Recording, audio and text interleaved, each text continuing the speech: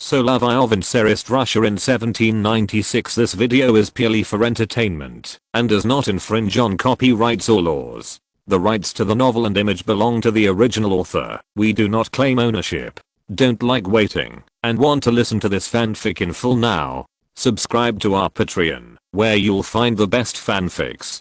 Chapter 126. Tennis courts in France are prone to duels. There are many people who come to play tennis, but it is inevitable that there will be some disputes on the court. For example, Solovyov and Vasily from the Vyazemsky family, when they play doubles, they cooperate very well, but according to the size of these two people, they play two completely different types of tennis. The tall and strong Vyazemsky plays serve and volley tennis, while Solovyov, who is not big enough, always stays at the baseline, which is really inconsistent. Logically speaking, the size of these two people should have the opposite playing style. But in this era, Solovyov's playing style is quite different. The strength of the current racket is easy to break when playing. So a strong forehand hit the ball. All of a sudden, the racket was broken, and the ball hit a dead corner. 40-15, 2 set points. If only one set is played, it is now 5:2, so it is about to win, but it is impossible to play without a racket. But at this moment, the two opponents were not willing to decide the winner. The reason was simple. After all, they had not lost yet, although they were on the verge of losing at any time. What? We still need to play singles. Vyazemsky also found it ridiculous, but he did not intend to entangle himself, while the two cavalry officers on the other side were still relentless. We did not lose either, so we still need to decide the winner. Yes, we still need to play 2 out of 3. We want to play singles. We don't want to play with you, but with this major. Solovyov did not understand.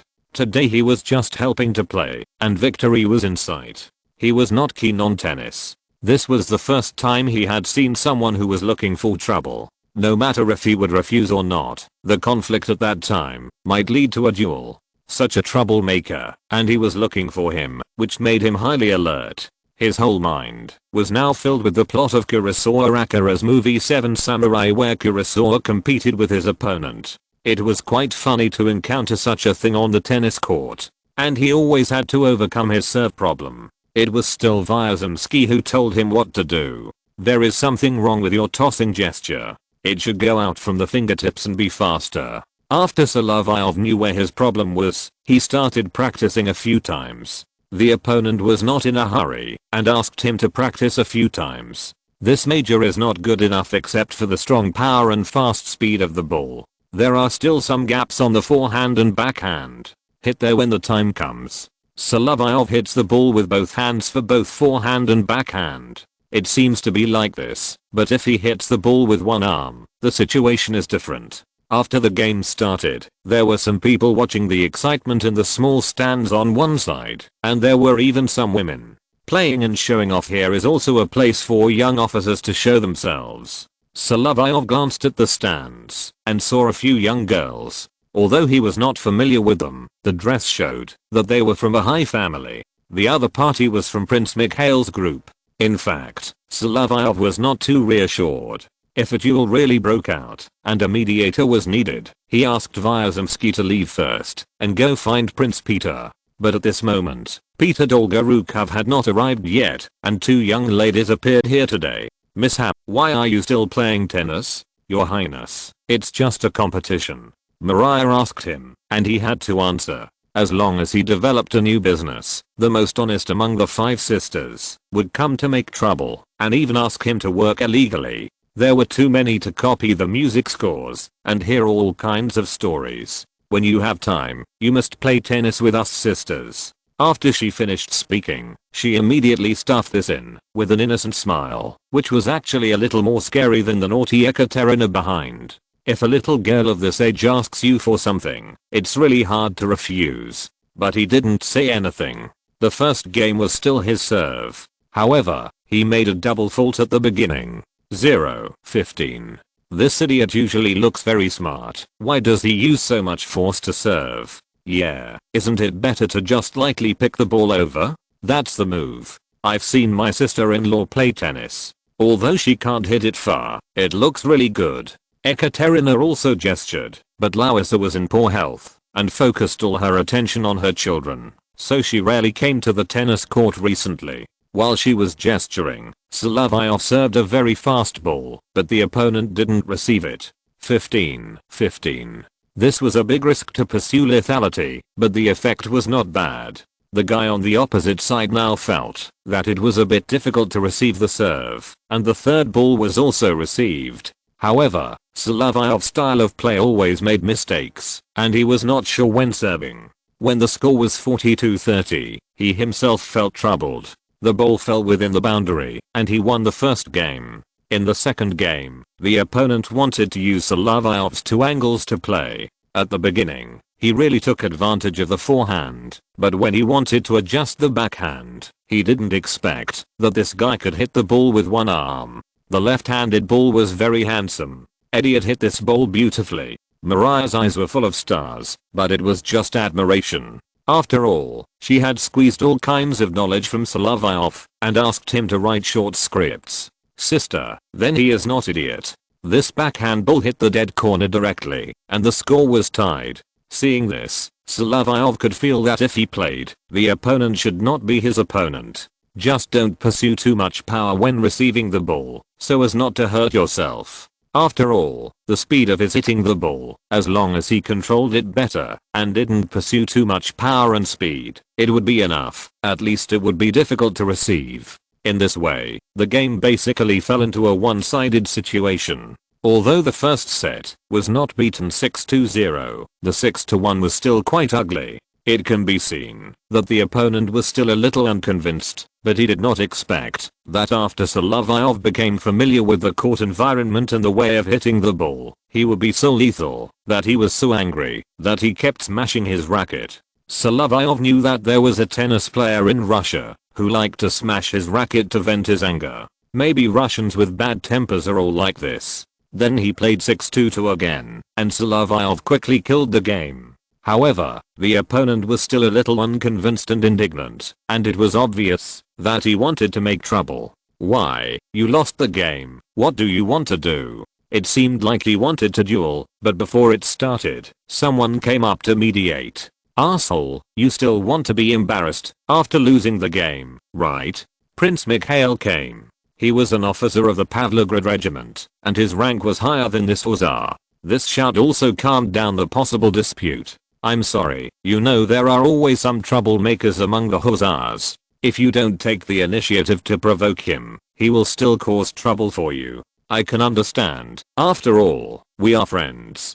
Of course, this Mikhail. He also saw Ekaterina sitting in the stands, and this girl stood up and waved her little hand at her. Although she is still young, this girl is actually precocious and scary, but because she is always with her second brother Konstantin, she also likes those in uniforms, especially Prince Mikhail who saved her. Your Highness, what's wrong with you? I sprained my foot a few days ago, and it still hurts a little. How about I show it to you? She was very proactive, and it can be seen that she was wearing a long skirt today, but she didn't wear socks on her feet, and the mules she wore were also loose, and the size was obviously larger. With her small feet, it was just for the convenience of applying medicine. Just like this, she slightly lifted the skirt to show Prince Mikhail that there was indeed ointment on her ankle, and her right ankle was still a little swollen. Your Highness, you should rest in the palace. I can't stay idle. If I stay indoors, I'll be suffocated. Solovyov thought it was quite funny. This girl didn't take the initiative to tease him now, but she was so young, so she would be amazing in the future. Among you named Ekaterina, only Prince Vasily Dolgorukov's daughter was quite well behaved, but that girl was even younger, and went to Dresden with her parents and the whole family. Your Highness, you probably forgot what I said. You should rest more. If you are reckless again, you will twist your other foot and you won't be able to walk. If that's the case, Prince Mikhail, come and hold me. Ekaterina didn't want to pay attention to Solovyov. After all, this guy always puts safety first. She wants something exciting. She may not even understand where her good feelings for this hussar colonel come from, and she also heard a piece of news that shocked her a little. But, Your Highness, I just received an order to go to Paris. Solovyov knew about it. After all, it was an order signed by Tsar Paul himself. As an aide-de-camp, he was in a delegation to Paris. If you go to Paris, I heard there are many fun places there. Please tell me when you come back.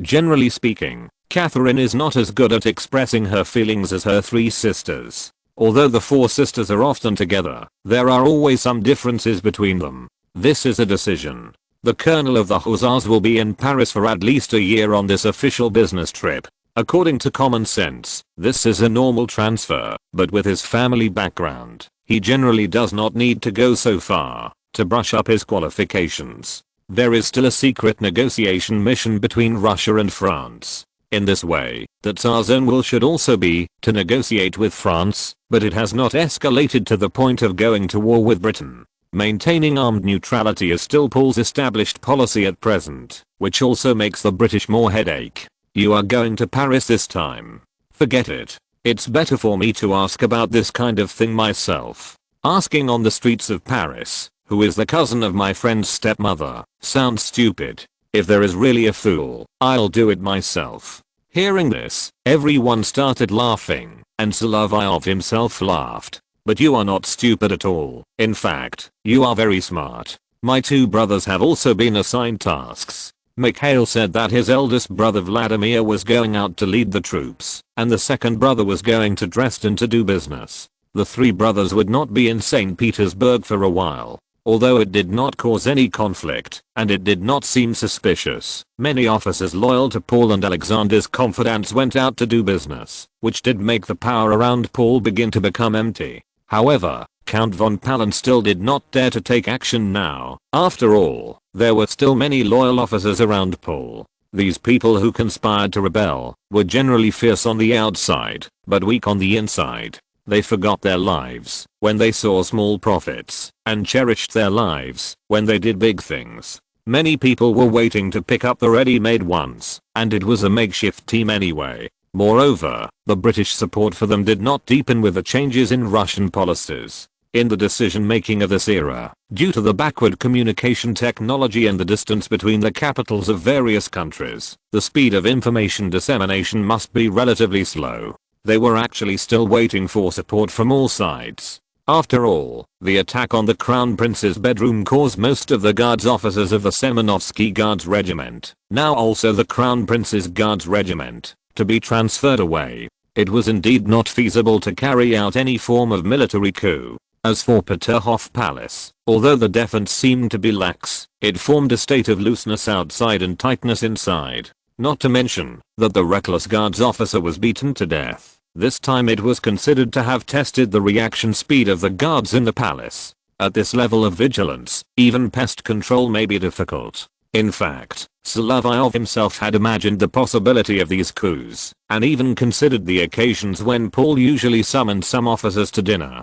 However, the Tsar himself did not have the habit of big or small, which was quite reassuring. As for the weapons that could be brought to the scene, they should be strictly checked. As the commander of the 1st Battalion, his salary was not that of a white-collar worker. The inspection of ladies might be more relaxed, and the women around Paul were relatively fixed, but men would be checked to see if they had daggers or muskets. But for things like poison, it was really difficult to check, and there was no need for that. Because the conspiracy group's method of using daggers and poisons had now been rejected, they didn't even know what they wanted to do, and it also confused the outside world. Without a clear goal, and no reasonable means, no one could predict what kind of conspiracy they were going to carry out. Chapter 127. The new target is white whale. The glass curtain wall of the aquarium is unlikely. After all, organic glass cannot be made in this era. The strength problem must also be taken into consideration, so Solovyov did not mention this in his suggestions for the aquarium facilities. He is mainly interested in the animals that come in, especially the large area of water allocated by the Royal Aquarium. Although the exhibition hall only displays a few whales, great auks and seals, this design is actually very unreasonable. But for the captured animals, it is very scientific.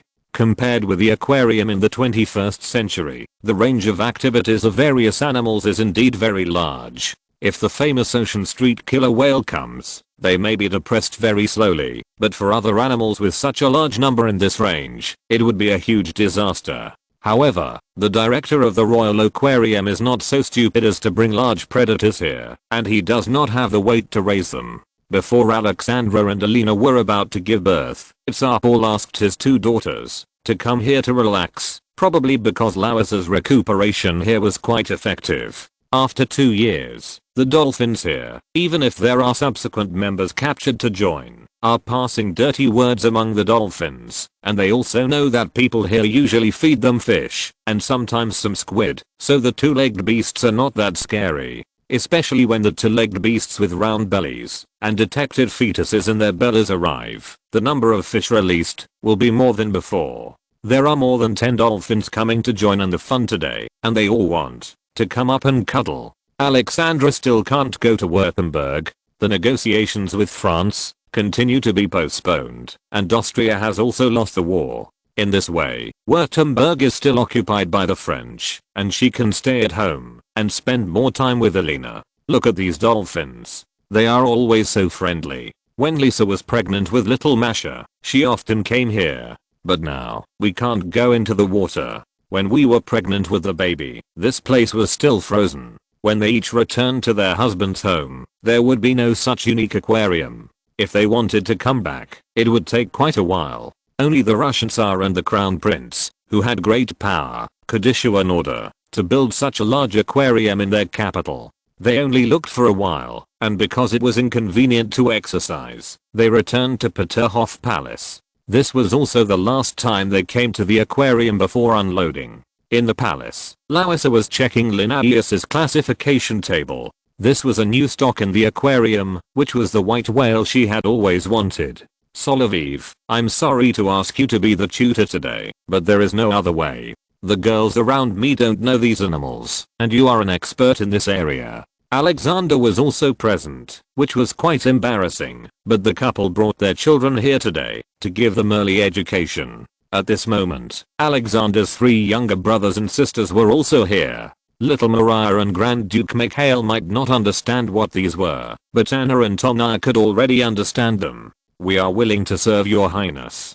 Solovyov was not afraid, and Alexander had to thank him. After all, he was the officer on duty that night. While strengthening the protection, he also shot and killed the intruder, ensuring the safety of his wife and daughter. Of course, Alexander could not detect Solovyov's eyes. After all, as soon as this guy entered the palace, he often adopted Mr. Talleyrand's method and bowed his head down so that the crown prince, who was good at observing words and expressions, could not see clearly. Then, let's start with the appearance of the white whale. He took out the picture and several large white whale toys and distributed them to several children. However, for little Maria, this toy was still a little big, and she was lying on the back of the white whale. This child was purely focusing on participation. He was picked up by his mother while holding the white whale doll and then fell asleep again. We need to touch the white whale first. Anaya, what do you think is the difference between the white whale and the dolphins and whales we saw before? It's white. Anna also tugged at her clothes. She was wearing a white skirt. That's right, your highness. Indeed, the whales we have seen are all this color, and there are also such in various colors. It is rare to see white whales like this, all white. This should be a little different, right? Alexander interrupted at this time to mobilize his younger brother Nicholas, who had just passed his 4th birthday. In fact, children are very smart and have some expressive ability. But Nicholas was always in a daze, and Anna was more active. The crown prince himself was thinking in his heart that it would be better to call Maria and Catherine, the 2 girls, to play with only a few children, which was beyond his tolerance. After all, he lacks patience. If it weren't for the bad reputation he had for ignoring his wife recently, he wouldn't have chosen to follow Lawissa to participate in this parent-child activity. His father and mother each had official duties, and when Constantine was not at home, Juliana would not be released. But Solovyov over there was even more embarrassed. He was now playing with Anna alone. It seemed that Nicholas was a smart kid when he was young, and it would take time for him to make progress. Mikhail and Tona were both in a state of silly laughter holding dolls. It would be good if they could find a few more children of this age to play, but it would always take some time to gather them. The director of this kindergarten was obviously Lawissa. She also found that she could only inspire Anna now. The rest of the children were too young. It would have been better if the tutor, Madame de Saba, had been called in before. At least Nicholas relied on her a lot, and when he spoke, he often looked at this lady for support. But she also hoped that Alexander could participate. After all, he had to visit the real thing this afternoon. Although this husband is very interested in new things, he won't stick to it for that long. After buying those encyclopedias, he only glanced through a few of them, not like me, who read them many times. Your Highness, do you have anything to say? Let's get involved too. Otherwise, if this goes on, only Anna will answer your questions. Major. Your Highness, what do you think? I think this is a good idea. Solovyov, please give me the data card, so I can see how the classification is. I'm not like Lisa, who has time to pay attention to these contents when taking care of the children. When Solovyov said this, he wanted to laugh in his heart. If you had been with Larissa all the time, she wouldn't be so depressed now. But it's also the best look like this. Larissa won't join in the questions and answers. After all, she knows the answer. After reading the data card, Alexander was willing to enlighten Anna. He was only good as a husband when he was with his wife, and his performance was not necessarily better than Constantine at other times. Anya, come and see. This is a dolphin. This is a beluga whale. Aren't they different? Brother, this is missing from the beluga whale's back. Which one is missing? It's some. Anna's eyes turned and pointed out the dolphin's dorsal fin. That's it. The last time she mentioned baby, she knew that this child was also very smart, but still needed more inspiration. Now he has indeed found the difference. That's the dorsal fin, Your Highness. The back of the beluga whale is very smooth. But this toy. This is a plush toy after all, Your Highness. We have to go to the aquarium to see living things. When the aquarium was mentioned, the younger Nikolai and Mikhail became excited. This kind of stimulation signal there is no Pavlov now, but this gentleman's future range of activities is indeed in St. Petersburg. Walking these two princes is like taking a dog, and this kind of words cannot be said. Since we are going to set off, we need to call the nanny and servants. Peterhof Palace is very close to the aquarium, and it will only take a moment to drive there in the afternoon. The statue of the white whale has been placed at the gate of the white whale pavilion by the sculptor, hired by the court. Look there, it's a white whale. Larissa also shook her eldest daughter, and the children were all excited. But little Maria was still sleeping, and couldn't be woken up for a while. Solovyov rode in front to lead the way. It was not the first time for him to be a tour guide, but because of his duty, he didn't do much of this job. This area of water is not big. After all, white whales are soft and slow. Among whales, it is currently believed that they are not good at swimming, and their range of activities is not that large, mainly concentrated in the Arctic Ocean. It is a gift from the Danish royal family to be able to capture these white whales in the Norwegian waters, and they are still caught alive. It's a pity, Your Highness. There is no strong enough glass wall, otherwise it would be more interesting to see this slow whale. Oh. This aroused Alexander's curiosity, while Anna and Nicholas were very interested, and ran to the viewing platform like a frolic. The guardrail of the viewing platform here is very low. When the cubs of the two-legged beasts approach, the whales, who like to socialize, will come closer and stick their heads out. Several white-headed bald heads emerged from the sea, and their foreheads were shiny, which was indeed very cute. Especially when they repeatedly stick their heads out, and at this time, they open their mouths and circle around the shore. White whales are better than dolphins. Solovyov, they look polite. Alexander was probably jealous that his wife was being touched by those dolphins, and he also kept cats and dogs in the palace. And Anna was also bold enough to bring small fish to feed the white whales. Your Highness, this kind of animal has a very docile habit and is particularly smart. After all, it is also a mammal. As for poking the white soft meatball on the head, Larissa also held Tonya and Nicholas to try it one after another. It feels really good. It looks bouncy. Larissa still remembered how the little fairy looked when Ekaterina poked her last time, but no matter how good the human body is, it won't be so smooth and elastic.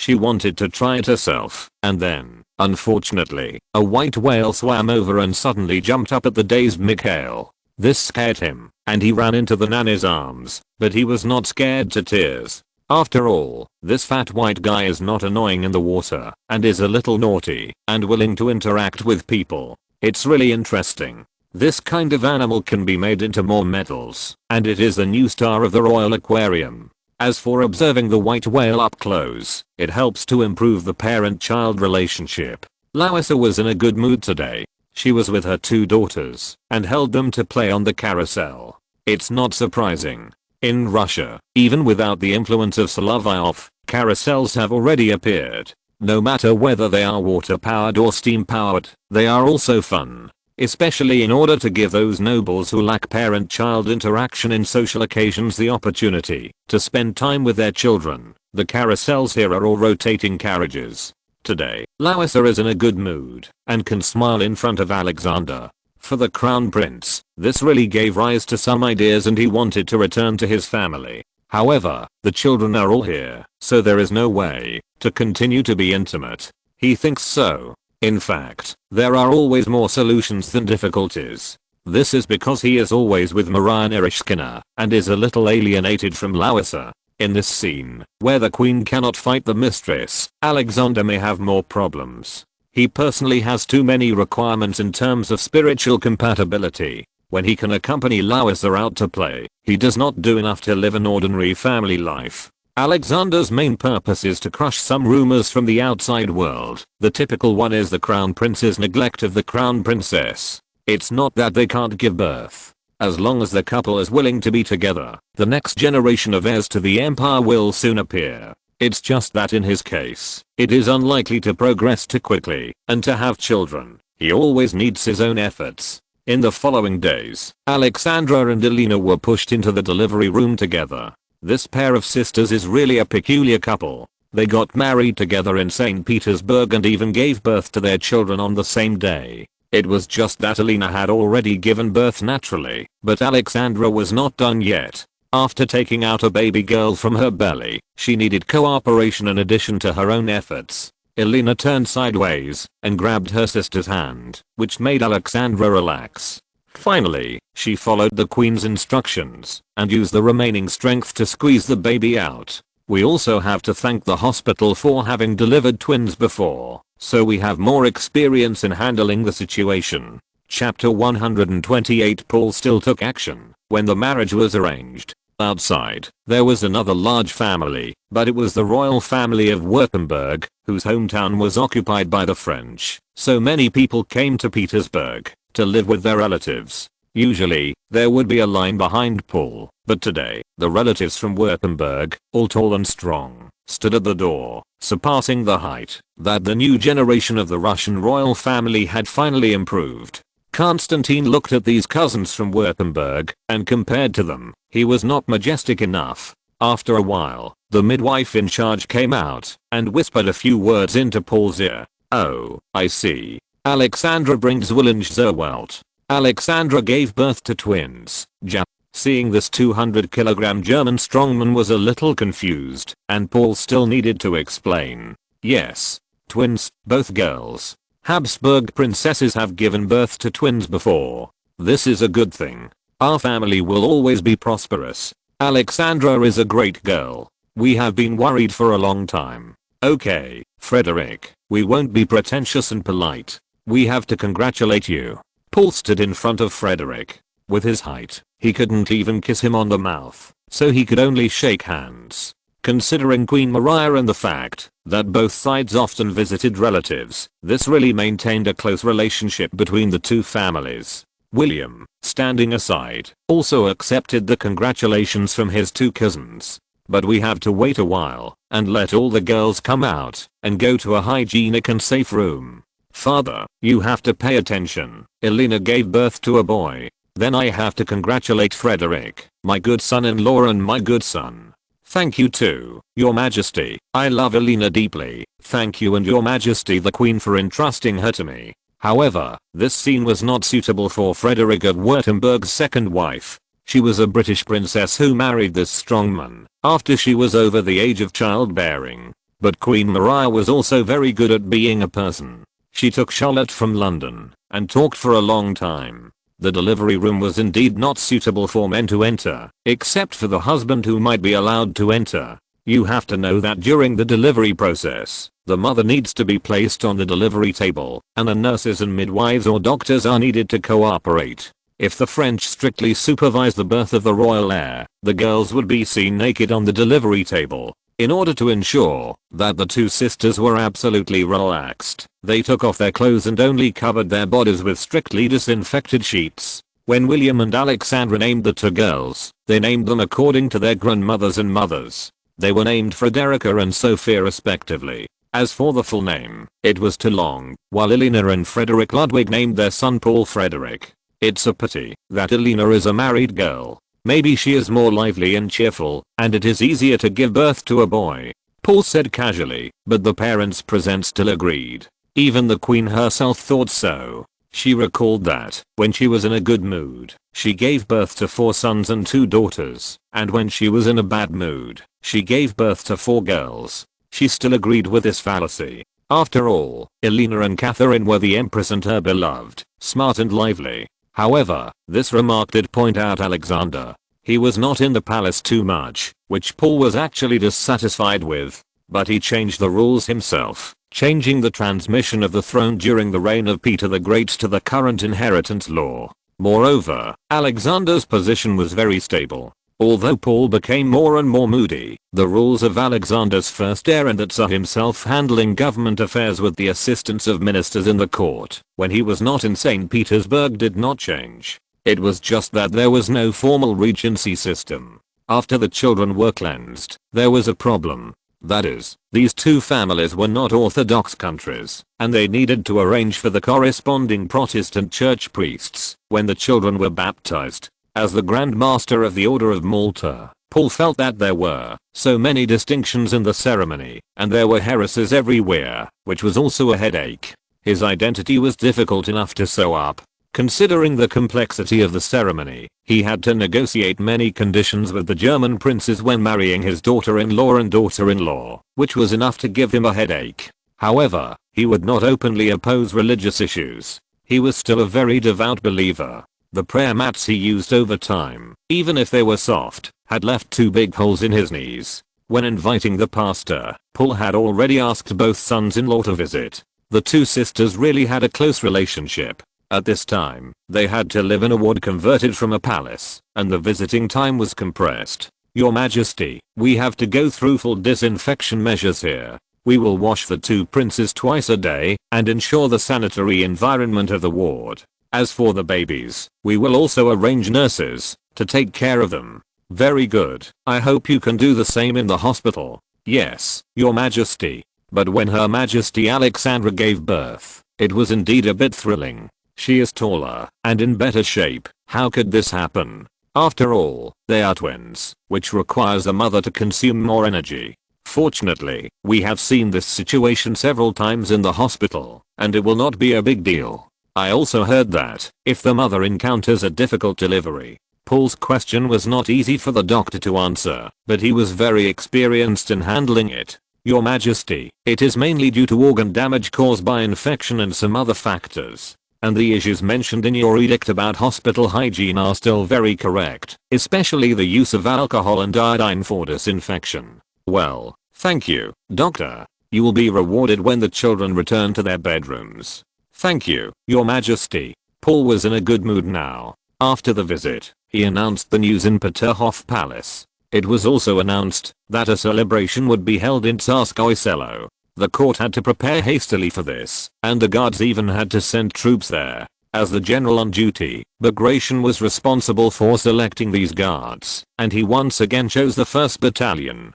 You still have to do the work, and you can't continue to coax the children in the palace. Solovyov had no choice but to do as he wished for this best big brother. According to the rotation order, the guards grenadiers should be on duty in Tsarskoye Selo, where they have 2 battalions. No matter from which aspect, you are more suitable. And I'm the general on duty, you have to listen to me. Yes, general. Under the protection of the guards, Paul's family, except for the 2 sisters who had just given birth and their babies who were left in Peterhof Palace, all came to Tsarskoye Selo. Queen Maria had arranged this celebration long before.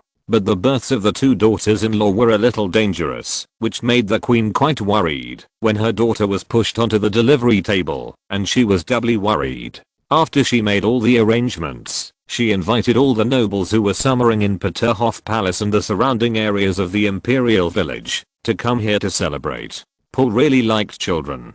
When he held his granddaughters, he always made them cry loudly, and his face looked a little embarrassed. For the children brought by the court, he would pat their heads and give them candies and silver coins as rewards, and for the older children, he would use the same crutches as Frederick the Great to give them a few earnest instructions and then give them rewards. Your Majesty, everything is arranged. Very good, Bagration. Let's go now. Paul was now thinking about the marriage arranged for Prince Bagration. Although the news had been spread, it was not finalized before he made a formal decision. After all, he had done it twice before. He suddenly arranged marriages, and the two newlyweds were still very unfamiliar with each other. Only the couple knew how they lived in the end. Most of the marriages he arranged were not very successful. This time, he thought of many young girls who were suitable to marry Bagration, who was also his favorite. Of course, he wanted the girl he personally liked to marry him, so that it would be a suitable configuration. In the end, he thought of many girls, but still felt that the younger of the two girls at number 7 Million Street, who he had previously thought was more suitable. The reason why the little fairy was chosen was simple. The child's round and plump little buttocks and round and plump little breasts showed that she was easy to give birth to, and it seemed that she would not have any problem breastfeeding. Moreover, among the girls waiting to be married, she had also suffered a little trauma before. That is, she wanted to marry the little Count Palin with hope, but her sister Maria got there first. At this time, some compensation is needed. Count Pavel von Palin, this young man, is a warrior, but compared to the real warriors in the Russian court, the more powerful warriors must be the princes from Georgia. Paul himself had read most of the marching logs and battle reports from the start of the Russian army to the return of the Russian army from Prague.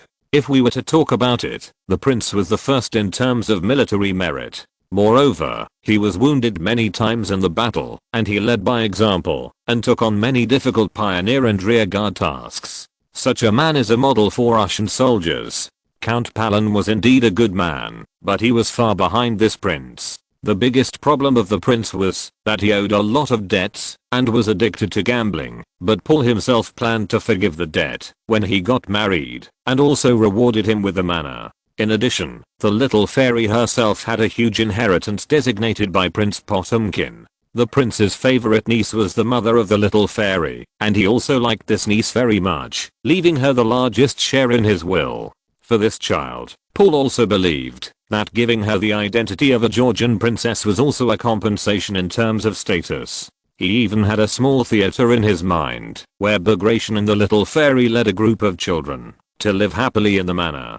The recent high-intensity work made his mental state a little unstable, and he could imagine such a theater. Bagration, who was guarding on the side, didn't know what he was going to do, but if he knew, thinking about the spring scenery of the world, that he and Solovyov reconnaissance with a telescope on the commanding heights of Peterhof Palace that night, he would be very willing. At the lively banquet, Paul himself also allowed the use of some Austrian court music. Mr. Haydn's creations can indeed soothe people's hearts. However, the person in question was still guarding behind the Tsar at this time.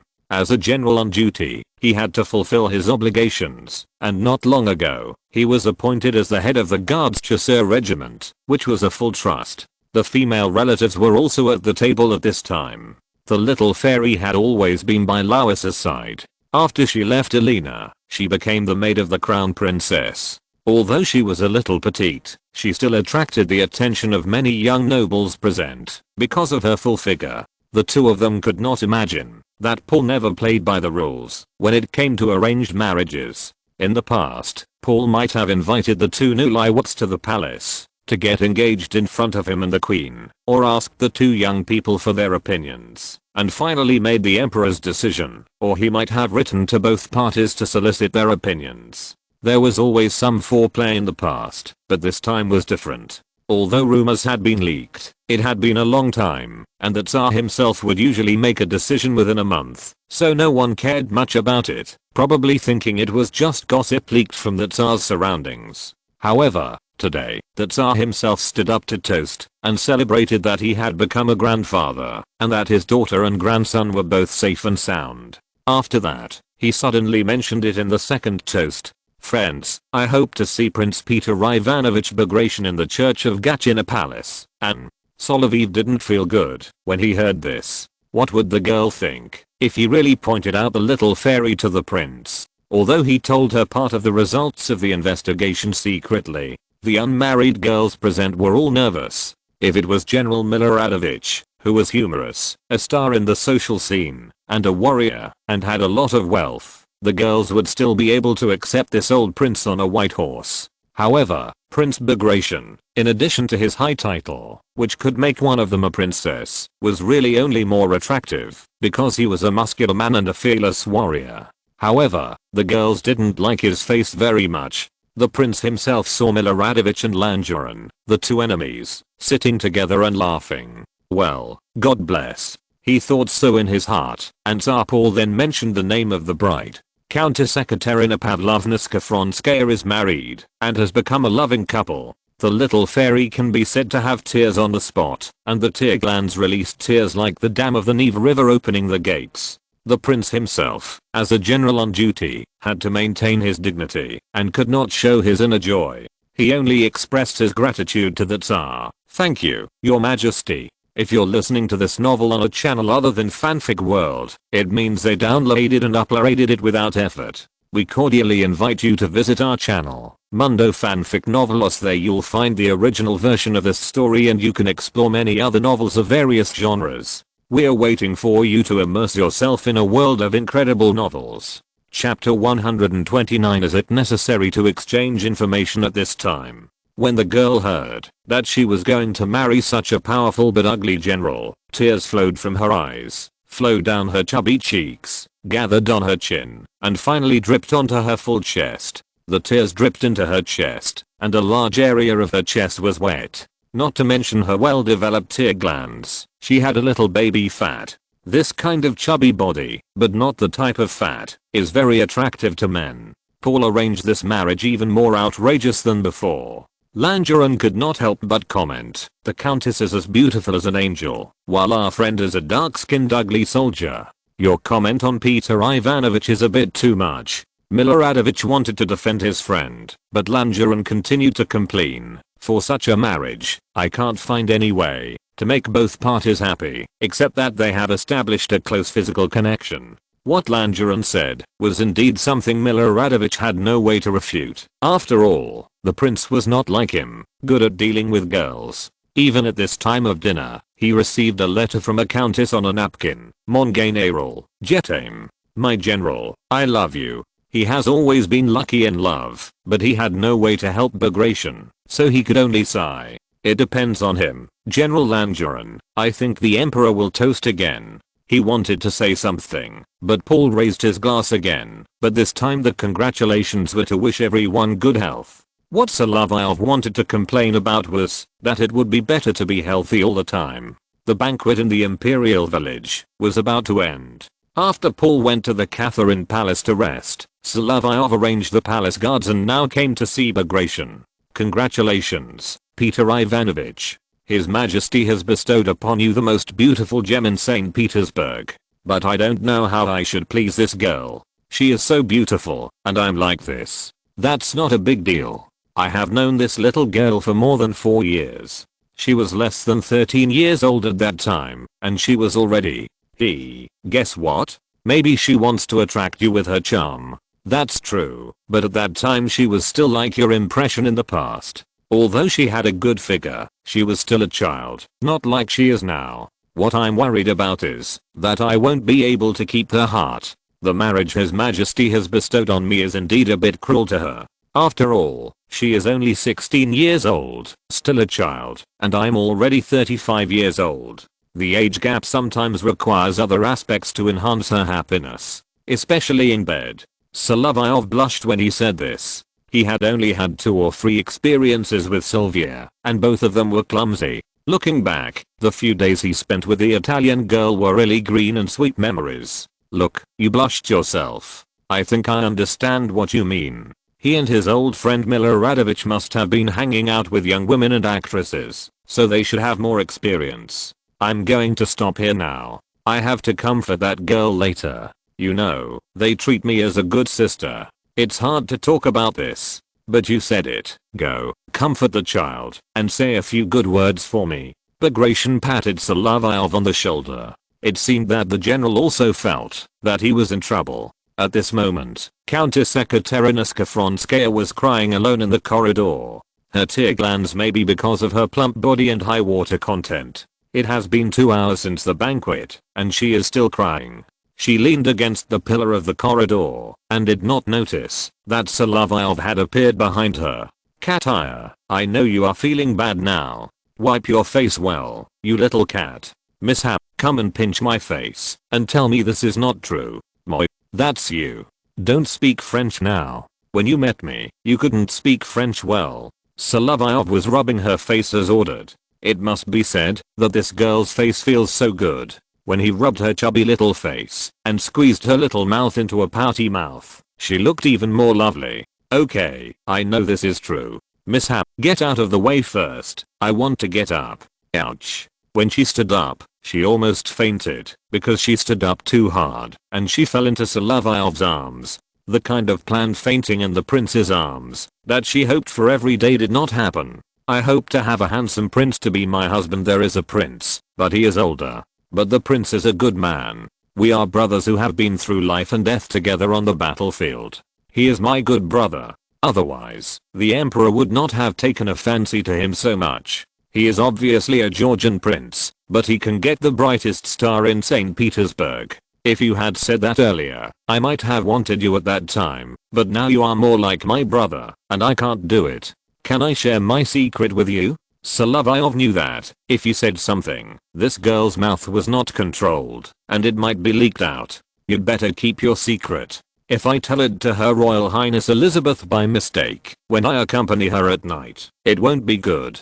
However, this little girl shouldn't know that she has a crush on the crown princess. But I have other secrets. For example, when I was in Italy, I got a lot of valuable works of art. What do you want? I want to send some of them to Paris. Mrs. Lebrun said that after she takes good care of Julie, she will go there to take a look. I will draw a painting and give it to you as a wedding gift. Mercy. In addition, I have inquired about many things for you, including that prince. I know. Is there anything else you haven't told me?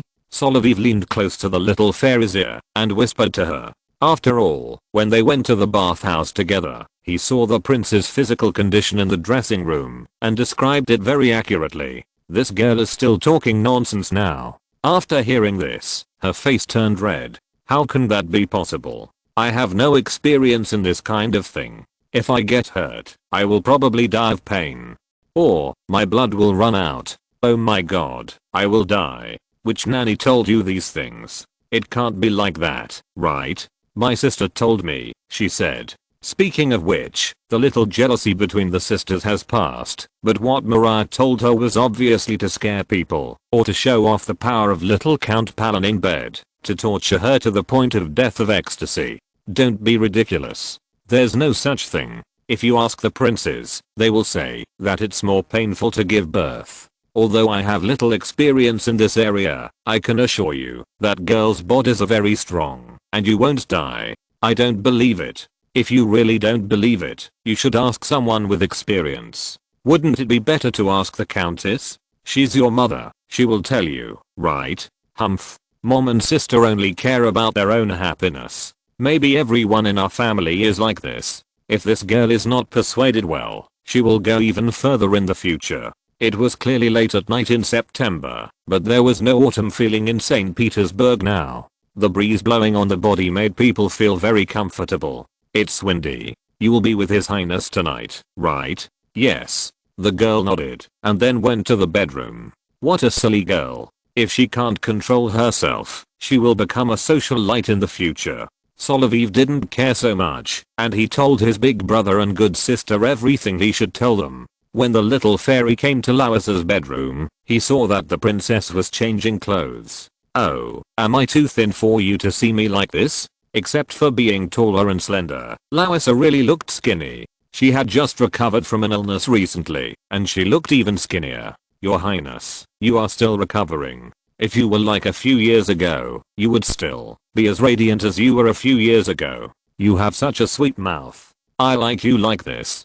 Come, let me touch you." Louisa took the countess in her arms and began to caress her back and buttocks with her hands. "If you were taller, there would be no one in Petersburg who could compare to you." And now she was still groping at the pins and knots of the little fairy's dress, trying to untie her clothes. "I really like you too, Katya. You are a good girl. Let me touch you." Then, when Louisa let go of her hands and kept some distance from her, the little fairy dropped all her clothes to the ground. "Your Highness, after that accident, you all like to make fun of me so much. I like you too. You look at me like this, isn't it fair?" Louisa also untied her own clothes. "Lisa, the hot water is ready. Let's take a bath first. After drying ourselves, we can go and watch the stars." The countess did not call the servants, but moved the recliner herself and placed it on the large balcony. She had wiped herself, and she still looked hot.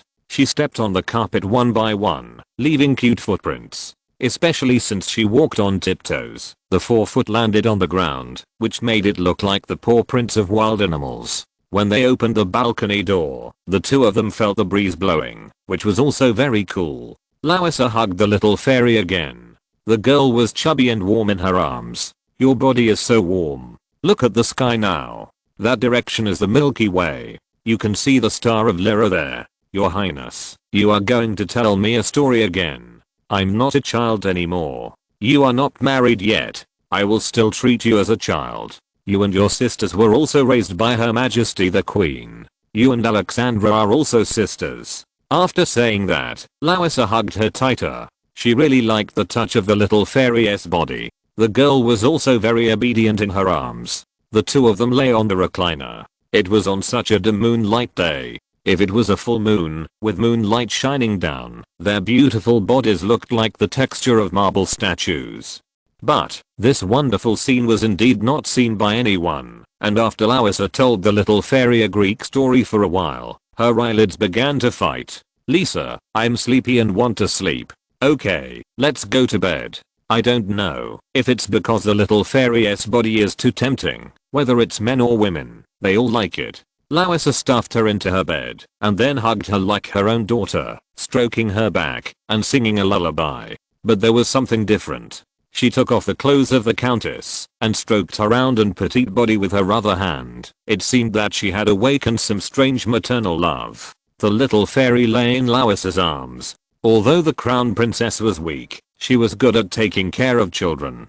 The countess had curled up under such caresses. Her eyes were full of fatigue, like a little white cat. One arm and one leg were still on Louisa's body, and she fell asleep like this. I said, "Katya, you are still a child." Louisa herself couldn't bear it anymore. She missed her child after being away for a day, so she found such an oversized substitute. After all, among the maids, only this girl still had some baby fat. Her skin felt like her child, and her personality was actually the same, except that she often pretended to be an adult. Louisa also felt a little sympathetic to this girl. After all, she did not marry the person she loved, but was arranged to marry casually. She was the same, coming from Baden to St. Petersburg, a completely unfamiliar place, and she had no relatives. Her position in the court was also threatened, and there was no place to confide. After getting married, she spent a few years cautiously, and she felt more and more lonely, and she was not adapted to the environment of the Russian court.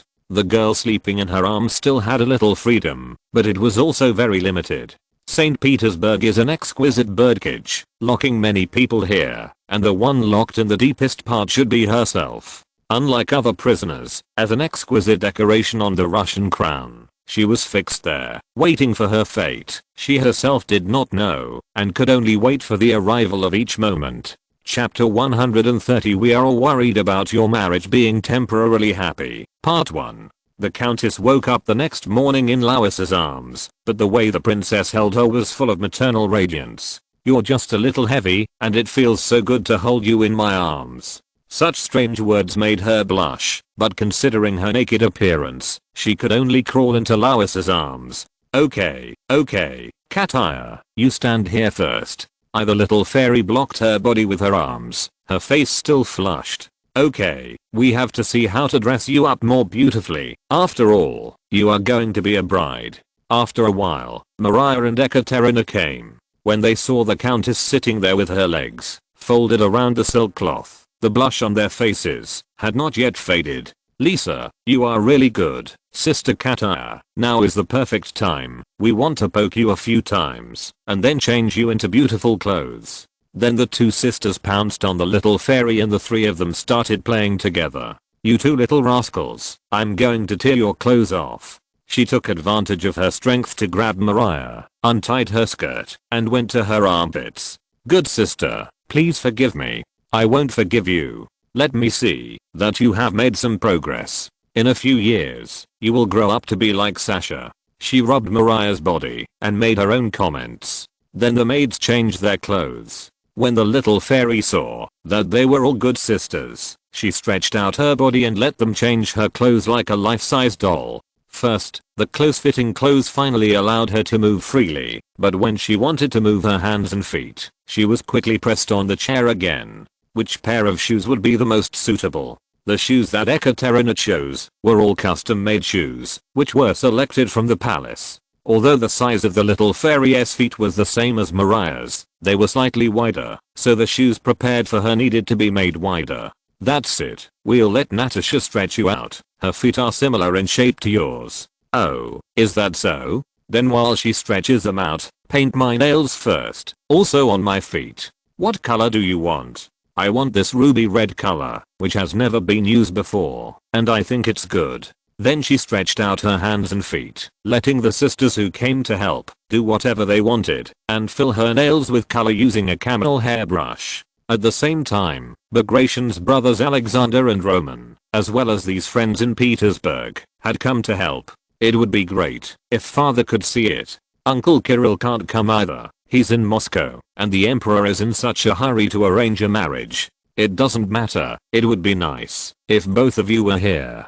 It's just that this is a bit sudden, and I don't even know what to prepare. Although Bagration owed a lot of debts, he still had money in his hands. What's more, the Tsar himself paid him out of the royal treasury to pay off the 80,000 rubles he owed, and also gave him a lot of rewards. It's okay, we are here, you can rest assured. I actually got a small crown. Do you think this is okay? Solovyov hurried to the luxury store of the French expatriates, looked at some custom-made but returned jewelry, cashed the check issued by Tsar Paul, and bought a crown inlaid with many gems. "Mishap, it's great. I knew you'd be good at it. My dad has been keeping an eye on the French business." This was returned by Prince Golitsyn's family. "I think it looks good. Besides, it saved a lot of money." "You're really good.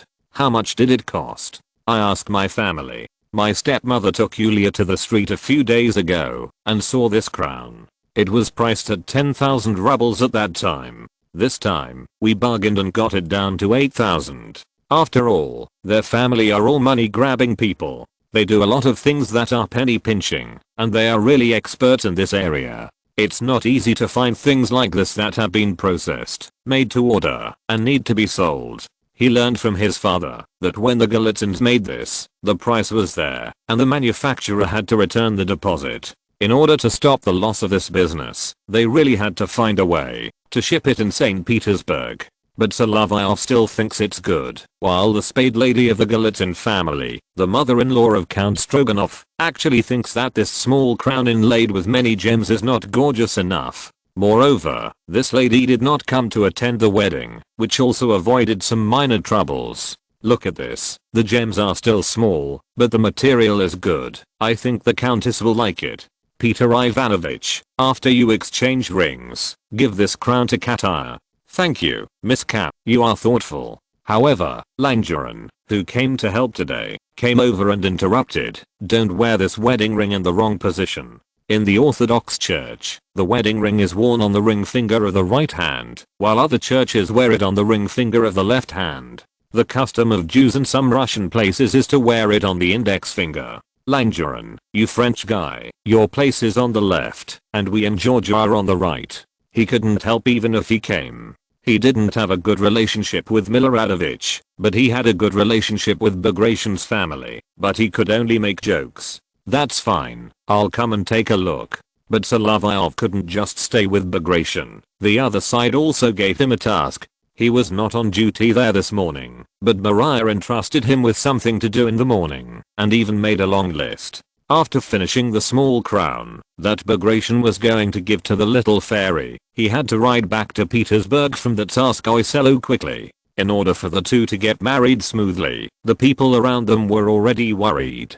Anyway, they would get married in Gatineau, but when the marriage took place, people from both sides would come to the Tsarskoye Selo to prepare. He rode back to the city and went to the Moika River embankment. He went to the store behind the street and bought the things according to the list given by Maria. Not everything was prepared in the palace, and if they prepared in the imperial village, there were still a lot of things missing.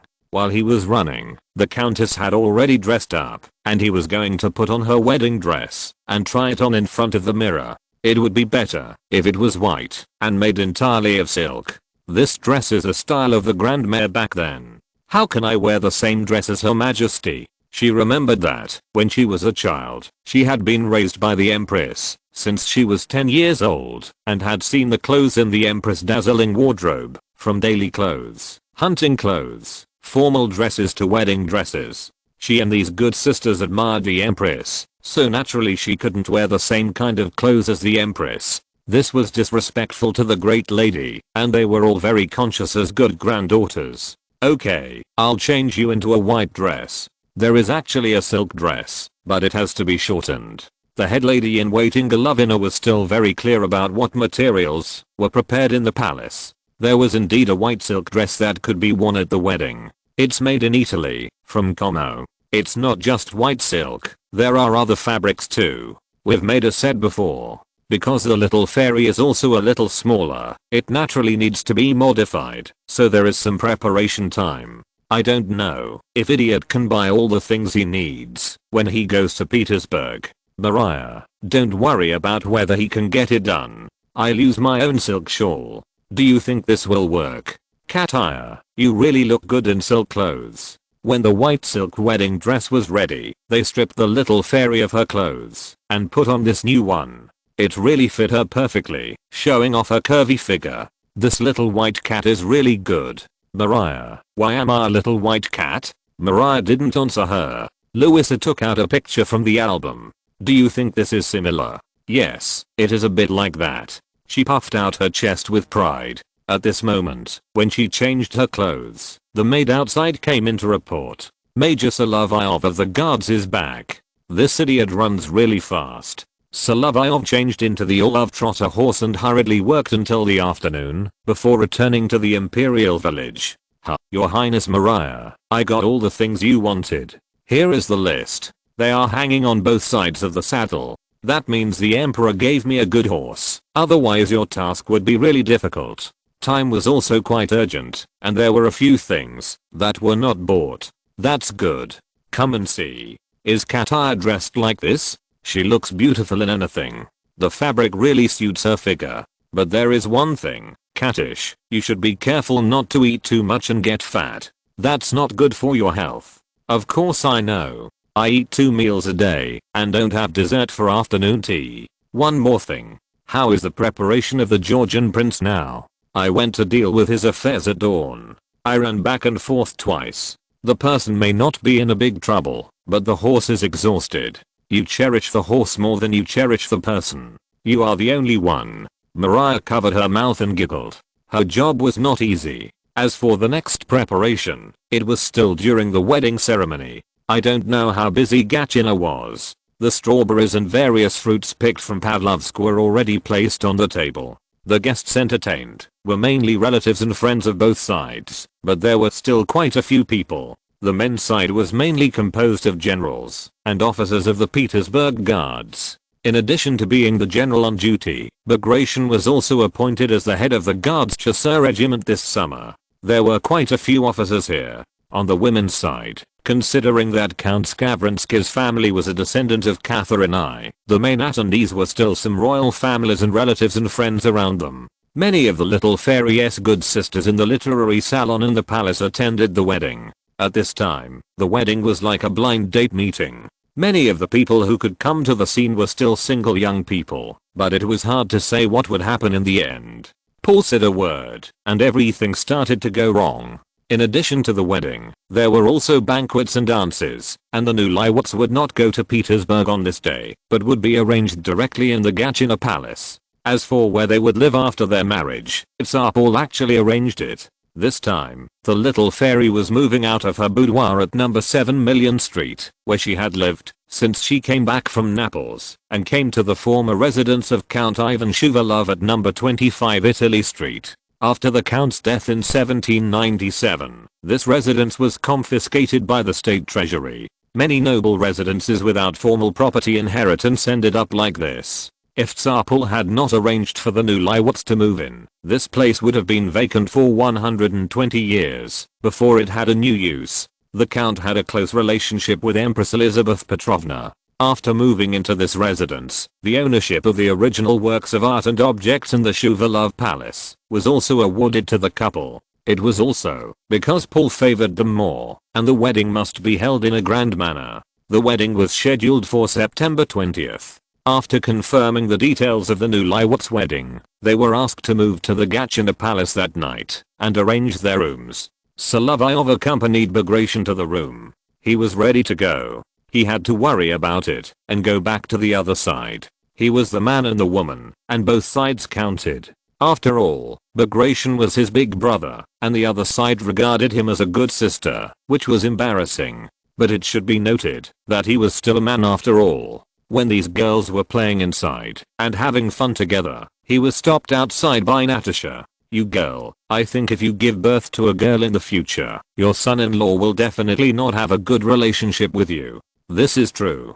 If the red line of fate is still arranged, this illegitimate girl will marry into the Goncharov family in the future. She is Pushkin's mother-in-law. Solovyov just felt that this girl looked gentle and beautiful, like Pushkin's wife. I think Pushkin didn't have this hobby. He didn't know that Goncharova was the daughter of this man. Chapter 131 We are all worried about your marriage being temporarily happy. Part 2. 1800 was the final wedding date, and all the invitations sent out received replies. The Tsar himself arranged the marriage, and although the prospects were unpredictable, the royal invitation still had to come, and it was very important in Paul's court. There were indeed many guests in Gatchina, from the imperial village, from the city of Petersburg through Pavlovsk. After meeting so many guests, Solovyov realized that the surname Kropotkin was also a prince. The inheritance law in Russia is different from that in other countries. Regardless of the inheritance of property, as long as the son is legitimate, everyone will have this title. It is no wonder that after Petersburg recognized the titles of some Tatars and Georgians, plus the prince title of Russia itself, princes and counts can be seen everywhere on the streets, and barons are even more numerous. However, Prince Yusupov's family is special. Their family has always had few male members, but it is shaky and has not been interrupted for several generations. The little fairy was getting married, and her aunts were all coming to join in the fun. In addition to Potemkin's 4 favorite nieces, there were also some other aunts who usually didn't come, but this time they all prepared gifts. Princess Yusupov was her youngest aunt. This lady was very beautiful, but she was always very simple. But when her niece was getting married, she was very generous, and the property she inherited from Potemkin was also huge.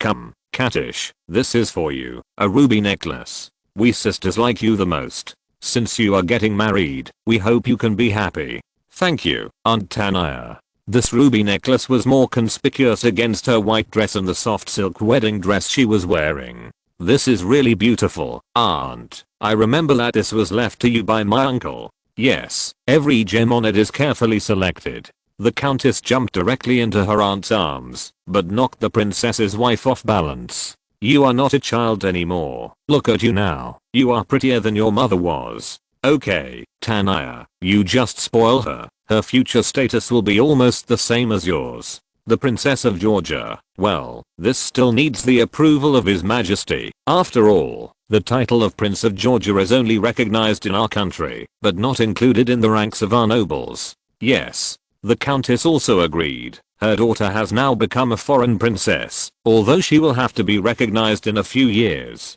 After the little aunt gave her such a set of ruby necklaces, the other two aunts, Varvara and Alexandra, also gave their most doted niece a treasure each. Speaking of which, Varvara almost caused Prince Nikolai Volkonsky to lose his job, which was quite strange, because Prince Potemkin once wanted Varvara to be the prince's bride, but Prince Nikolai had a bad temper and said that this marriage was not suitable. In the end, he was promoted slowly for several years. He should have been promoted to the rank of commander-in-chief long ago, but he was not promoted until he became the governor. Solovyov found it strange that, while there was this prince, there were always characters in the book. This can only be explained by Hegel's existence is reasonable. After all, the officer who came to work today was Andrei. Although Solovyov had seen him many times, he had never spoken to him. Another luxurious carriage entered the palace. This time it was the aunt of the little fairy. These old sisters were here today, to get together on the pretext of their children getting married. The countess's aunt is here today. Yes, Andrei, I should have helped both sides. But I'm the duty officer today, and I have been exhausted these 2 days. It's not easy for you to be caught in the middle. That's true. How is your excellency the marshal these days? My father and sister live in the estate in Smolensk. The countryside there is still very peaceful. Solovyov still admired the old marshal very much, but he was curious about the fact that the King of Prussia in the social scene and Tsar Paul who preferred the Prussian military system were incompatible in the end. However, he did not ask much, but just watched one carriage after another arrive at the Gatchina Palace. When the ceremony was held in the church, these duty officers would be withdrawn. After all, the two majors guarding the door were also relatives and friends of the man in this marriage. Solovyov was also a relative and friend of the woman. He even thought that he could only stand when he got inside. After all, it was not appropriate to sit anywhere. That's what I thought. You can learn from Cicero and sit into seats. I think I can only sit in the middle, but I can't go to the stage yet. Do you want to be the witness? I don't think so. And look at that girl. She looks so cute. When Solovyov was walking on the road, he saw a petite girl, about 14 or 15 years old, walking on the edge of the lawn. He was unconscious, always trying to match people around him, and he didn't notice who Miss Elizabeth Menina was. But Andrei saw this petite girl, even though it was the first time he saw her, and he was refreshed after seeing her. It is indeed rare to see a girl who makes people happy like this. Solovyov thought that he fell in love with the girl, but it was hard to say what would happen in the future. She's really beautiful, isn't she, Mikhail? If you like her, you can get to know her first. These girls nowadays are so scary. I don't know when I should get married. If you want, you should be prepared. He hasn't entered the plot yet, but he has already met Lisa, the petite and lovely princess. This girl looks too thin, and a narrow pelvis can easily take the life of such a lovely girl.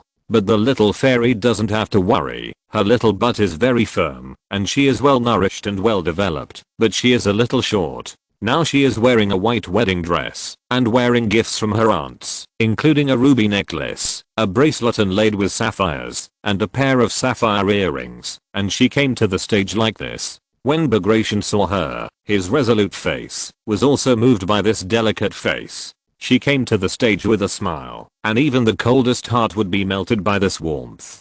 During the ceremony, the newlyweds received the blessing of the priest and exchanged rings. Now they have to give each other a gift.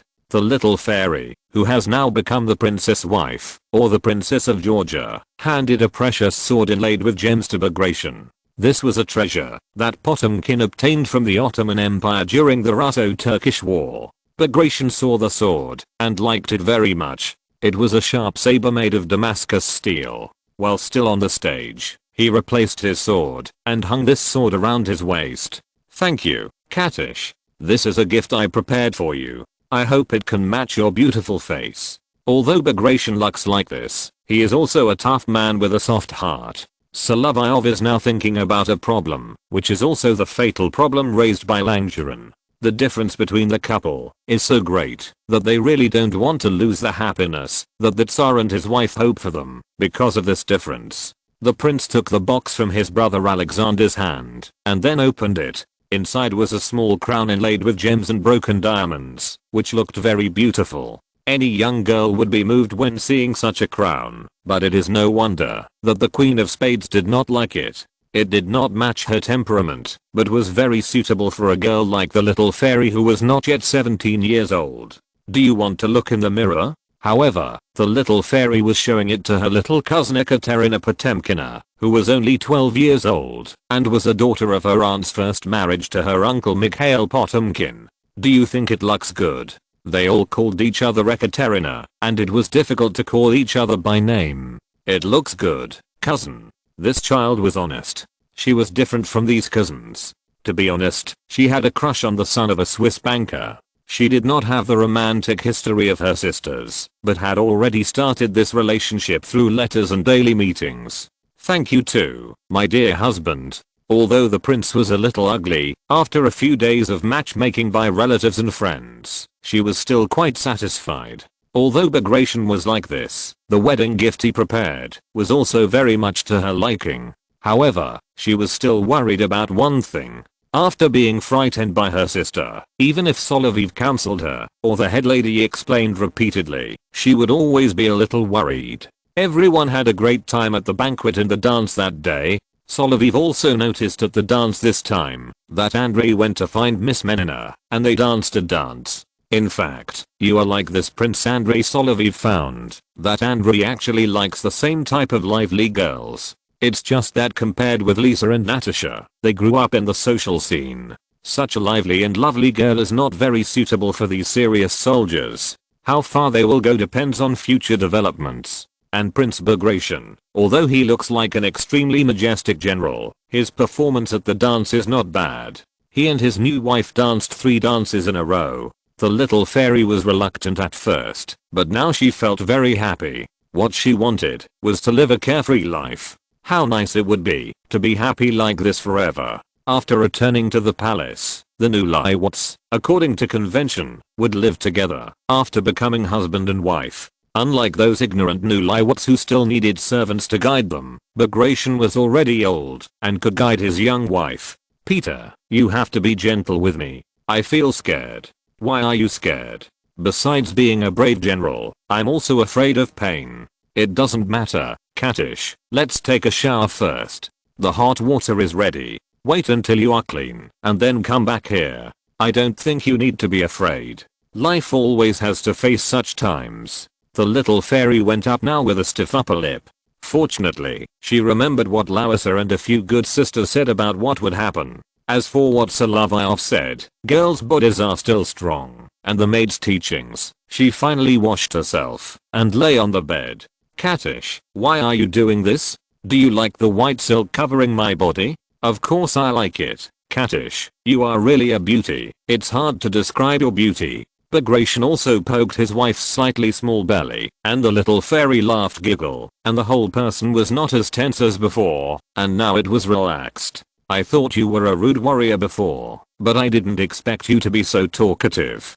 Don't judge a person by appearance, you must also like young and handsome guys. But the monarch's order arranged us together like this. This has to be said, that it is also a trick of fate, because you are lively and cute. I like you. The reluctance of the little fairy at least dissipated that night, but the door always had to be opened with a battering ram. At this moment, there was still some fear, and there were still more times of fear. However, Bagration was not in a hurry, because there were too many girls who had sprained their feet in the palace recently. Before launching this special military operation, he had to conduct a careful examination. Poking his wife's belly was just to make her happy. After the physical examination was correct, he asked the little fairy to set up the crane wing formation. If you feel uncomfortable, shout it out.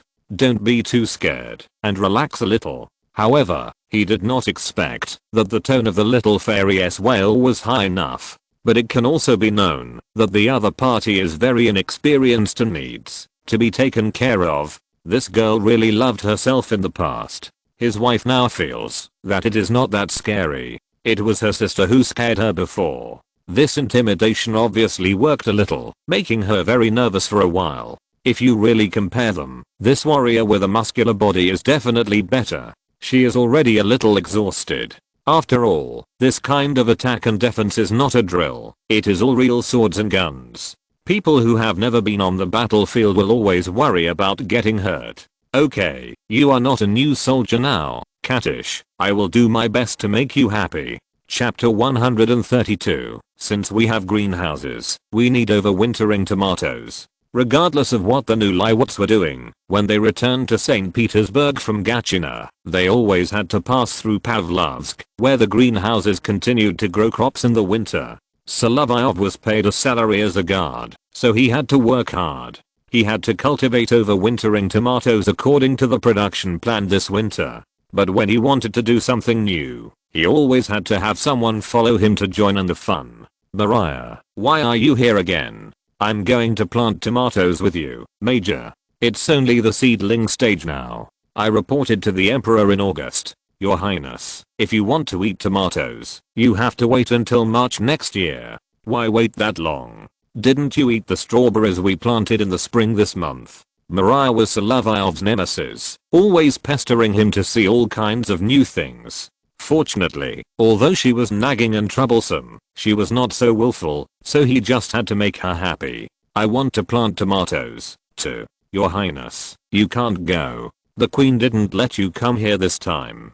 But there was no way to coax her back. This girl, whose face still had some faint marks left by smallpox, followed Solovyov, followed by a maid and a nanny. It was expected that she didn't want to return to the Winter Palace to receive education from a tutor these days, but tried to hide in Pavlovsk. Are you going to reject me like this? Your Highness, it's not like that. Don't cry. These little girls have a high level of control over their tear glands. No wonder when they lose control, the tears of the little fairy will be like the opening of a dam. After shedding a few tears, Solovyov had no choice. Your Highness Mariah, if you really want to go with me, just come and see how the farmers work every day. But this is only in the imperial manor. If it were in the manner of the serf owners and nobles below, the situation might not be like this. Mariah followed Solovyov to the greenhouse again. She had actually missed the time for sowing, and now was the stage of raising seedlings. Mishap, is this how you grow seedlings?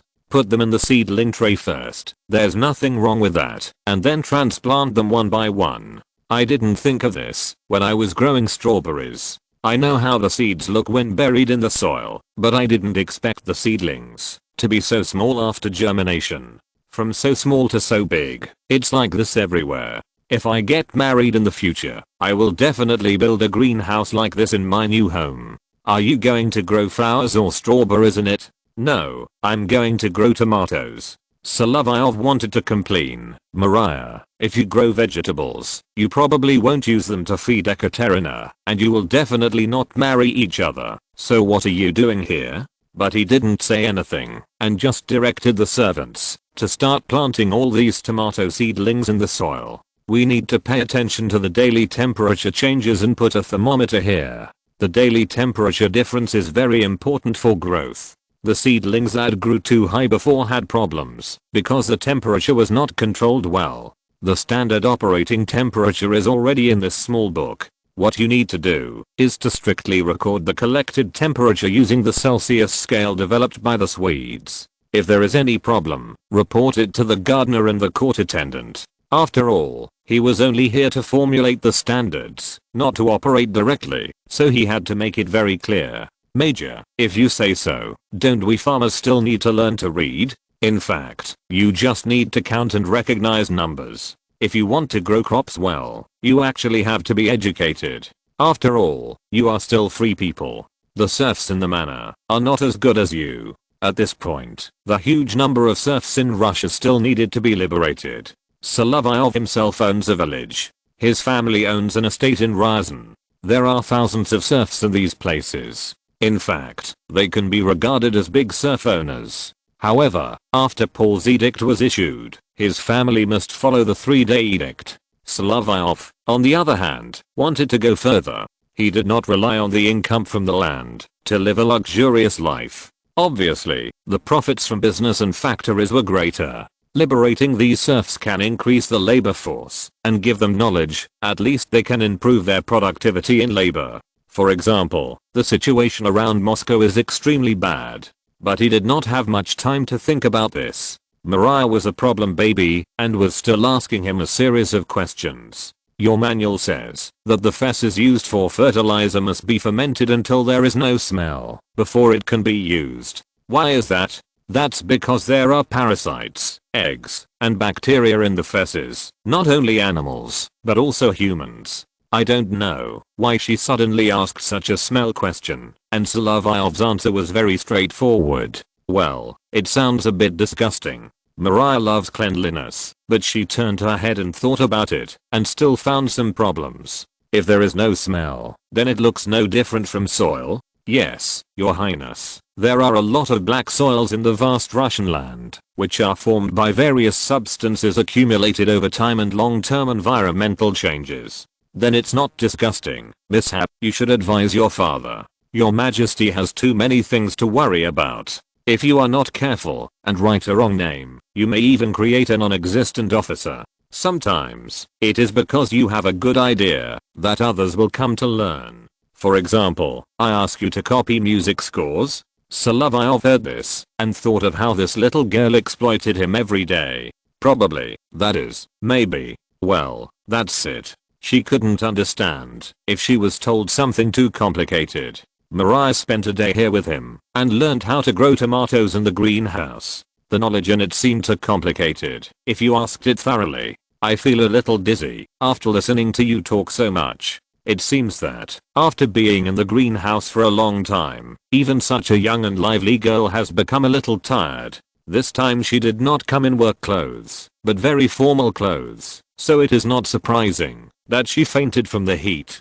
Fortunately, it is not far from the palace in Pavlovsk, and he just needs to take her there. Solovyov also needs to pay attention to the situation in the greenhouse, but there must be differences between the production environment and the daily life environment. When he wanted to grow tomatoes in the greenhouse in Pavlovsk, he had already started to build a greenhouse in his village and started to grow off-season fruits, which was still profitable. In particular, he was very confident in his planting method. If he was not an officer of the guards, he might be more interested in growing pineapples in the greenhouse in St. Petersburg, just like the French. At the same time, it is not to show luxury and wealth, but to mass produce, so that the opponent has no way out. Of course, this is unlikely now, and he will return to the city in a few days.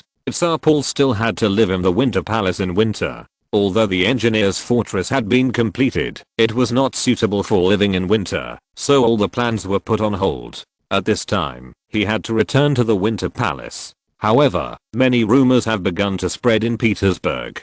Count Palin seems to have applied to the Tsar himself to arrest important members of the court when necessary. There are also rumors that the fortress in Arkhangelsk, that once imprisoned Anton Ulrich and his children, has recently been reopened. As a duty officer, Solovyov has seen the original text and is considered a more reliable rumor. However, arresting the queen and her children sounds sensational, but it will still have some effect on the court full of conspiracy. There are too many other rumors to list. Now everyone can feel that the conspiracy in Petersburg is about to surface, but how to grasp this opportunity? However, with Paul's preference for girls, and Alexander and Constantine each have children, a careful analysis shows that it is still unlikely. But now that Tsar Paul has returned to the Winter Palace again, he often turns a blind eye to the fact that Alexander rarely appears in his bedroom. This is also very abnormal. When he was in Peterhof Palace and Imperial Village, Tsar Paul himself mentioned many times that he wanted Alexander and Larissa to hurry up and have more children, especially sons. After all, Larissa is only 21 years old. If she can take care of her body, Paul knows that his in-law, the Prince of Baden, has many children. Although he has only one son, most of them are girls, but he has an heir. If he doesn't work hard in this regard, Paul will be angry. But he has 4 sons after all. In the future, when Nicholas and Mikhail grow up, they will also marry wives. According to the order, there is no need to worry too much. If it weren't for the queen's health, She really couldn't continue to take on this business. He would have to keep working hard. The old couple was still a little affectionate, but after they officially separated and went to their respective bedrooms, they became a little cold. At this time, Count Kutasov was also providing some solutions to the Tsar himself. This led to Madame Chevalier's plan to marry the Tsar himself and exile the Empress and all her children. When Solovyov heard this in the salon, he did not publicly refute it, but just pretended to walk away, as if nothing had happened. After all, it had nothing to do with him, and even if Madame Chevalier or some other woman eventually occupied this position, it would be an extremely explosive scandal, and it was so absurd that it would be difficult for such a thing to happen in such an abstract place as Russia. If you want to refute it publicly, there is actually only one thing. Whether it is Madame Chevalier or Princess Gagarina, they all have a problem. They don't have the strong maternal nature that the Empress can prove. Starting a new business sounds ridiculous, but he is more interested in the happy life of Prince Bagration. It is said that the princess of that prince goes barefoot and in pajamas every morning to kiss her husband goodbye at the door of his new home on Italian Street. Oh, that's interesting. We thought it was another disaster. That Prince Othello is just feeling proud now. You know, the women of the Skavrinsky family are all beauties. It's just that this young one is still young and can't tell anything. Then Solovyov could hear about the countess and her new husband, as well as their eldest daughter Maria. It was indeed quite complicated. However, the little fairy did seem a little happy after her marriage. It can be said that she was very attached to her husband, and the prince did pay more attention to dressing up every morning, making himself look more energetic, and also used high-end cologne.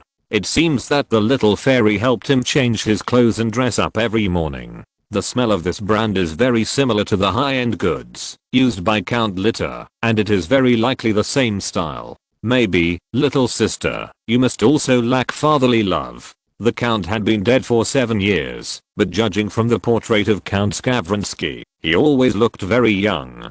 But if you really want to dig deeper, Prince Bagration had been in the army for many years, and it was inevitable that he got tanned, especially since he was from the Caucasus, where even white people generally have darker skin. If this girl didn't dislike the prince's face, but focused on her huge wealth and happy life, maybe it wouldn't be too bad. However, Solovyov was very pessimistic about the performance of that family. But there was something about the prince that made Solovyov laugh. That was Grand Duchess Catherine writing to him. It was a rumor that this matter came from nowhere. The child was only 12 years old, and he knew about writing to the prince. This was definitely not emotional, because when Paul asked him to check the letter, he saw what was written in it. Maybe he had some admiration for this hero, saying that he was a brave and great general. The prince couldn't reply now. He could only hum and ha, and under the guidance of the little fairy, he considered how to reply to the prince. To Larissa, this kind of wording would make Catherine a little old lady, and she would forget her sweet and lovely face after reading the content of the letter. Compared with the game of this girl communicating with Alexander all day long, it was nothing. The relationship between the two siblings was so good that it almost exceeded the relationship between the two sisters who got married, but there was nothing beyond the line. According to historical facts, Solovyov is now witnessing history, and he will restore it after seeing it. This is called "We are restoring history." But Solovyov, he really has a file in his hand. For Russian-made weapons with poor tolerances, sometimes they really need to be polished carefully. Chapter 133 Young people have no moral principles and dare to launch a sneak attack. After returning to the Winter Palace, Larissa felt even more lonely. Alexandra and Elena were both arranged to live in other palaces. Alexander didn't come back often. Maria had a fever after returning from the greenhouse in Pavlovsk, and a doctor was being arranged to treat her. Only Catherine was left. She wasn't very excited recently. It seemed that she had lost her soul after the young Prince Mikhail went to Paris. She was a little dazed, which made the queen very anxious. When will Miss K come back? It was because there were too many people calling this name. If someone called in the palace, there would be many soldiers responding. She put her sleeping daughter in the cradle and went to the reception room by herself. There were no servants here at this time. Larissa felt very bored. She spread a map on her legs and began to look for a lot of islands. Newfoundland and Greenland are all covered with ice and snow. There may be some islands underneath. After looking for a while, she felt a little tired, so she kicked off her shoes and wanted to sleep on the sofa. But it was not so easy to sleep peacefully. The sound of leather boots hitting the ground was getting closer and closer. She initially thought that Alexander had returned, so she got up and went to open the door herself. "Your Highness, I'm on night patrol. It's already this time, and you haven't slept yet." It was Lieutenant Merin, the adjutant of the guards, who came through the corridor with 2 guard soldiers. After moving back to the Winter Palace, the guards at her door were removed, but guards were deployed at several key intersections and corridors, so it was still very safe. The main reason was that the changing of guards at the door would disturb the rest of the delicate Crown Princess and little Maria, which was different from the arrangement in the Summer Palace. Moreover, many of the rooms around here were already empty. "Mr. Merin, go on patrol. I just can't sleep.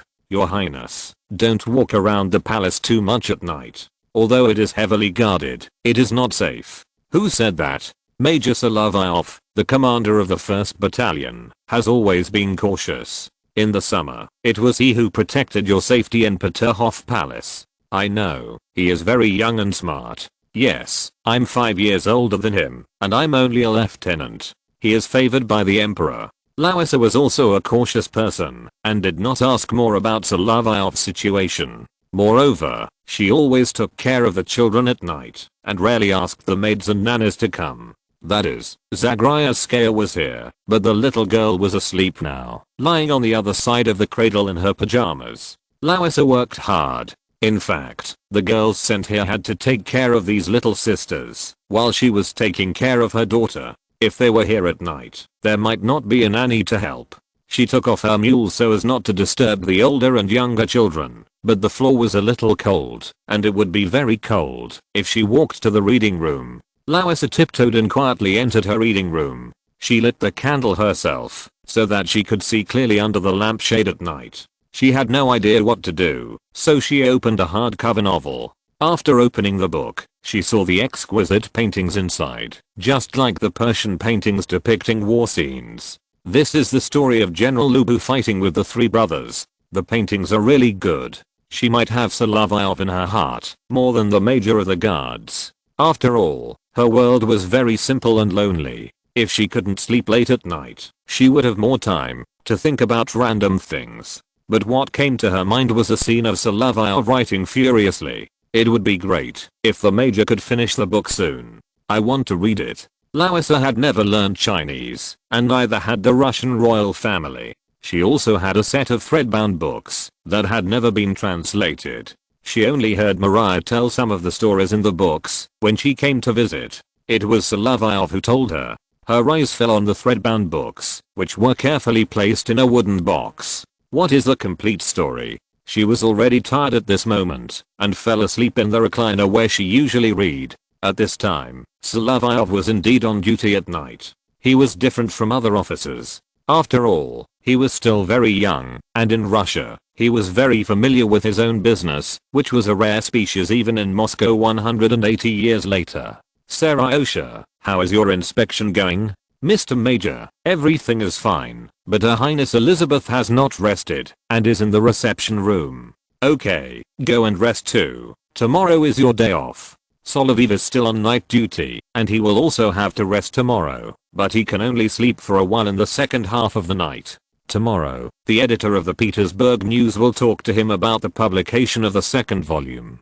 Who made him complete a lot of translation work during his rest time, plus the version that Marshal Suvorov listened to on his sickbed. Now the translation of Romance of the Three Kingdoms has reached a point that readers are not easy to accept. Regardless of whether they are positive characters or recognized villains, these people will leave in large numbers in a short period of time, which has also attracted the attention of the editors. Wait until the next morning. Solovyov still met with the editor to discuss this issue. After all, I'm not the original author. This is a popular version that has been popular in China since 400 years ago. The stories in it are all from Chinese historical stories. There may be some discrepancies in the content, but the historical context is generally correct. I can understand your thoughts, but isn't it collapsing too quickly? If you were put in 12 years ago, I'm afraid you wouldn't believe that the situation in Europe would change so quickly. The manuscript I submitted has been updated to Baditching entrustment of the orphan.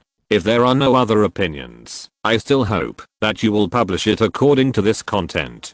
Can't we make some changes? If you understand Chinese, monsieur, you will feel that if the person who continues the book is inconsistent in his thoughts, it will be like adding a tail to a dog. Add a dog's tail after a sable fur? Yes, this is a Chinese idiom story, which means that the sequel to the literary work is not as good as the original one. If you are interested, I can also collect some Chinese idioms and make a dictionary. As long as they don't make a joke of getting long and wanting shoe. Chinese culture is easy to cause misunderstandings for Russians. At the same time, when Chinese people go abroad, they are not likely to understand other people's culture. As October approaches, the weather gradually turns cooler. Unlike in Peterhof or Gatchina, social activities are gradually starting to take place in the Winter Palace. Even in the era of Tsar Paul, receptions have not been reduced much. The Tsar himself may devote himself to official duties, and this kind of reception is where Crown Prince Alexander shows his skills. The reception will also be held in the Winter Palace, but strangely, Queen Maria, Crown Princess Elizabeth, and Grand Duchess Maria are all absent, which has also caused people to speculate. There are two kinds of fabricated rumors in Russia. One is the kind of sensational and eye-catching, and the other is the kind of thing that has a nose and eyes, and the logical chain is very smooth.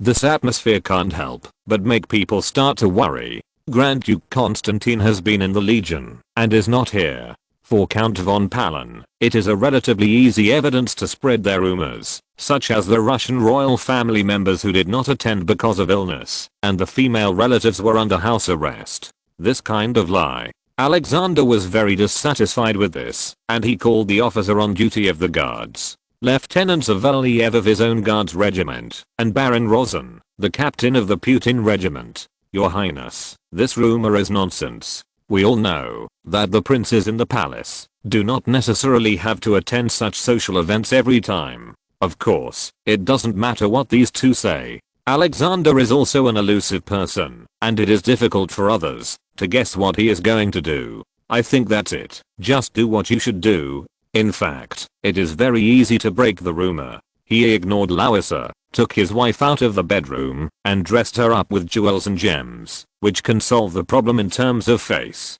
However, with his recent attitude of ignoring his wife, it is difficult to modify this aspect. And the others were indeed sick at the time, which is not surprising. Then, after saying this to the adjutants, he did not return to his bedroom. He didn't really care about how Larissa was doing there. He thought it might be a kind of compensation. That is, if Larissa really lived separately from him in the future, as long as she didn't give birth to a boy, it would still be within his tolerance range. This kind of idea would cause a stir in the backyard. Some officers in the guards, who were good at doing things, had already performed it once before, resulting in more than 20 people being sent to serve in the Caucasus and Odessa. He was still very confident in the officer in charge of security at the time. After all, being able to chase the intruder from the bedroom to the gate of the English garden and kill him was enough to prove his loyalty to duty. But there were some small problems here. No one in the outside world knew what happened to Solovyov and Larissa in the English park earlier. Moreover, in the palace, Queen Maria also allowed Paul to have a few women around him. This was probably the life of the palace. If you want to save face, you always have to make arrangements. The night duty work was rotated among several battalions of the Putin regiment every week. When Solovyov walked to the area of the crown prince's bedroom, he usually patrolled by himself and arranged the time. The rotation of the sentry posts was also particular, and it was also to prevent someone from taking advantage of the change of guards to break in. After he came up, he saw Larissa again at the door of the bedroom. She was in a daze there. Your Highness, why are you here again today? Oh, sorry, it's Major. Are you patrolling in person tonight? I'm on duty tonight. Our regiment commander went to Count Zubov's official residence to attend a reception. I have to take on the patrol and guard by myself. You are still as diligent, Anne. The crown princess is in poor health. Everyone in the palace knows this. It would be troublesome if she really fainted. and this time, it seems that she hasn't rested well for many days in a row. She is very tired and is about to fall to the ground. Solovyov was very close to her when he spoke, so he hugged her and called the maid to come over. Hurry up and bring the smelling salts. Although Zagryatskaya was clumsy and often unreliable, and sometimes fell asleep earlier than anyone else in the palace, she hurried out when she heard someone calling softly and took out the smelling salts from the first aid kit in the palace. Major, what if the smelling salts don't work? First check if there is breathing, and then pinch the 2 knuckles on the hand, under the nose, and above the lips. The princess probably didn't know that she would be on patrol tonight, and this kind of thing was usually done by the adjutants and company commanders. He picked up Larissa and walked to the front of the recliner in 2 steps, asking Natalia to put the smelling salts close to her nostrils. After feeling the pulse, Solovyov could confirm one thing, that the prince's body was really delicate, and the pulse was relatively weak, but still relatively stable. Today, the maids and servants were around. He asked and found out that she didn't rest well at night, didn't eat much, and seemed very anxious. Life in the palace is full of intrigue all day long. Fortunately, the Russian cabinet and the Prime Minister of the Empire did not step down or be fired, but the risk factor of the royal family is also very high. When Larissa woke up, she saw several little maids around her, all wanting to jump into her arms. Your Highness, you scared us to death. Okay, don't cry either. Larissa's evaluation in the palace is two-sided. From Queen Maria's point of view, she should indeed be more proactive, so as to pull Alexander back. Some senior maids also think so. However, these young girls selected by the nobles who have just entered the palace all regard Larissa as a gentle and amiable elder sister. But today's scene, they have never seen a few people who really fainted at home, and they were all scared. The most outrageous thing was what Solovyov heard Natalia say, "What if you have a stroke?" Well, it seems that apart from Larissa's age, this disease is exclusive to the Tsar in the royal family, right? But these girls took the opportunity to get close to Larissa, and now they have become light bulbs, which is quite funny. Chapter 134. Solovyov once again falls into the trap. Larissa had to stroke the heads of these girls to comfort them, wipe their tears one by one, and put her face close to them to comfort them. Don't be afraid, I'm fine, I'm fine. You 3 should go back to sleep. You are not needed here. Natasha, you should go inside to sleep, don't wake up Masha. The 3 girls either went back to the maid's room, or Natalia was allowed to sleep in Larissa's bedroom. After all, they received such orders at this time every day. After they all left, Solovyov got up and wanted to run away. Your Highness, you should also rest early. I still have to go on patrol. As soon as he turned around, he found 2 slender arms around his waist. Mishap, don't leave. Your Highness. He could already feel Larissa's slender body pressed against his back. Her cheek was at the back of his neck, and there was that unforgettable smell of almond perfume, and her hair was a little wet. This prince is so sick, but he still insists on taking a bath every day. He really loves cleanliness. I still have to go on duty. It would be bad if someone found out that the officer on duty is not here. That's you, Miss Ha. You are my Gabriel. No one else is as dedicated as you are to everyone and loyal to His Majesty and Alexander. At this point, she hugged him tighter, but she only had that much strength. After all, she was a delicate beauty. Your Highness, but this will be really troublesome. I will lose my life. You may also know how Henry VIII treated his wife, and those terrible court stories. Solovyov didn't want to answer a fatal question. His desire to survive was still very strong. He was full of sympathy for the weak crown princess, and liked her very much. But if something really happened at this time, the Russian court would not care whether she was a princess of a certain vassal.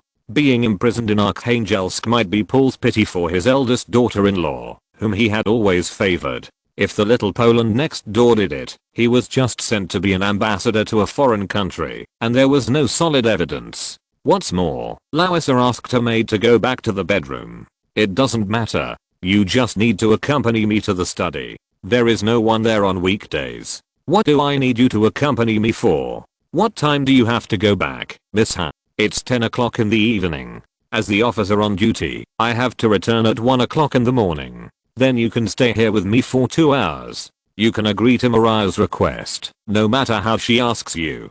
But Her Highness Mariah is still a child. She just wants delicious fruit, good music, and stories to tell her. You have to tell me stories too. She turned Solovyov's body, and Solovyov had to turn around. Well, I can be sure that no officer of the guards would come here to patrol at this time.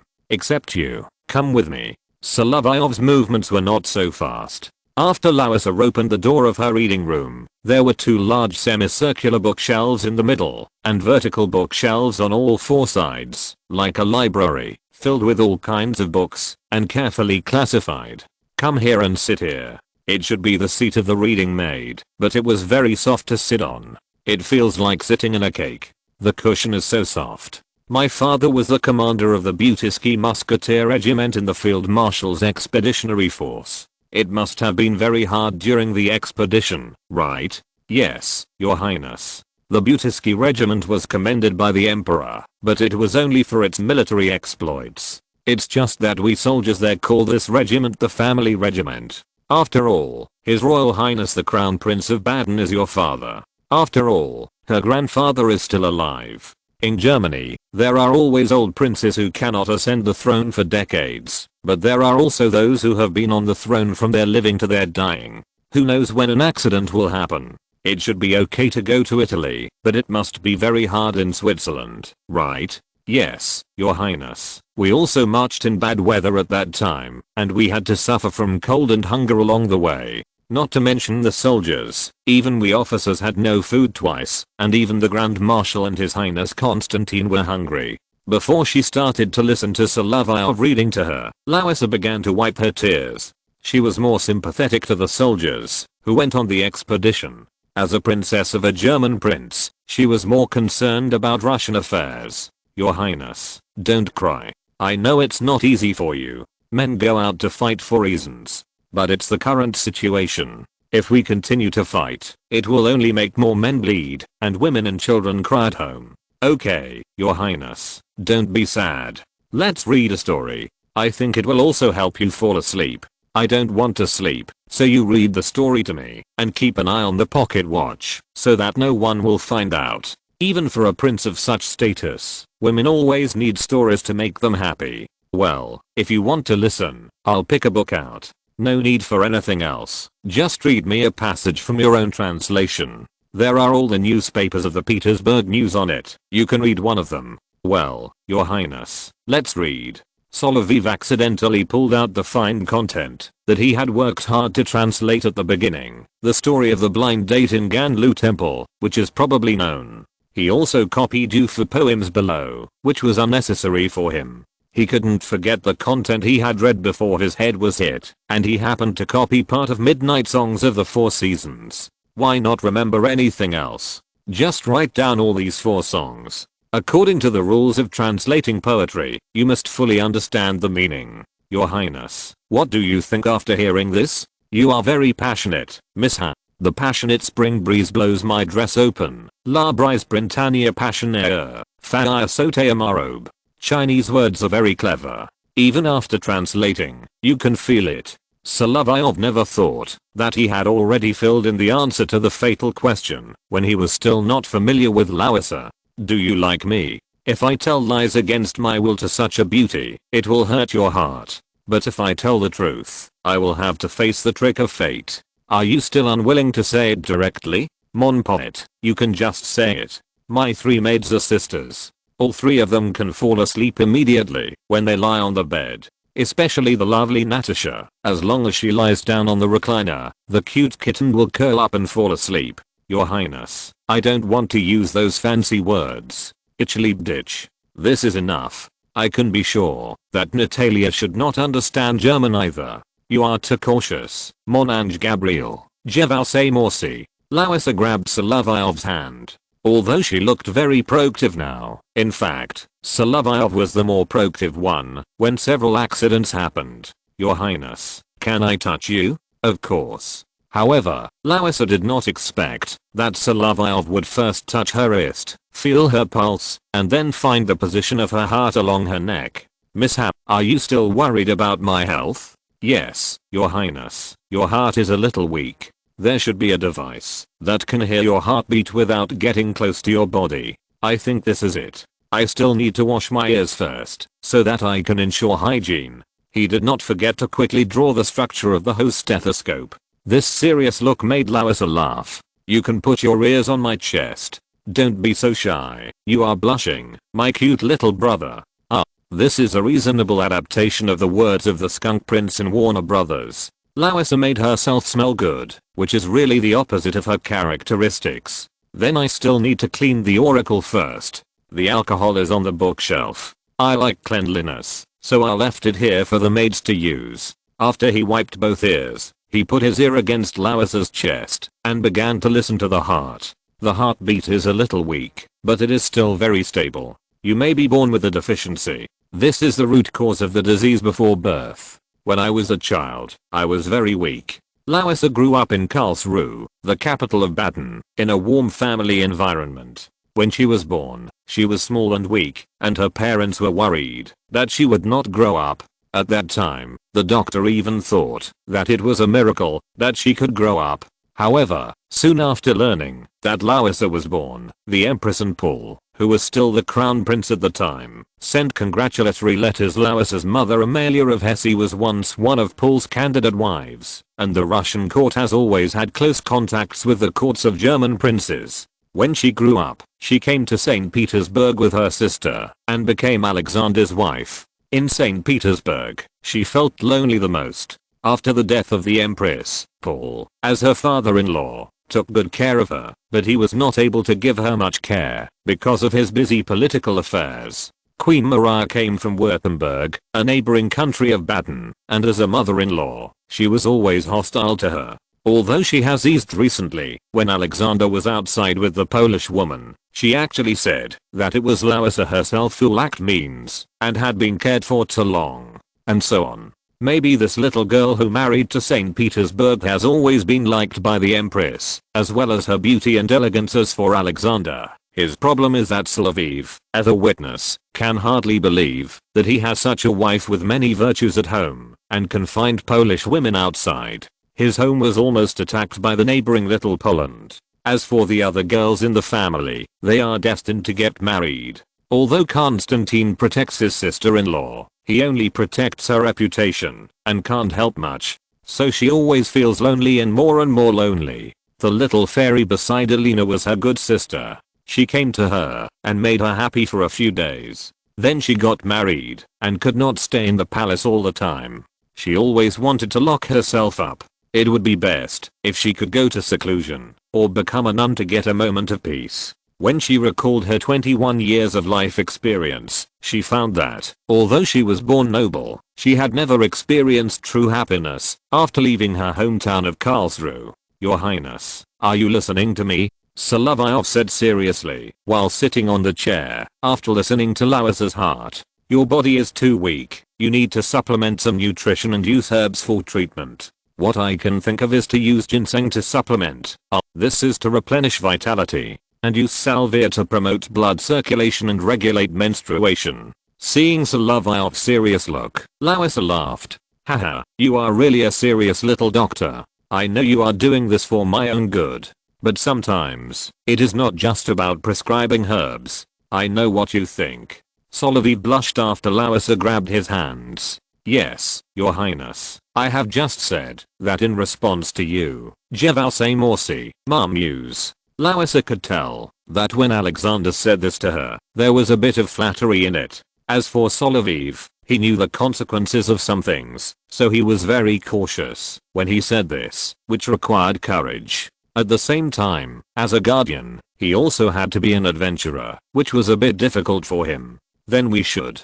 Solovyov looked at Larissa on the recliner, lifted her body, and first touched her cheek. When he felt her arms around his back, he first picked her up in a princess hug, and then kissed her. He was no longer on alert, and had somewhat relaxed his vigilance, but there was no need to worry too much. This was the safest place. Natalia, the only one in the palace, was sleeping soundly. In addition, the study had been checked for soundproofing in advance to keep it quiet and not be disturbed. In addition, the location where the two of them kissed was between two large semicircular bookshelves, so it was difficult for outsiders to notice. On the same night, Alexander was still pouring out his heart in Maria Narishkina's arms. The distance was quite far, and he had no plans to come back.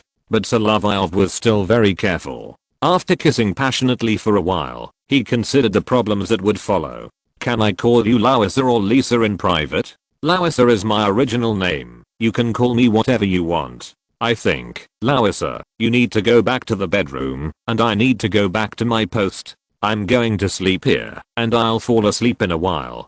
If I go to the bedroom, I'm afraid I'll wake up Masha. But you'll catch a cold. Wait a minute. Solovyov is very good at taking care of people. When he rests at home, he often takes care of his family. When he goes out on an expedition, even the servants of Marshal Suvorov are surprised that a young master is so skilled in serving people. He found soft cushions and blankets in the reception room and covered Larissa with them. Thank you, Miss Cab.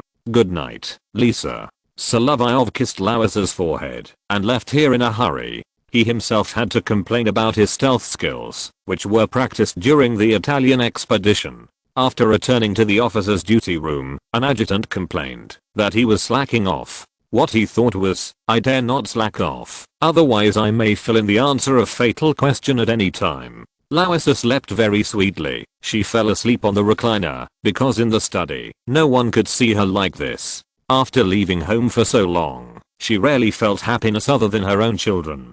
Before, she only felt this kind of happiness when she was the queen and newly married.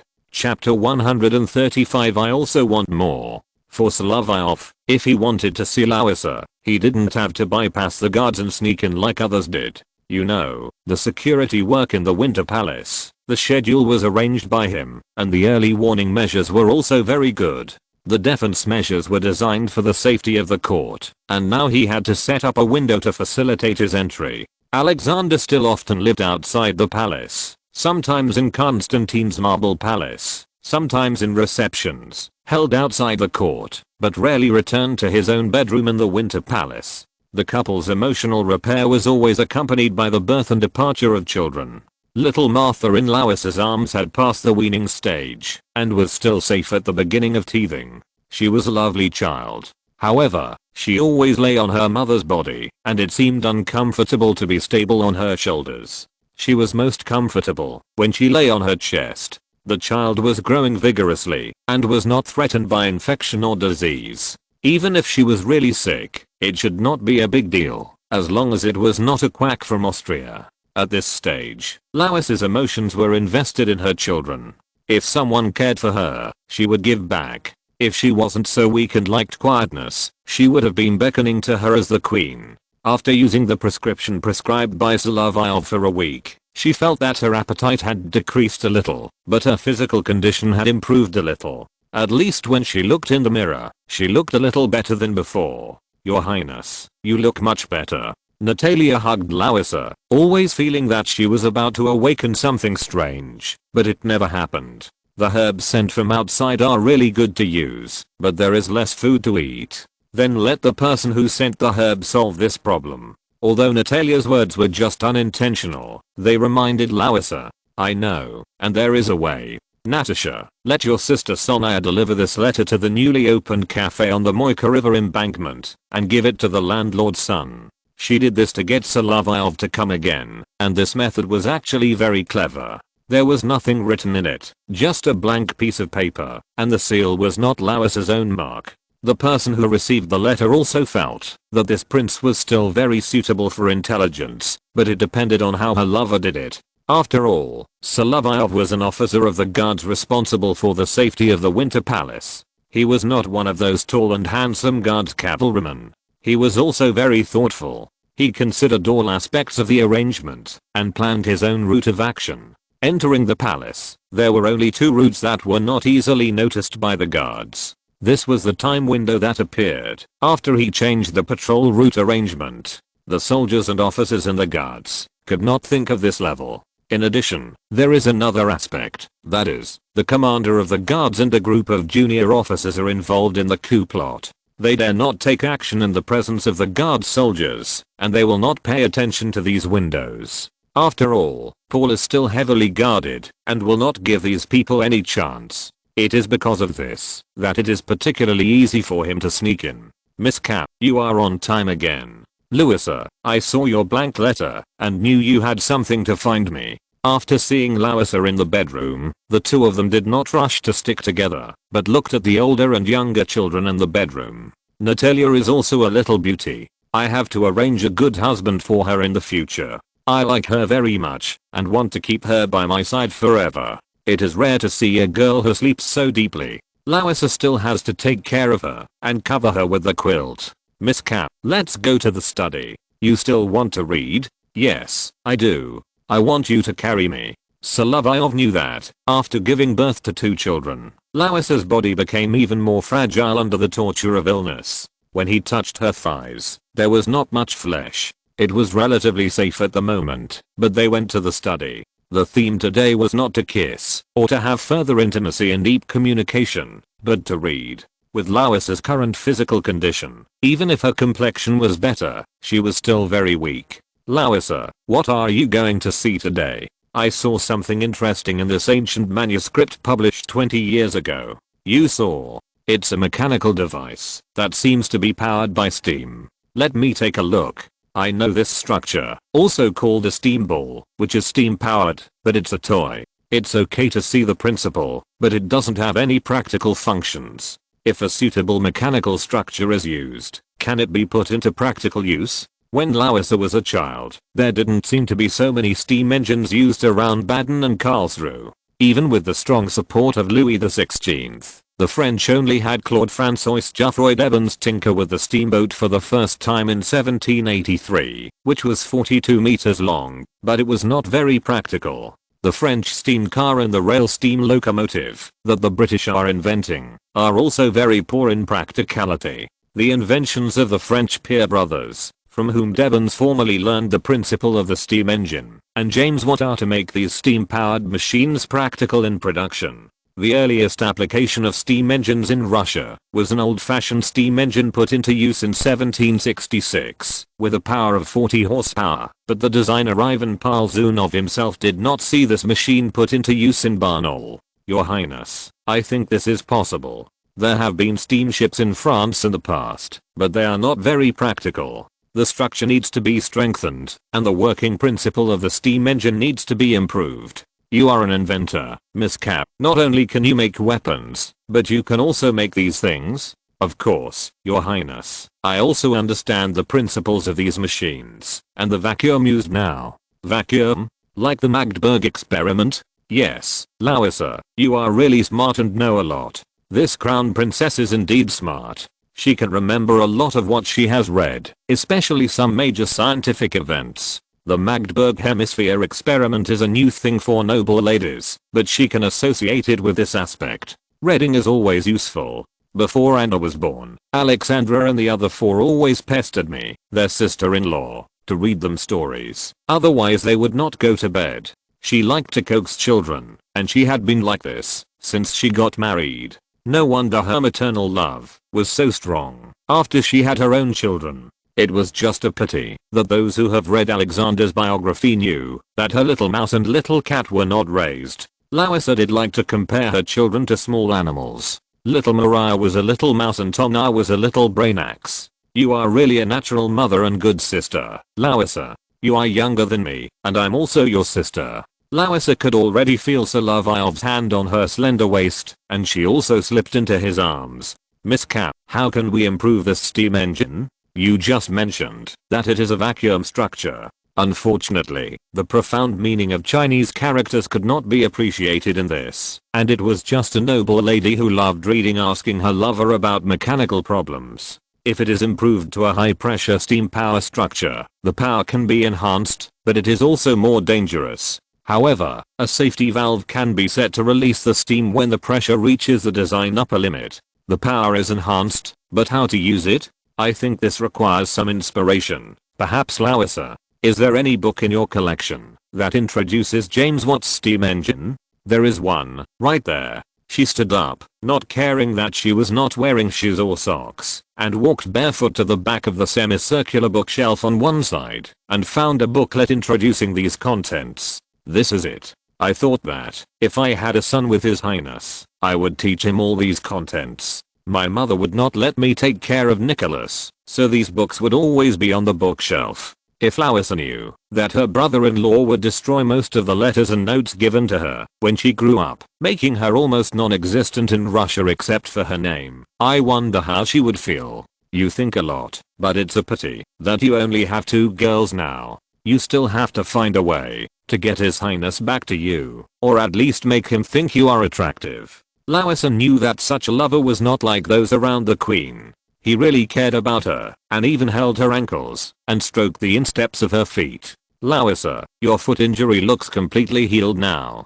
Don't always walk barefoot on the ground. You are weak. If you bend it over, you will see that the sole of your foot is red and cold. There is no heating under the floor. When you are here, I will not walk. When no one sees you, you hold me. But we still need to look at the steam engine. Solovyov opened the book introducing the principle of Watt's steam engine, and thought of the reciprocating double-acting piston steam engine, which also had a picture of the structure. This is it, a double-acting steam engine, which can continuously provide power under reciprocating motion. In comparison, he actually relied on the power of love to recall the invention bit by bit when holding his lover in his arms, or thought of the invention based on the materials in his hands. It is really unique. I can probably understand that this can also make Her Majesty the Queen's lathe more efficient. Her mind is indeed different from that of the young ladies nowadays, and she can understand what the inventor who held her was thinking. That's right. I think we should invite some engineers in this field. Many of the engineers in the Bourbon dynasty were nobles. I think many of them should have gone into exile outside France. In addition, there are some British engineers. We can consider hiring them with high salaries. Solovyov now picked up Louisa again, came to the desk where she usually reads, and placed her on the desk. Next, he took out a piece of white paper, and began to write a list on it. Miss Cap, what are you going to do? I thought of vehicles and ships that use steam engines. Since someone can do this, we should find such a group of people. Louisa, after I collect information about relevant inventors, I will find a way to invite them to St. Petersburg and advise the emperor. This is of great importance. Russia's territory is so vast that it needs some machines to connect large cities far apart through roads and canals. Moreover, not only the emperor, but also the 2 princes will like it very much. Constantine, needless to say, strongly supports inventions that are beneficial to the army. As for Alexander, if he explained it clearly, the crown prince who liked novel things would also support it. After all, after the American inventor Fulton failed to serve Napoleon, he went to the British and finally found support from Russia. Alexander generously funded him and promised to give him a navigation franchise for a section of the canal after the invention was successful. Solovyov thought that, if he could get the navigation franchise, it would be better than those greedy Russian nobles taking it. Moreover, the invention of these ships cannot be limited to the currently known technology. From the previous invention of firearms and grenades, he knew that, although he was knowledgeable, he could not do without professionals. After writing an outline, Solovyov folded the paper, put it in his jacket pocket, and pasted it on the back of the certificate. He had not noticed that these papers were marked in Alexander's bedroom. Of course, he should have discovered it after returning home. I like it when you say sweet words to me, when you work hard, and when you kiss me. Louisa, you inspire me. At this time, I want a little reward. A kiss. A kiss is enough. Solovyov knew that Louisa was too weak. A kiss was the best reward at this time. Moreover, his calm mind was always stronger than his passion. He was still thinking about many things, and Louisa's kiss was as gentle as her personality. But if it goes on like this, there will always be a day when this kind of solitude will develop into a further relationship. After that, the report on the steam engine will be submitted. On the one hand, it still depends on Paul's instructions. On the other hand, it depends on when Louisa can find a chance to whisper to Alexander. Although their relationship is cold, Alexander still has to return to her. Louisa is still the next Russian queen, and her words still carry some weight. If you're listening to this novel on a channel other than Fanfic World, it means they downloaded and uploaded it without effort. We cordially invite you to visit our channel, Mundo Fanfic Novelos. There you'll find the original version of this story and you can explore many other novels of various genres. We're waiting for you to immerse yourself in a world of incredible novels. Chapter 136, The Most Complete Inventor Loop. The steam engine made by Hero of Alexandria was a product of the 1st century AD. It was the earliest product that humans could see using steam power, but unfortunately it could only be used to amuse you and had no practical use. Solovyov also decided to go to the library of the Petersburg Imperial Academy to inquire about the archives in this regard, but such precious manuscripts in the library were not loaned out and could not even be read. But he was not without a solution. After all, the French who invented the pressure cooker in the 17th century had already begun to maturely use steam. Coincidentally, when the war had stagnated and the royalists were doing nothing, the Duke of Enghiene came to Petersburg. Vos venez borgense moment, et l'autriche tauges en gu contra sec vos consideres comme des rebels. You came to Petersburg at this time, and Austria was still fighting with the rebels in your eyes. Grand Duke Constantine did not understand why the Duke of Enghiene, as the heir to the Prince of Condé, suddenly came to Russia from Austria. All the efforts we have made over the past few years will be ruined by the clever arrangements made by the stupid Austrians. Louis Antoine, what have the Austrians done again? Kaiser Franz Caesar is so demanding on his son John the Archduke, 18 years old, the Autrichian commander. How intelligent. How great. Obviously, the Duke of Enghiene was angry, because what happens in Austria always makes people feel unhappy. He came to St. Petersburg to sell a batch of his grandfather's and father's property in exchange for money, and then he planned to go to Baden after the armistice. Archduke John served as the commander-in-chief for the first time, and his opponent was General Moreau, a famous general goalkeeper. Even if he was assigned with Wurster as chief of staff, it would be difficult for him to win. When he spoke, there was not much time left before the outbreak of the Battle of Hohenlinden.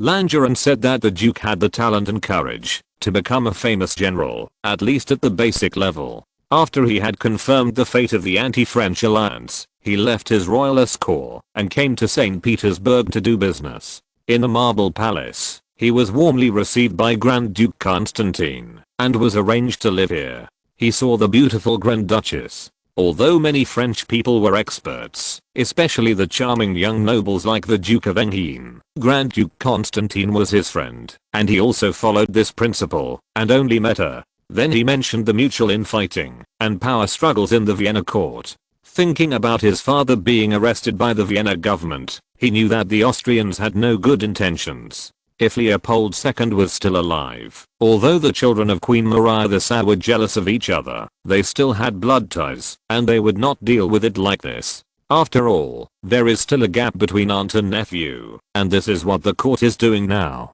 As a guest, he had to live at number 5 Million Street, but he still needed to go to the palace to pay a visit to Tsar Paul. In the eyes of the Duke, although the British had bad intentions, they paid real money to do things. And the blame for this failure cannot be on their heads. After all, the battles that were won, most of the battles on land, were fought by the Russians, and the British were the main force at sea. Nelson was already superb, but the battles on land were so lame. Your Majesty, I think what the Duke means is that due to the stupidity of the Austrians, the exile corps has lost its function. Thank you, Count. I don't know what's wrong with Tsar Paul recently. In diplomatic occasions, he always asks diplomats to translate into Russian, so that he can have some time to think, but he himself is impatient to be spoken like this. That's right, Duke, I can understand your idea. But Russia will not take hostile actions against France, because of the stupid Austrians and those arrogant British.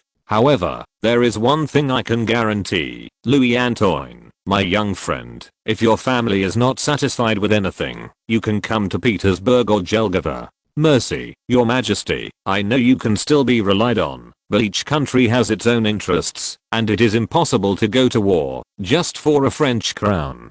Duke Enghiene did not continue to say, it was the stupidity of Peter III, and although Paul had a bad temper, he at least saw that it was not good for them to be in the anti-French alliance. If he mentioned his father's stupidity in front of Paul, it would be a taboo and could not be said.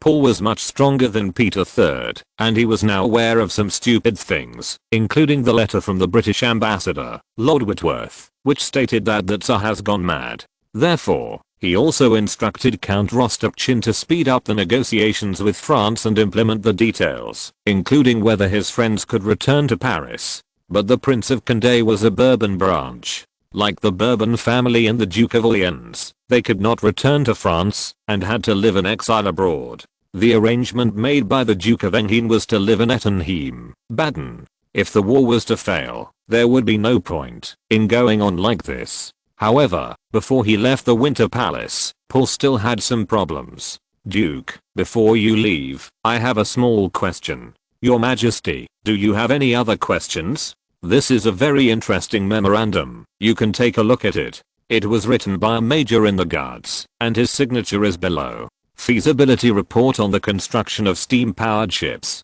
As far as I know, there was such an officer in the Condé Corps who conducted a test on the Saône River. That officer was an outstanding designer. Unfortunately, due to political reasons, and because he had offended the Count of Artois and an engineer from the Royal Academy of Sciences who opposed his design, there was no funding to proceed with this design. There really are talents in this area. I thought we needed to go to the United States or the United Kingdom to find someone. Your Majesty, he is currently at the Condé Corps station in Bohemia. If you need him, you can send someone to call him now. Very good. I need talents in this area, and there is still enough time. I hope to see him by the end of this year. Claude François de Geoffroy d'Arbens, such a long name, is the full name of the inventor. In fact, he was not the first person to invent the steamboat. The earliest steamboat structure was proposed and patented by British Dr. John Allen, but it was not successfully put into any experimental operation. Then came Jonathan Hulse, but his design sank after launching, which became a joke. The first steamboat that could move was the heir of the French Marquis, who ran an unsinkable steamboat on the Saône River for the first time in 1783. Then the boiler exploded and had to be returned to the factory for overhaul. A month later, passengers were invited to run successfully on the Saône River. However, the officially certified steamboats in France at that time had to run successfully on the Seine River to be recognized. Because of the obstruction of his opponents and the lack of funds, it was not officially recognized by the French Academy of Sciences in the end. Even the first steamship put into commercial operation in the United States was not completed by Robert Fulton. It was designed and built by inventor John Fitch with the help of Scottish engineer William Symington, and operated between Philadelphia and Burlington, New Jersey. However, the river along this river happened to be a very busy road, and the operation of a horse-drawn carriage was much cheaper than that of a ship. This act of pulling coal from Shanxi to Jiaozhou ended in operational failure. As for Mr. Fulton, he was not even as good as the inventor in France. When he first operated in Paris, his ship sank. As for the routes in operation in the steamships that were successfully operated, he could only rank second and fourth. That is, he could rank first in terms of successful operation. If Mr. Fitch had not chosen a dumb route himself, he would have ranked second. He was able to rank fourth in the end, and it was also necessary to consider that Mr. Symington designed another steamship after returning to Scotland, which actually became the third. After Fulton understood the principle of the ship, he perfected his design and got help from Scottish engineer Henry Bell, which led to the first successful commercial route. This is probably the initial history of the steamship from its invention to its mature operation. Moreover, it was the first time that the British used a captured French sailing ship to transform it, and finally completed a long-distance voyage at sea. Duke Enghien was very familiar with this gentleman, the future Marquis Geoffroy d'Arbens, and therefore strongly recommended it to Tsar Paul. Even if it is only used as a transport ship between Kotlin Island and St. Petersburg, this kind of ship is very valuable. Tsar Paul was always very shabby when he ate, and was very harsh on officers, but he was still very generous to capable military engineers. An annual pension of 40,000 rubles in the position of chief engineer of the naval shipyard. Your Majesty, you have always been very generous in this regard. I became the Minister of the Navy when I was a teenager. Although this was just a position arranged for me by my mother, I also regarded it as a sacred responsibility to do my best to improve the treatment of sailors and naval officers. Of course, the Russian Navy has always been underfunded. It was not until he returned to Gachina to free the serfs on his own estate and learn from Peter the Great to run his own small army that he gained some experience in handling government affairs and military management. If there really is such a steamship, I hope to see it soon and to be able to operate on the Neva River. Duke Engin was responsible for helping Tsar Paul to recruit people. It happened that this gentleman was an exile of the Condé Corps. With this annual salary and the future recognition of his title in Russia, he became the Marquis of Jouffroy-Arbens in 1801, as well as the chief engineer of the new naval shipyard. Such an expert could still be supported. Moreover, Tsar Paul was also looking for inventors and engineers to build a new shipyard in Russia. This new ship would be used in the Baltic Sea and the Black Sea in the future. The earliest use might be a transport boat, as it was really difficult to sail in the ocean. After figuring out the reason, Tsar Paul was ambitious. He wanted to make Russia's army stronger while making the navy stronger. It can be said to be make Russia great again. He could not have imagined that this was a young officer he favored and personally promoted. While kissing his daughter-in-law, he wrote such a memorandum based on a book introducing the principles of steam engines. Of course, he had also read the following steam locomotive plan. Tsar Paul did not expect to do these things. In fact, it was not that difficult. The principle was explained here. Today, Duke Engin also told him that there were ready-made engineers and designers. At the same time, Solovyov was using the carpenter at home to make a static model. He was reviewing all the mechanical knowledge he had learned, but there was no way to get power from it. After all, the battery had just been invented and could not provide any effective power. He thought that when his beard was white, it would be good to see the early internal combustion engine, and he did not expect to come up with any new inventions in electricity. That was the content of the next industrial revolution. Now what he needed to do was to find a way to complete the early testing work in St. Petersburg, and it would be best to lay a railway from the imperial village to a certain place. This also requires more professional engineers in steam engines. Solovyov could think of finding some Scots to help according to the British principle.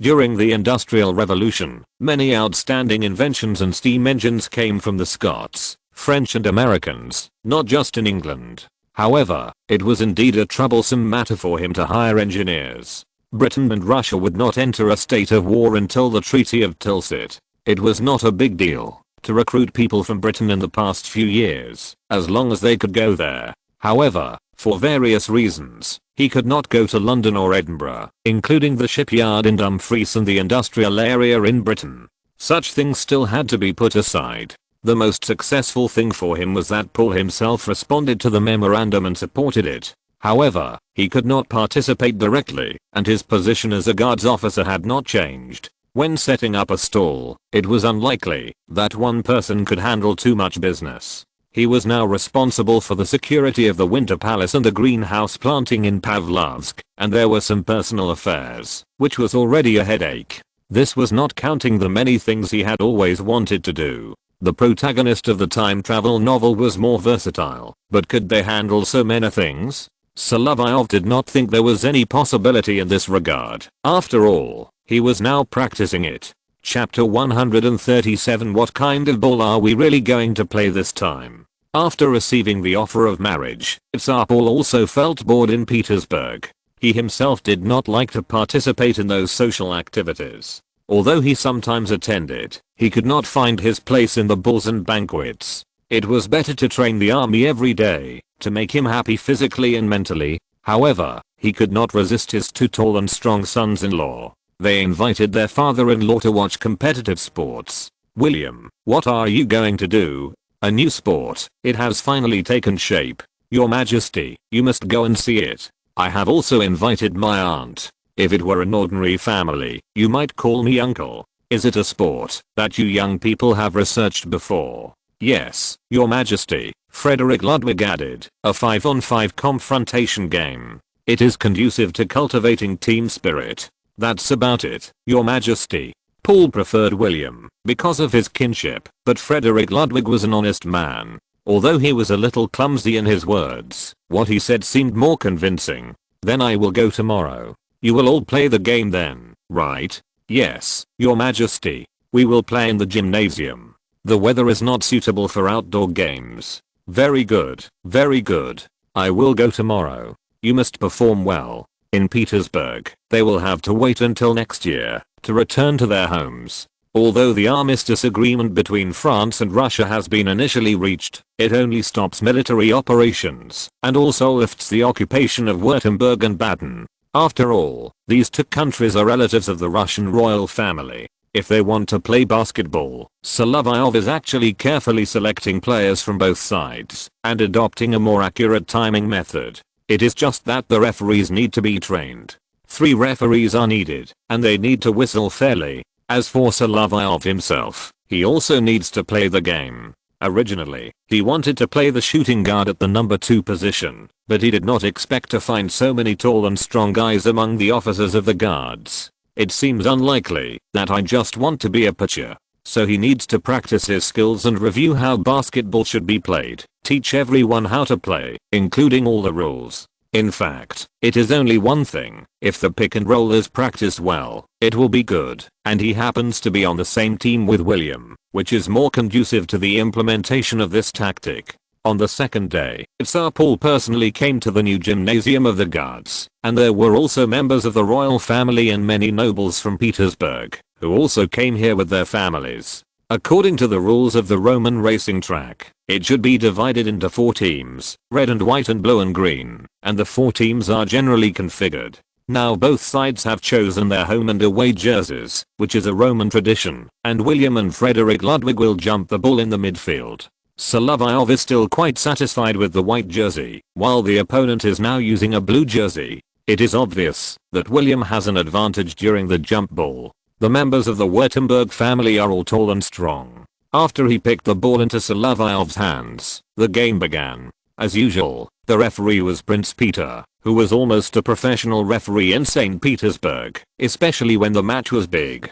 On the white team, Solovyov was playing point guard, while William was the center. In addition, 3 officers from the 1st Battalion of the Putin Regiment came to play. The blue team on the other side included 2 brothers from Mecklenburg and 3 officers from the Guards Grenadiers. The substitutes for both sides were also officers from their respective units. Obviously, the average height of the other side was higher, which helped to expand the defensive area. Although the guards were always selected soldiers, the Guards Grenadiers had an advantage in height. That is, William was the tallest one on the court, which was able to close a gap between the 2 sides. The audience on the sidelines were cheering for the side they supported. This was the first time that Alexandra and Alina came out to participate in the event after giving birth. After all, they were young and recovered quickly. Now they were cheering for their husbands, but they still sat together. After all, they have always been close sisters. When playing, Solovyov was still quite careful, observing the positions of his own players on the court. In view of the defensive posture of these tall and strong guys, he had to call for William's screen, and then used his huge body to stand and lead away a defender, and then entered the restricted area and made a layup. However, after his layup slid around the basket, it slid out of the basket, which caused unanimous sighs from the audience on the sidelines. The action looked very beautiful, but it failed to succeed. Then the 2 brothers of Mecklenburg protected the rebound. It was now 1800, which was actually much earlier than the real invention of basketball in 1891. On the contrary, it was more perfect than Naismith's invention. After all, this project was more perfect after the premature birth. That is, the timing method was not so perfect. However, the blue team's Guards Grenadiers, although they were good at rebounding, always missed all kinds of shots. Such boos made Solovyov want to laugh on the court. Although the 2 brothers of Mecklenburg had no mistakes in their understanding of basketball, they chose big fools who were tall and strong, and they might not be able to shoot the damn ball on the court. In the past few days, Solovyov also taught William how to defend under the basket. At least under his size, the shooting accuracy was not high, and the result was even less accurate. If you can't shoot, you can't score, especially if you miss several shots in a row. I say, you Mecklenburg people, why can't you think of a good way? The ball soon fell into William's hands. He saw Solovyov and Fida standing on both sides, and considering that Count Tolstoy ran faster, he threw the ball out. After the ball fell into Fida's hands, he dribbled quickly across the front court and scored a goal, which was the first score in basketball. Later in the game, it was obvious that the white team had more ways to deal with it, but the opponent was always tall and strong, and it would be troublesome if they didn't make a fast break and enter a positional battle. Solovyov passed the front court with the ball and could feel that the opponent's defense was very heavy, as if they were dressed in blue, and the team that dominated the basketball court with defense appeared here. He still wanted to call for a screen and make full use of the rules of the game, rushing into the penalty area to commit a foul. At least there was no problem with Prince Peter being a referee. His whistle was very accurate. This kind of shooting foul was not a tampering or spreading his hands to commit a foul, but a normal use of the rules. Blue number 5, blocking foul. Unfortunately, Solovyov's shot was late. It was just an ordinary foul, and he failed to get the serve. Of course, he would not protest to Peter. That would be a very unrefined behavior. He also pulled up the opponent's player and expressed friendship to each other. In a simple and strong place like Russia, respecting the rules, respecting the opponent, and respecting oneself at the same time. There were also people on the sidelines explaining to the audience what kind of whistle this was. But then Solovyov passed the ball to the inside, and William was fouled when he was making a layup, and this time he had to shoot a free throw. Why didn't the major shoot there last time when he made a layup, but cousin William could do it this time? Ekaterina did have some questions, and Maria nodded beside her. Your Highness, because Major Solovyov didn't finish his shot before he fouled. That's right. Then, William only made one of the 2 free throws. After all, these people have just started to play basketball, especially with the 3-point line, and there are not many shooting trainings. But William also has a way. He uses his height advantage to go in and grab rebounds, and then layups. If it's a dunk, maybe it would be easier to do it after his old father loses 60 kilograms for him, and he is younger. And Solovyov doesn't know the quality of the baskets of this era. Anyway, William is not in a hurry. When he wants the ball in the inside, just pass the ball to him. He can be a little lazy, and it is more conducive to winning by passing more balls instead of scoring himself. However, both sides missed a lot of shots. Solovyov himself often missed 3 shots from 4 backstrokes. His playing posture was different from others, which also attracted attention. There were many young girls waiting to be married in the audience. In addition to the 2 married princes, they also paid more attention to the unmarried young officers, especially the handsome Count Tolstoy. Although he was still young, he was very handsome and scored the most points today. However, this young count was young and unruly, and he did not necessarily like these girls in St. Petersburg. However, it was also true that he was in the limelight on the court. However, the opponents would also find opportunities on the court, especially the grenadiers, who were all tall and strong. After they occupied the advantage in the interior, they tried their best to commit fouls. When William wanted to play, he had accumulated many fouls and had to be replaced to rest. What should we do, Miss Ha? His Highness from Württemberg is troubled by fouls. Why can't you set it so that he will be sent off after 6 or 10 fouls? The rule of 5 fouls is not very favorable to us. The 2 fouls you committed just now didn't even have a serve. Because I haven't had time to shoot yet, and now it seems that I can't break through and score. Fijianka, in this way, you will also be able to hold the ball. Can you shoot like me when you rush over? You always miss the shot before, making it seem like you can't attack. But there are still people who can't pass or defend. Is that so? Then what are you going to do? Now that the first half is over, the score is 19-26, a difference of 7 points. I think the tactic should be like this. The tactic is to find an opening at the 2 45-degree angles of the 3-point line, and I will shoot there. You only made one of the many shots you made before. The fadeaway shot is still somewhat difficult. You should just look at me. Okay, I always believe in you. After all, you are our battalion commander. In the second half, after losing the tallest player in the paint, William, they could only let a lieutenant who was almost 2 meters tall as a substitute player to provide screens, but he first committed a moving screen foul. What the hell? After the opponent wants to get the ball, it will be troublesome now. After all, they have to defend it. Solovyov made a gesture, which means to strengthen the defensive intensity on the court and give them a full court pressure defense. He himself is most suitable to execute this kind of pressure control defense and then defend the whole court. There will always be opportunities, and he has not committed a single personal foul now, which is exactly how he should execute it. After all, what is more important on the basketball court is to win the game, not how many points he gets. After he committed 2 consecutive hand fouls, he had already figured out the opponent's ball control pattern, while the number of defensive fouls had not yet passed. At this time, if he lost the ball, it would only be stolen. Then fired a pass the ball to Solovyov, who was running at a 45-degree angle. No one had ever shot from outside the 3-point line before. After all, no one had developed a stable outside shot, including the person who initiated the game. Then he really made a shot. The Hunter officers on the sidelines cheered. After all, this kid went to the front line to fight and was always a hunter. Later he joined the guards and he shot very accurately. Of course, the shooting is also very accurate. This is a sharpshooter. He is also like this on the shooting range. In the subsequent games, no one dared to leave him alone outside, which gave others the opportunity to break through. The white team was able to win in the end because of this tactic. After watching, the audience was very excited. After all, such a confrontation game is still relatively rare in St. Petersburg, but the rules are also a bit confusing to explain. That can't be helped. After all, they are all new things. This is the first handball game in St. Petersburg. It is thrown into the basket, so it should be basketball. Chapter 138. Creativity will collide. The inventor of the practical steamship has not received a letter yet, but the application of steam is always needed. It is not too difficult to make a cast iron boiler, but what to burn becomes a problem.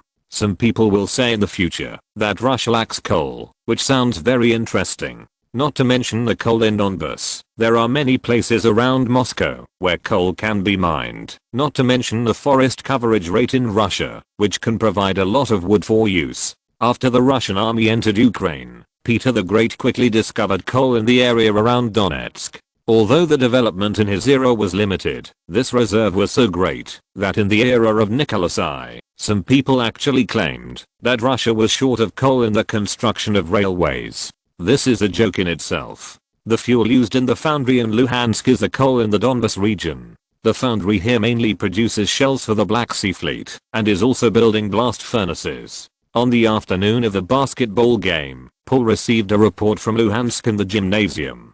Mr. Gascoigne has done a good job. We should increase the budget for Lugansk. He said this without caring that he almost shut down the foundry in Lugansk because of his impulsiveness. This was a factory established by the Empress in 1795, but the person in charge at that time was Count Zubov. There was a little personal grudge in it, but in Lugansk, the pace of construction has never stopped. In 1797, the construction of workers' settlements began, followed by a stable supply of coal from Lysychansk in 1799, and now the blast furnace in Lugansk has been completed.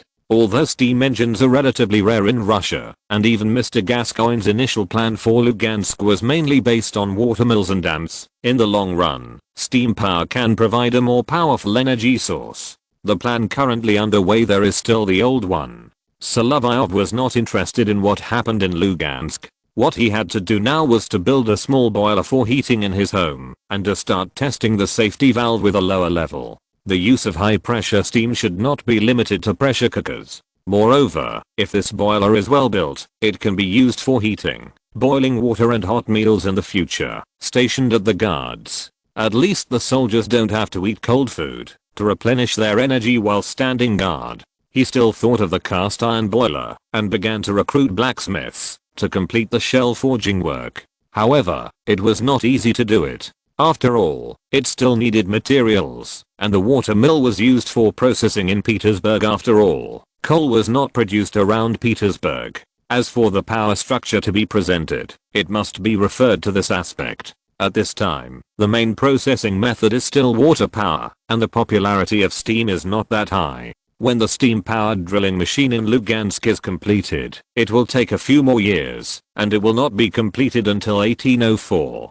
However, compared with the manufacture of the boiler, the wooden static model, to be presented to Tsar Paul is the first more difficult part. He was quite familiar with the structure. Whether it was a paddle wheel ship or an early locomotive, they were all relatively simple structures. He could even make a wooden steamer model and a steam model with power for demonstration. However, the requirements for the processed parts were relatively high. At this time, if you wanted to do the delicate work, you needed a watchmaker. After seeing the static model, Paul was very satisfied. Solovyov, this is called a ship, but it has no sails, and is propelled by steam power. Yes, Your Majesty. This is a model of a small ship made, based on some known intelligence from various countries, including France, Britain and the United States. As far as I know, the first French ship of this kind is about 35 arches in length and the specific displacement is unknown, but it must be 10,000 puds.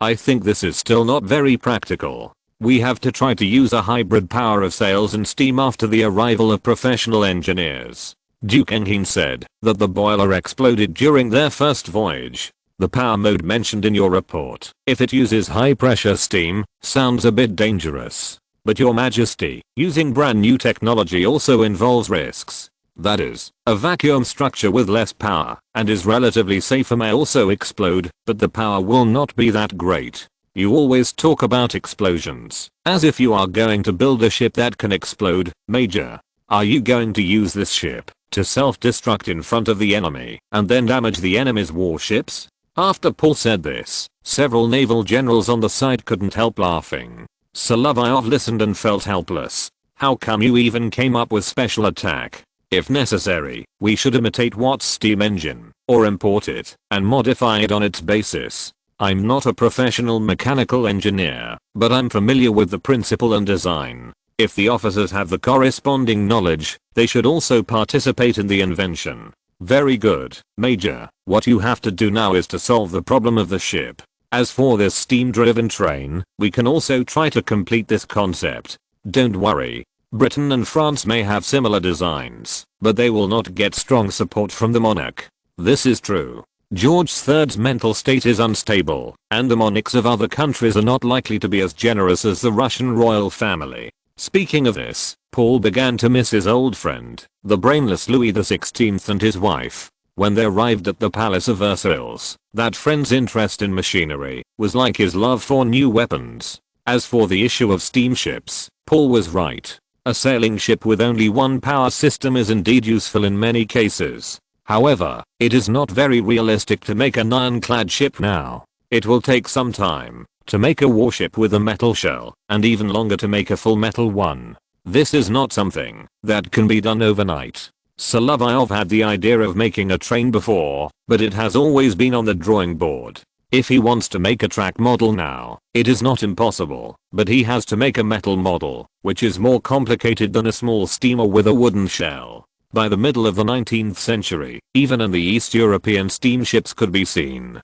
Alexander was also listening. He also thought that this kind of ship was very interesting, but in his mind, he still wanted a new thing. To be able to take a boat to Kotlin Island, or to go sightseeing on the water somewhere. That's about it. Even in military use, he thought that steam-powered ships were only suitable for transportation. Solovyov, but if the ship you designed is enlarged to a warship, it will affect the firepower output in the middle, right here. And if the enemy's artillery fire penetrates the hull, it will also cause great harm to the ship itself. Your Highness, what do you mean?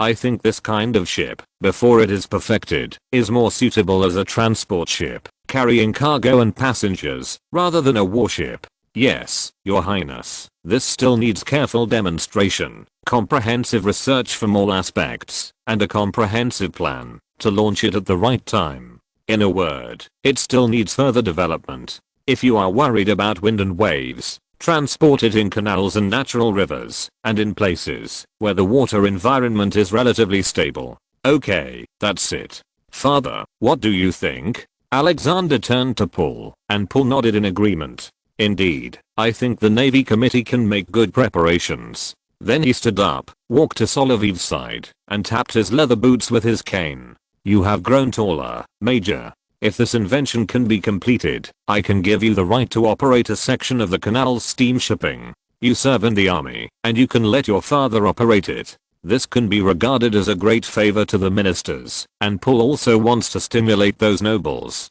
If they are willing to serve the country, they will be rewarded. Alexander, what do you think? Father, I also think it's okay, as a kind of praise. However, this right to operate must be limited in time, and it also requires a partner. This is not a problem. After all, the two backers of the Solovyov family, although the previous Prince Menshikov's family has fallen, Paul's younger brother Count Bobrinsky can support behind the scenes because of his special status. In fact, these operating rights will eventually be given to the Tsar and the Crown Prince by the wise Earl. This price was also given to Fulton after Alexander became the Tsar. The activation condition is to provide several steamships within 3 years, and then you can obtain the monopoly right to operate between Kronstadt and St. Petersburg, as well as Russia's natural rivers and canals for 15 years. If it was given to a Russian, it would be better than giving it to a foreigner, especially since Solovyov seemed to be easy to manipulate, and the partner was naturally designated by the Russian government, so that a lot of profits and taxes could go directly into the treasury, or into the emperor's own pocket.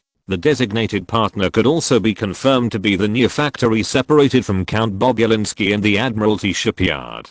Even the production materials had been prepared. It only needed to start the intensive construction after the manpower was in place and an order was given. It all sounded beautiful, and there was strong support from the royal family and the Navy Committee, but Solovyov was still worried about one issue, which was Russia's traditional art, bureaucracy. But he didn't have much time to think about this now. Now he had to make a powered model in front of the palace embankment, and for this, he needed to make some miniature parts. This processing technology naturally required a skilled watchmaker to complete it. At the end of November, he finally made this thing, but the place to display it was the bathhouse in the palace. This is very good, Solovyov. Although this little thing flipped over when docking, it was not controlled by anyone. If an experienced sailor, it can still be controlled and docked. Paul was very satisfied with this boat, but Maria made a request to him. Father, can you give me this flipped boat? Maria, you should ask the inventor. After all, he made it. I think your highness can have such a model. Although this little thing is broken, the structure is still intact. You can put the boat in a small display cabinet and display it as a static model. In this regard, Solovyov was still very thoughtful. Now that the royal family members were all in the palace, his approach was to have one for each family in the bedroom. In addition to this movable but broken model, he also asked the carpenter to rush to make some wooden models that he showed to the Navy Committee. However, the Tsar and Queen Maria, because they now live separately, each has a model to offer. Paul has always been partial to Maria, so the boat that overturned in the bath is not suitable for collection, but was handed over to the Navy Committee. The boat that Alexander obtained was placed in Louis's study. He came back very rarely and ended up seeing the child. Louis's attitude, of course, was still the same. After mentioning the child, the relationship between the two became more intimate. However, Alexander could also see that, although his daughter-in-law looked better now, her body was still very weak.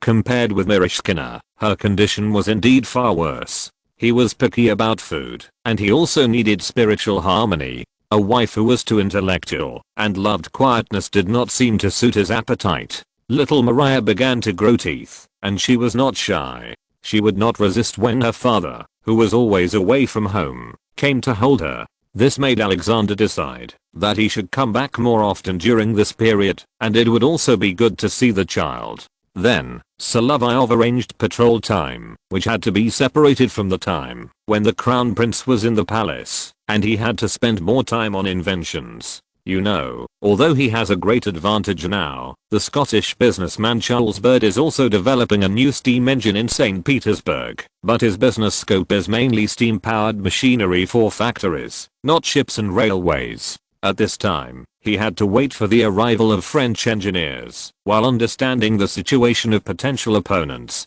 As a result, Arkady told him that his father-in-law Alexander Nereshkin really found out in the club in St. Petersburg that the Scottish bad machinery factory has no relevant plans at present and is still engaged in their main business. But if he knew another thing, it might prompt him to speed up the progress anyway. After all, the first Russian steamship built by Jules Verne was called Elizabeth, which was shown to Queen Elizabeth on the water near the Tavrida Palace in 1815. This is a show stealing, you know. Solovyov did start preparations without knowing it, and he did want to name the ship Elizabeth and transform it into a small boat commonly used on the canal. This is not just a restoration of history, it is even accelerated. Chapter 139 Admiral Deribus dies suddenly. Models of steamships were sent to the palace and displayed in cabinets. But Tsar Paul was not satisfied with this invention. He was always imaginative and believed that ships that could not be equipped with cannons were not good warships. He was also somewhat fond of Solovyov's previous idea of fast sailing ships. However, after such a long time, the keels were only laid in the Goncharov shipyard and the Admiralty shipyard, and the progress was not so fast. It was still 1800, and Russian shipbuilding was so slow. It was also because the people on the Navy side were always involved in conspiracies, and their procrastination caused Paul's dissatisfaction. Your Majesty, this is because the supply of wood has not kept up, the person sent by the Naval Committee explained, which made Paul look at Admiral Deribus again. What do you think about this matter? Your Majesty, I think the shortage of timber supply is mainly due to the fact that our country has a vast territory and a lot of timber is transported from the inland to St. Petersburg. The timber transported in winter is still good, but if it is in summer, obviously there are some problems with the quality of these boards. But we can't be like the Danes and always ask foresters to inspect their woodlands in Norway and Denmark. As far as I know, their timber supply is also very tight because of the war in Europe. Your Majesty, our country at least still has vast forests in inland areas. The situation over there in the Black Sea Fleet is okay. Their supply of materials can be independent from St. Petersburg, and they can rely solely on Donbas and Crimea for supplies. If we want to improve transportation, using horse-drawn carriages is obviously not enough. If we need to build large warships, such transportation capacity for some timber should still not be enough. Paul held his crutch and thought for a moment, then suddenly issued an order asking Admiral Deribus to act as chairman of the Naval Committee. During this period, you will take on this position, Osip Mihajlovic. I believe that with your experience in the Navy, you will be able to coordinate this issue. Deribus' mentality changed at this moment. He had already participated deeply in the conspiracy of this palace coup. However, although the Tsar himself dismissed him from several positions in a humiliating way, his responses were still decent when dealing with key issues. He was favored by the Tsar himself here, which was a sign that he would be re-employed. If he did a good job in the acting position, he would soon be in power. This was not to say that a major official would have to act as an acting official after going abroad. The current person in charge was sick recently, which was a sign that he would be reused. Deribus himself, his mentality was indeed loosened, and now he was grateful for the Tsar's re-employment. Although he was a core member of the conspiracy group, his attitude had always been wavering, especially after his proposal was rejected. After returning to his residence at number 1 Million Street, he began to think about this problem. If these people were to confess, the Tsar himself was narrow-minded, but he was often magnanimous in dealing with criminals. They would just go back to their own estates. After all, no treason had occurred. If he confessed, he could still get away with it. The families of these members of the conspiracy group would not be affected too much. After all, it was not popular in Russia to root out the crimes. This was a superficial mercy. In fact, some methods were to mentally torture these criminals. Their treason had not been put into action, and it would not harm their families. He thought of the verdict on a serial murder case during the Empress's time. The local serf owner, Mrs. Daria Saltykova, murdered 75 serf women and girls in her own estate with various tortures. She was prosecuted for the attempted murder of a land surveyor and his wife who served her. At that time, she was sentenced to death, and the verdict was to be carried out according to the traditional Russian art of hanging. However, the Empress, the head of the serf owners, adopted a punishment that was worse than death for the nobles. She announced the pardon of the death penalty for the lady and changed it to life imprisonment without bail. However, while depriving her of her noble status, she was paraded in front of the gallows in front of the local gentry and civilians, with a sign hanging around her neck that read "Perverted Murderer" and hung on an iron chain for a day. Then she was imprisoned in a dark dungeon, where she could only see the light when she ate. She was also forced to have unspeakable things with the lowly guards, and was not allowed to communicate with the outside world. This kind of life was worse than death. As far as the admiral himself knew, this man seemed to have lived for a long time, but what he didn't know was that the old lady had lived to this day, died in 1801. No matter how miserable it was, it probably wouldn't be like this. After all, none of their rebellions were as rebellious as this perverted old woman, and his loose attitude was only seen by Count von Paren's observation. To this end, he went back to find the Zubov brothers and managed to meet Lord Whitworth. The conspiracy was carried out at the home of Olga, the sister of the Zubov brothers, who was also Lord Whitworth's mistress. The Spaniard seems to have loosened his attitude a little. Now the tyrant has begun to favor him and let him take up his post again. What do you want to explain, Count? Is he going to betray us? I see this sign, so he should be given a suitable ending. However, Count von Palen also had his own ideas. That is, de Ribas knew many details of their initial plan. If this person's attitude loosened and betrayed their whereabouts to Paul, it would be a disaster for these conspirators in Petersburg. And the suitable ending is naturally poison. Forging the appearance of the admiral's sudden death seems to be a verification of a technique. De Ribas himself is now sick, and he is also thinking about what he needs to do in the future.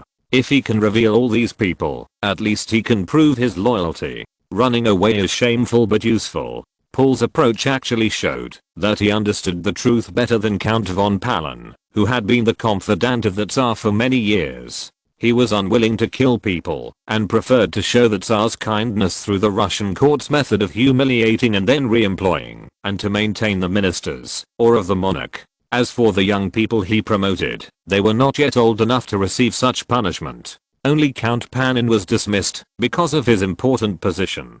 The situation of Kochubey, the deputy prime minister of the empire, was even more special. He refused the Tsar's arranged marriage, and the punishment was only a transfer, which was very different from Count Panin's dismissal. After becoming familiar with this system, he also began to write a confession at his home at number 1 Million Street, but he did not expect that Count von Palen would come to his home at this time. "What are you doing here, Osip? I heard that you were sick." "I'm Spanish. I've been in Russia for so many years, and I'm somewhat uncomfortable with the climate there. It seems that I'm just used to the environment of the Black Sea. After I came back from there, you know, I always get sick during the change of seasons in recent years. But from your condition, I think you should have some other disease." De Ribas remained silent when he heard this. He had been discovered before he could elaborate. "What are you doing here? The tyrant must die. Do you think he is still showing his magnanimity as before? We all believe that he has gone crazy. Changing foreign policy is a small matter. This tyrant actually openly stands with the peasants, just like what Caesar did in the past. We senators should stand up, at least like you said, to use daggers and poisons. What do you want to do? De Ribas, do you really think that the servants in your family are loyal to you?" With these words, the admiral understood that his symptoms in the past 2 days looked like the onset of chronic poison, but with the current dosage, he would not die, but would be relatively weak. In the morning, the old prince of the Saltykov family, as a senior minister, came here to visit the patient. He exchanged a few words with him, and also conveyed the opinion of the Tsar himself, that is, after he recovered. Considering Kilishev's physical condition, it would only be a matter of time before he became the new chairman of the Navy Committee. After all, even if he was sick, he was better than Kilishev. At least he was clear-headed, and he also put forward several opinions based on the Navy's problems, including the application of new ships. De Ribas believed that the Russian Navy could consider using steamships for canal transportation, and could also use the existing inland ships in Russia for transformation. In the future, there might be no need for trackers on the Volga River, and soldiers would not need to wear official leather boots to do such chores when they return home. They could all be incorporated into the new transport fleet to do decent work. Everyone knew that Paul had a better relationship with soldiers, peasants, and petty citizens, and his prestige among these people was much better than among the great nobles, who were dealt with by him every day. What's more ironic is that the nobles who were dissatisfied with the Tsar himself were mainly in St. Petersburg and Moscow. The nobles outside these two places also believed that the Tsar's policy program was not too harsh and that the emperor was far away and could not control many things. He mainly offended the great nobles in St. Petersburg. I get it. You are a poisonous snake. You can't stand seeing others succeed. Moreover, although the emperor has put you in shame, he has not stopped rewarding you and will re-employ you. In the conspiracy, everyone is like a chameleon, a dissolute socialite in the social arena, constantly changing chips. The emperor has removed you from the post of governor and will certainly re-employ you in the future. Although he knows that someone is trying to murder him, he doesn't know that it is his closest people who have done it to him. I don't care. I'm doing this for the benefit of Russia. I can't let the tyrant go on like this. You, an Alemanni? Representing the interests of Russia? I'm a Spaniard and I know what kind of poisonous snake you are. The British have already colluded with you. They will seek to avoid bloodshed, and you are such a cunning ghost. In the conspiracy, you are a double dealer. I'm afraid you are not as determined as me. When he said this, he struggled to get up and threw the object on the bedside at the count, but not only did he miss, but it also fell on the carpet, obviously without causing any sound. What was even more bizarre was that he suddenly felt dizzy at this time, as if he had a real stroke. He began to feel dizzy and fell on the bed. You, a Spanish venomous snake, are just asking for it. You didn't wait for the medicine to take effect before you became like this. When the servants that von Papen had colluded with came to the house, they understood the current situation. Your master is now ill. I need to confirm that it is correct. You can go find a doctor. He looks like he had a stroke. Yes, Count. However, Count von Papen also made arrangements. This servant would be taken out and captured by the people he sent in an inconspicuous place. After being killed, his body would be thrown into a nearby swamp. No one would know what happened. They would only know that Admiral de Ribas was critically ill and that one of his servants suddenly disappeared. Although the death of a master was big news, without a servant, even if the servant knew many secrets, his status would be insignificant. Others might not even know his name. The Count could even pretend that nothing had happened and stayed at the bedside with the victim's wife and even persuaded the lady to go back to the bedroom to rest, just like a close friend who came to watch over the patient and would not arouse other people's suspicion. After confirming that he would not wake up for a while, Count von Papen decided to use a speed-up method to avoid more nightmares at night, so he directly covered the pillow when no one was around. De Ribas didn't have much time to live, and more slow-acting poison was stuffed into his mouth, which could not confirm his death, but the pillow could. With the unpleasant stench coming from the quilt and the horrible death of this person's face turning purple, it all ended. At least until now, the plot to assassinate Paul has not leaked too much. The tight security in the palace is a delicate situation that makes it difficult for the conspiracy group to act. De Ribas died in the early morning of December 2nd, 14, which was even late at night in a high-latitude area like Petersburg. When the news came out, Paul did not visit him in person. The marshal's serious illness and funeral were the monarch's tribute to the old general who had always been at odds with him. He just felt it was a pity. After all, the admiral was not old. He was only 49 years old when he died. Even in such an era with a low average life expectancy, he was still in his prime. Chapter 140, New Actions of the Conspiracy Group. The death of an admiral, with such a horrible and hideous death, with feces and urine flowing all over the place, looks very much like a sudden death. Even if the doctor went, due to the backward conditions, he would just hastily close the case. Paul lamented that his trusted minister had passed away so early, and even so suddenly. He has always been in good health, and this sudden illness is indeed unpredictable. Because he used to be the guardian of Count Bogulinsky, Paul called his brother, but the Count himself was not interested in this former guardian. After all, the lustful Spaniard was living a life of debauchery outside, but he had to be strict with him, which was a bit too hypocritical. But this person was really dead. He had carried out secret missions for the queen many times before, including the Princess Terrakonova incident and many secret operations, and he had completely taken many secrets into the coffin. Mourn for him. But just mourn. I know what happened in the past. Alyosha, just go back to your manor and live. Be careful on the road in winter. We will go deer hunting next spring. Brother, I just feel something is strange. This time I go to Tila to investigate the local coal resources. Please take care of yourself. Although the count looks like a dandy, his heart is like a mirror. There are too many conspiracies against his brother. In fact, he should have noticed it himself, but he has no clue, because of the darkness under the lamp. Don't worry about me. You have your own life. I envy you very much. You don't need to live in this golden birdcage. Even if you are as noble as the Tsar, you have to face these people all day and have to deal with them. I'm also in a cage. Go find the life you like. I have always envied you. Mother gave you freedom and loved you more. I just appeared here to complete the task. Count Bobulinski just had a premonition, but he would never have thought that this would be the last time the two brothers met.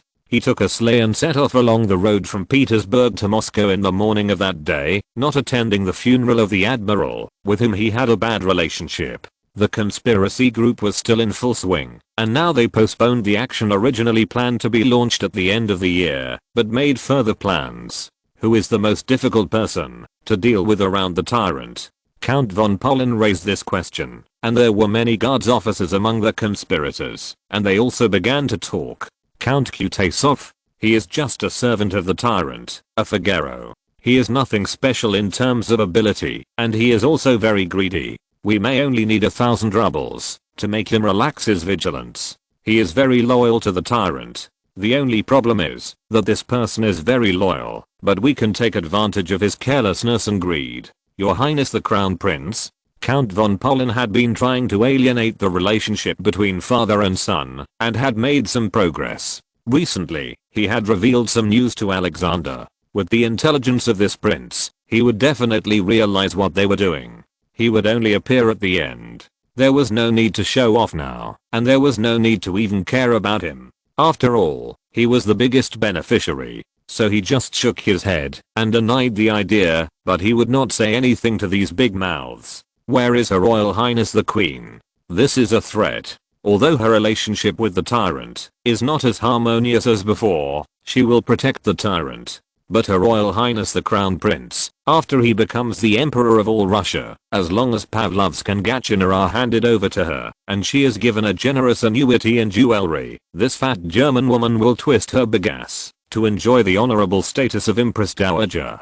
However, they could not imagine how much trouble this queen would cause them. It is true that she is not the biggest obstacle. After all, her room is even separated from the Tsar's room to prevent the two of them from getting intimate at night and having a child that would threaten the queen's life. Sometimes an inconspicuous middle-aged woman, who may be in her 40s and frail, may still retain a certain fertility. What's more, among the middle-aged women provided to Paul by the palace recently, one actually got pregnant. The queen is not a threat, so who should it be? Someone asked again. What about Prince Saltykov's family? They are old ministers from the queen's era, and we have tried to win them over but to no avail. His status is already very high. If the tyrant and the crown prince are not around, and Grand Duke Constantine leads the troops, he will have the regent status. But this old ding has bronchitis at home, and is very cunning outside. As long as his family's status is not threatened, he and his second son, who is as cunning as a fox, will not openly oppose us.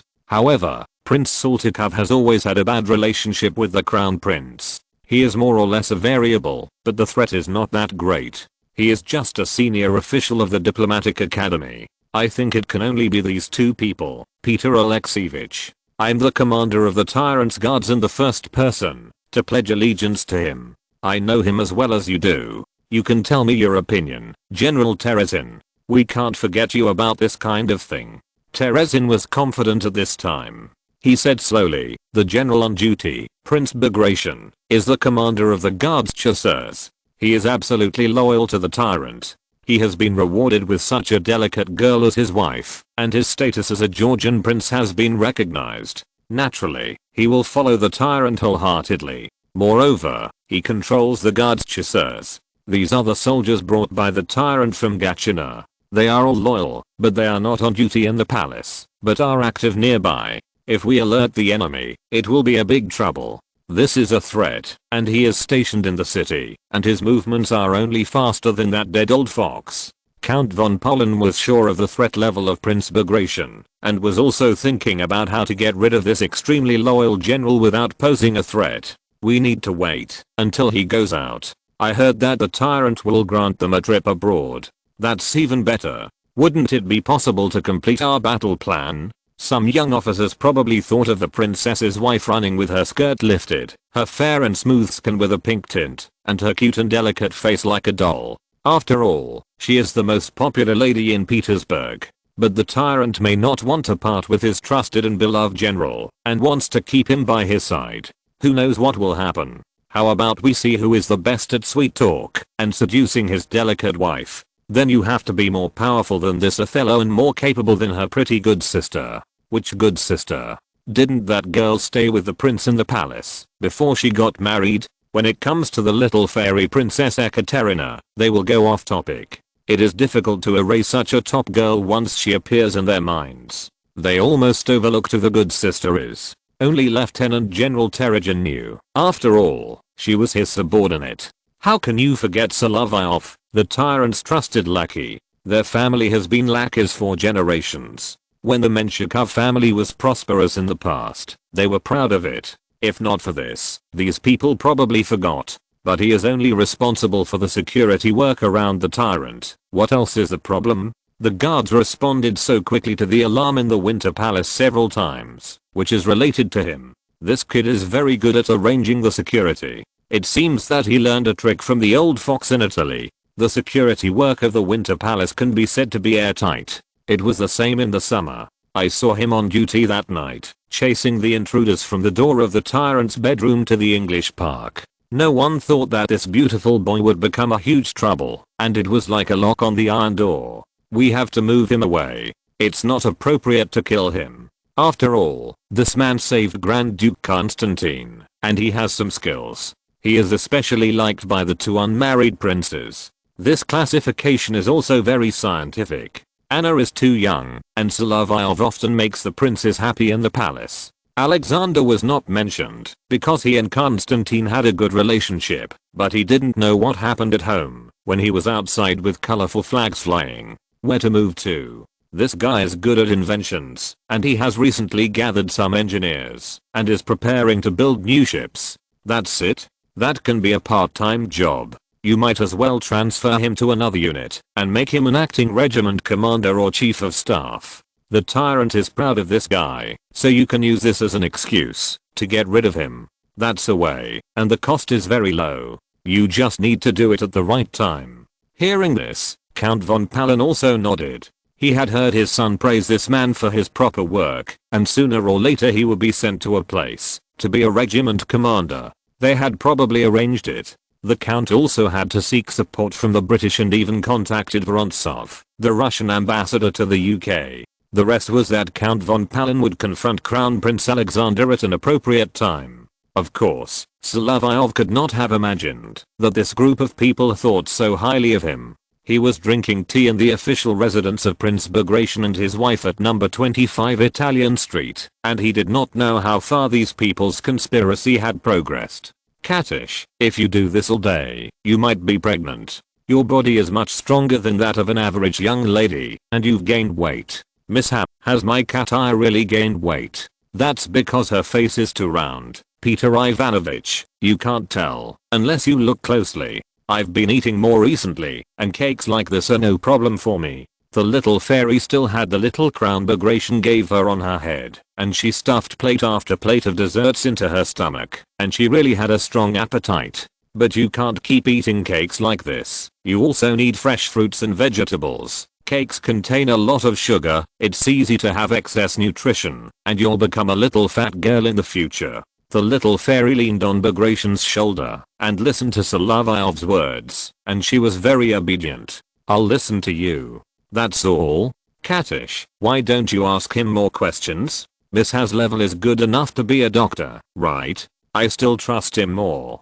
I won't be a doctor. Studying medicine is just to save people's bodies."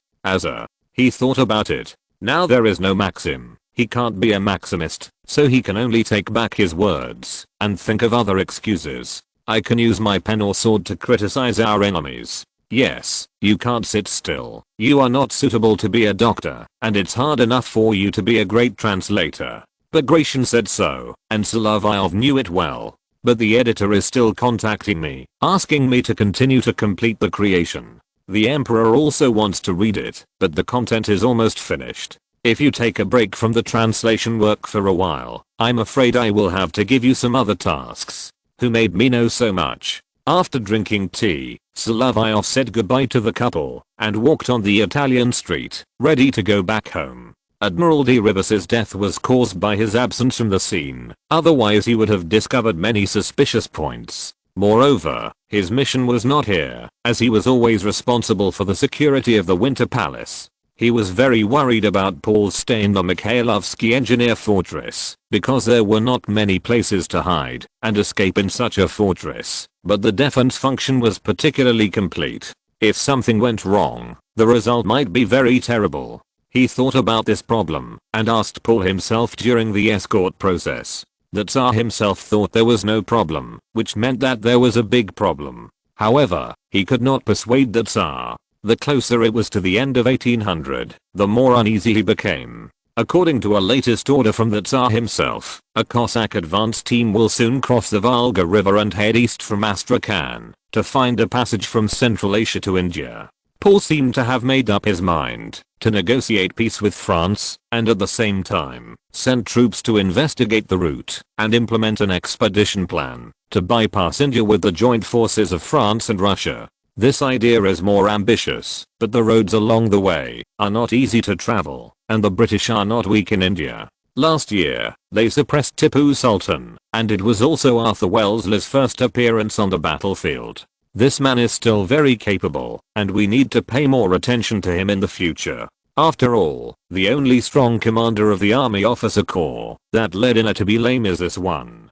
As for Paul's safety, he himself felt that he could only do his best and wait for fate. After returning home, he once again received a white paper sent by Lowesser, and he knew that this was a signal for him to go to the palace tomorrow. Chapter 141 How to Spend the Longest Night of the Year, Part 1.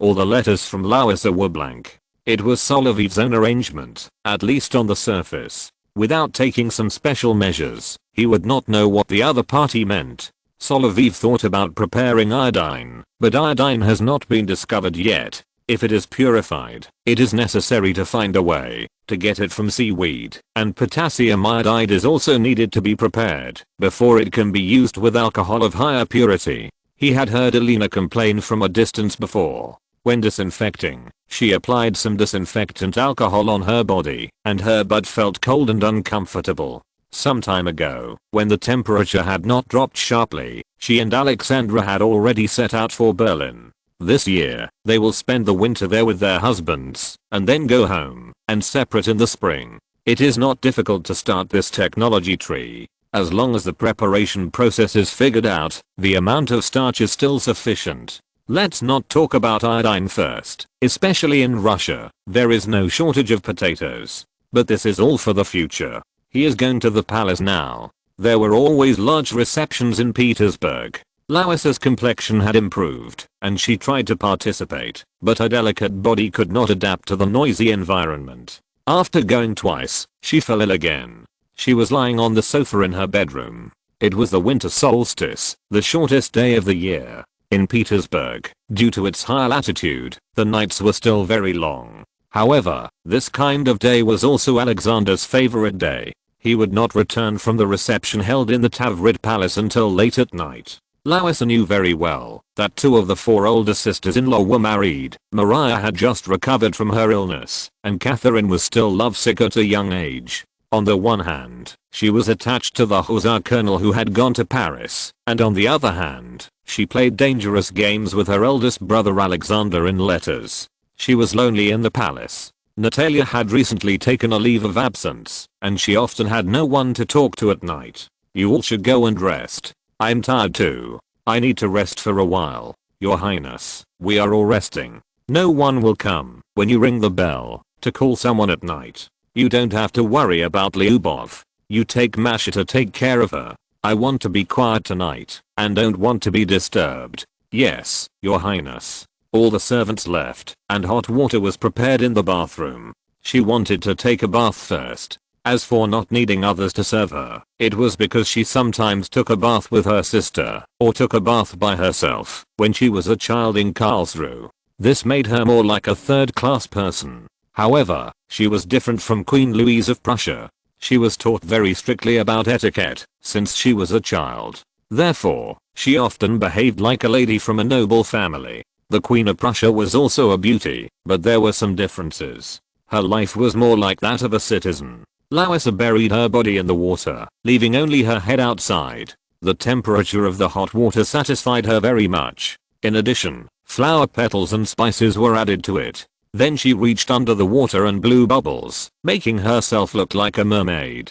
But if it were a mermaid, she might really be turning into foam now. After she stopped thinking about this story, she got out of the bathtub, dried her body, and went back to the study to continue reading. She liked this quiet environment very much. She didn't know when the little major, who was also on his day off today, would come over. Although Solovyov often wore military uniforms during non-working hours, it would be too conspicuous if he appeared in the palace. His figure, combined with the guard's uniform, was easy to be discovered, so he changed into a student's clothes. In addition, his face was small, and if you didn't know, you would think he was a student at the art academy. Speaking of which, Solovyov's body was indeed a genuine 19-year-old, and the clothes that Count Stroganov bought for him fit him well, so he was relatively light when moving. He went through the annex of the Winter Palace. There was a small path that was usually not noticed, which led to the prince's bedroom, and he also knew that Alexander would be back late at night tonight.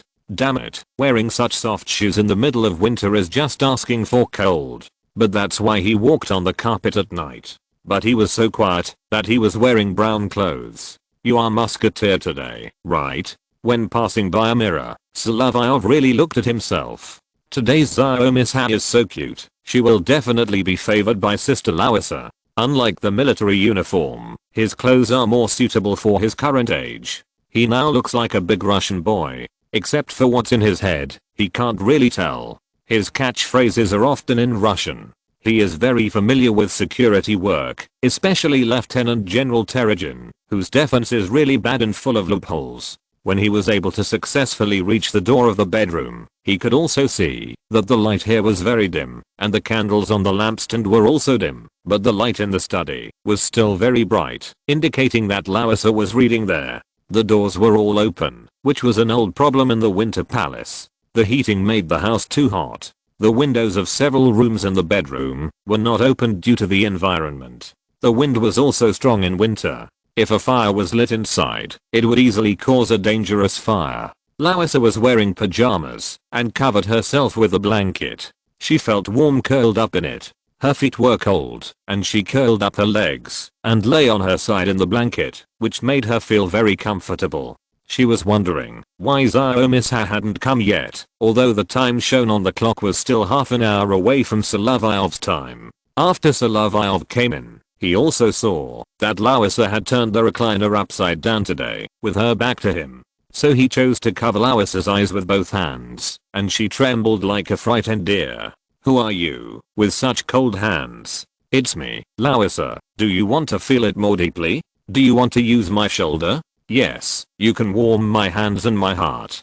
Puxin's opera had not yet begun, so it didn't matter what he said. He also wanted Larissa to warm him, which was really smart. Larissa turned around, got out of the blanket, and kissed his forehead. "It's not your turn on duty today, so I'll leave mark on your forehead. You don't have to be as careful as usual. But His Highness has to come back late at night." "Larissa." "Yes, he has to come back. I'll be with you in the first half of the night, and I'll have to deal with him in the second half. But you have to consider your identity. I know you always think about me, and that's why I like you. We were able to spend a long time together today. Do you think I've been feeling better recently? Larissa, your body has recovered a lot. At least when I touched your ribs, the sharp feeling was not as strong as before. But you're still very thin. I also hope to be like Katish. I've touched her body. I don't want to be as plump as hers. At least not like this. At least not as if she just recovered from a serious illness. In fact, Larissa hugged the little fairy a lot before she got married, and it was normal to envy the girl's health and liveliness. Larissa, your shoulders look much better. At least they are not as bony as before. This pajamas revealed a lot of the fair skin around the collarbone and shoulders. The most beautiful shoulders in St. Petersburg were undoubtedly those of the little goblin. Even Marina Narishkina could not compare with hers. And Larissa's shoulders and collarbones were not as skinny as they were some time ago. Yes, the medicine you prescribed for me is still useful. I asked my maid to buy it from a pharmacy that imports goods from Siberia. That's right, but the salvia there is very different from the one native to China. It was planted on trial in Prince Yusupov's estate, and there were some mistakes in the selection. After all, it is from the salvia family. There are different classifications, right? Come and check again. I think my health is much better than before. I can feel it. Girls don't want others to know their weight. What you said is right. I hope I can be fatter. Not like Her Majesty the Queen, but fatter than Sonia. The Countess is indeed slim, which Solovyov saw when he visited number 17 Nevsky Avenue. It's just that Larissa always attracts a group of slim girls. Little Natalia is also a slim beauty, and the people around her generally have this body shape. You have some comparison objects. Let's not talk about that for now. Don't be so long-winded. Read me some poems, whether they are translated Oriental poems or poems by European poets. However, Solovyov did not have the habit of plagiarism. He did not want to copy Pushkin's poems. After all, Larissa was not a Russian girl. She was a light dragoon from Baden with a pretty and lovely appearance. If she was a dragoon or a cuirassier, the level would be different. Please allow me to recite Chinese poems translated into French for you. Larissa was very much looking forward to it, but she could also feel some meaning. This poem sounds good. Don't always translate heroic stories. This lovely poem is good. It scares away the birds. The mood of boating on the lake is really beautiful. You can feel that there is a painting in front of you. Yes, it's a very beautiful scenery. Do you like boating? Of course I like it. In the pond of Tafford Palace, or in the English Park. Although I have known you for a long time, since I served and worked in the palace, Larissa, I still think that when we were in the English Park, it felt like a fateful encounter. The red line between us is indeed very subtle. Larissa took the initiative to put her face close to him. Such a word I really sounded like Mua, which meant that she was going to kiss Solovyov again. At this time, it was naturally impossible to avoid it. Solovyov's student hat was knocked off, and the two hugged each other tightly. Larissa Solovyov felt that in today's situation, he was actually walking into a trap again. He could feel that Larissa was removing his coat, revealing the high-end white shirt inside. You don't look good in an art school coat. You'd look best in a white shirt.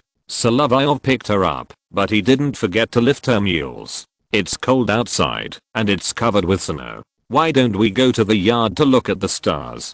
But the meteor was observed last month, and we can't see anything now. That's right. Also, Miss Cap, have you made a stethoscope? Here it is. Solovyov prepared a waste toolkit, and there was a straight tube stethoscope in it. This is made of wood. I can't get ivory. Listen to my heart and breathing, my little doctor. Solovyov picked her up and put her on the desk and put the stethoscope on Larissa's chest to listen to her heartbeat. Still a little weak, Larissa, but much better than before, and your breathing is even. I feel much better myself too. I want to thank you, too. She sat up, stood on the ground along the side of the desk, and put on her shoes. How can I thank you, my little doctor? Liza, I'm very happy to be with you. He was telling the truth, and Larissa liked his straightforwardness. Although we can't be together all the time, you must come to see me often when you are in Petersburg. In the summer, we can look at the vast starry sky together and use a telescope to observe the stars in the sky. You must tell me some stories and be more enthusiastic. This was already a clear indication to him. Solovyov knew that the poison of love he had been poisoned with here could easily kill him, but he finally plucked up the courage and took the initiative to kiss Larissa. Larissa's nightgown was made of 2 layers of white silk, and there were many patterns on it to show the craftsmanship of Italians. The touch of such fabric was very similar to the skin of these well-maintained girls. Even when they were hugging each other, Solovyov himself did not notice this fact. The relationship between the two of them developed very quickly. There was a lot to talk about that night, and they had to stick together. It was too cold in winter to go out. In fact, there was a better atmosphere in the garden or balcony somewhere in the palace, where few people went. Solovyov also found that Larissa was letting her hair down, which made her look more lovely. This way, she looked more like Psyche and made people feel more pitiful. Chapter 142 How to Spend the Shortest Day of the Year, Part 2. Solovyov always thought that Larissa was the most beautiful when he saw her under the full moon, especially when she was wearing a Greek dress and walking barefoot on the lawn. Her manners were really impeccable, and when she was nestled in his arms like this, it was a different feeling. Miss Cap, this is how your leg hurts. It's not good looking, and it left a scar. But as a boy, you take good care of yourself. You are brave, but you don't like scars on your body. Warriors are willing to do that. But it really doesn't look good, Lisa. Especially if a girl sees it. Look at my shoulder. It was scratched by a knife, but it didn't leave a deep scar. Just a bite on the shoulder. Really, you are like a smaller prince, and you are a lot thinner than him, but you are very strong. A soldier, as an officer, needs some strength, otherwise he can't carry a gun. Scattered on the ground were Solovyov's hat, coat and shirt and Larissa's silk corset, but he was more careful and put them all in one pile. You don't like whalebone corsets? Little doctor, I remember an anonymous petition that talked about the dangers of this kind of corset, so I always use silk. What's more, with this kind of body, it's more like a Greek goddess. It's a natural beauty. Yes, your waist is slender enough. There's no need to deliberately add it. For girls, this may be more of a torture than some French selfish views. That's not good. When my little tiger was born, I suffered a lot. I always felt like I was going to die. That kind of pain. But there's no way. The structure of the human body, whether it is a structure given by God or evolved over a long period of time, has to go through the laws that must be followed. What will happen when you have a wife in the future? I hope to be able to share this pain, but it's unlikely. I can only find a doctor to improve conditions, improve the conditions of others, and for myself. Larissa nodded, put her arms around Solovyov, and leaned over. She was so gentle, with D-like eyes and slender limbs, but just the right amount of thinness. No wonder the Empress fell in love with her at first sight when the sisters came to St. Petersburg. Both men and women would like her very much when they saw her for the first time. But for those who seek passion and excitement, she is too intellectual, although she doesn't wear glasses on her nose. Unfortunately, her fate was not very good. She had a noble position in the palace, but she didn't have her own happiness. She even knew that when little Maria was older, she would be taken away to be raised by a tutor. She would be alone again, unlike Queen Maria, who could bring her 2 young sons to her side to educate them. The Empress placed all her hopes on Alexander and Constantine, so she was very careful when choosing wives for the brothers. Needless to say, when Larissa was chosen, the Empress loved the 3 Saxon sisters and hoped to keep them all, but she chose a wife for Constantine alone. However, they could only choose one, and in the end they chose Juliana, who was still a little girl, but could already be seen as very coquettish. Since Alexander was the future Tsar, choosing Larissa was more of a hope to have a young noble woman who could serve as a role model for young noble women in public and not be too strong. Russia has had 4 empresses. The first 2 were village girls and local rich men. It was not until Elizabeth Petrovna that there were 2 empresses respected by outsiders.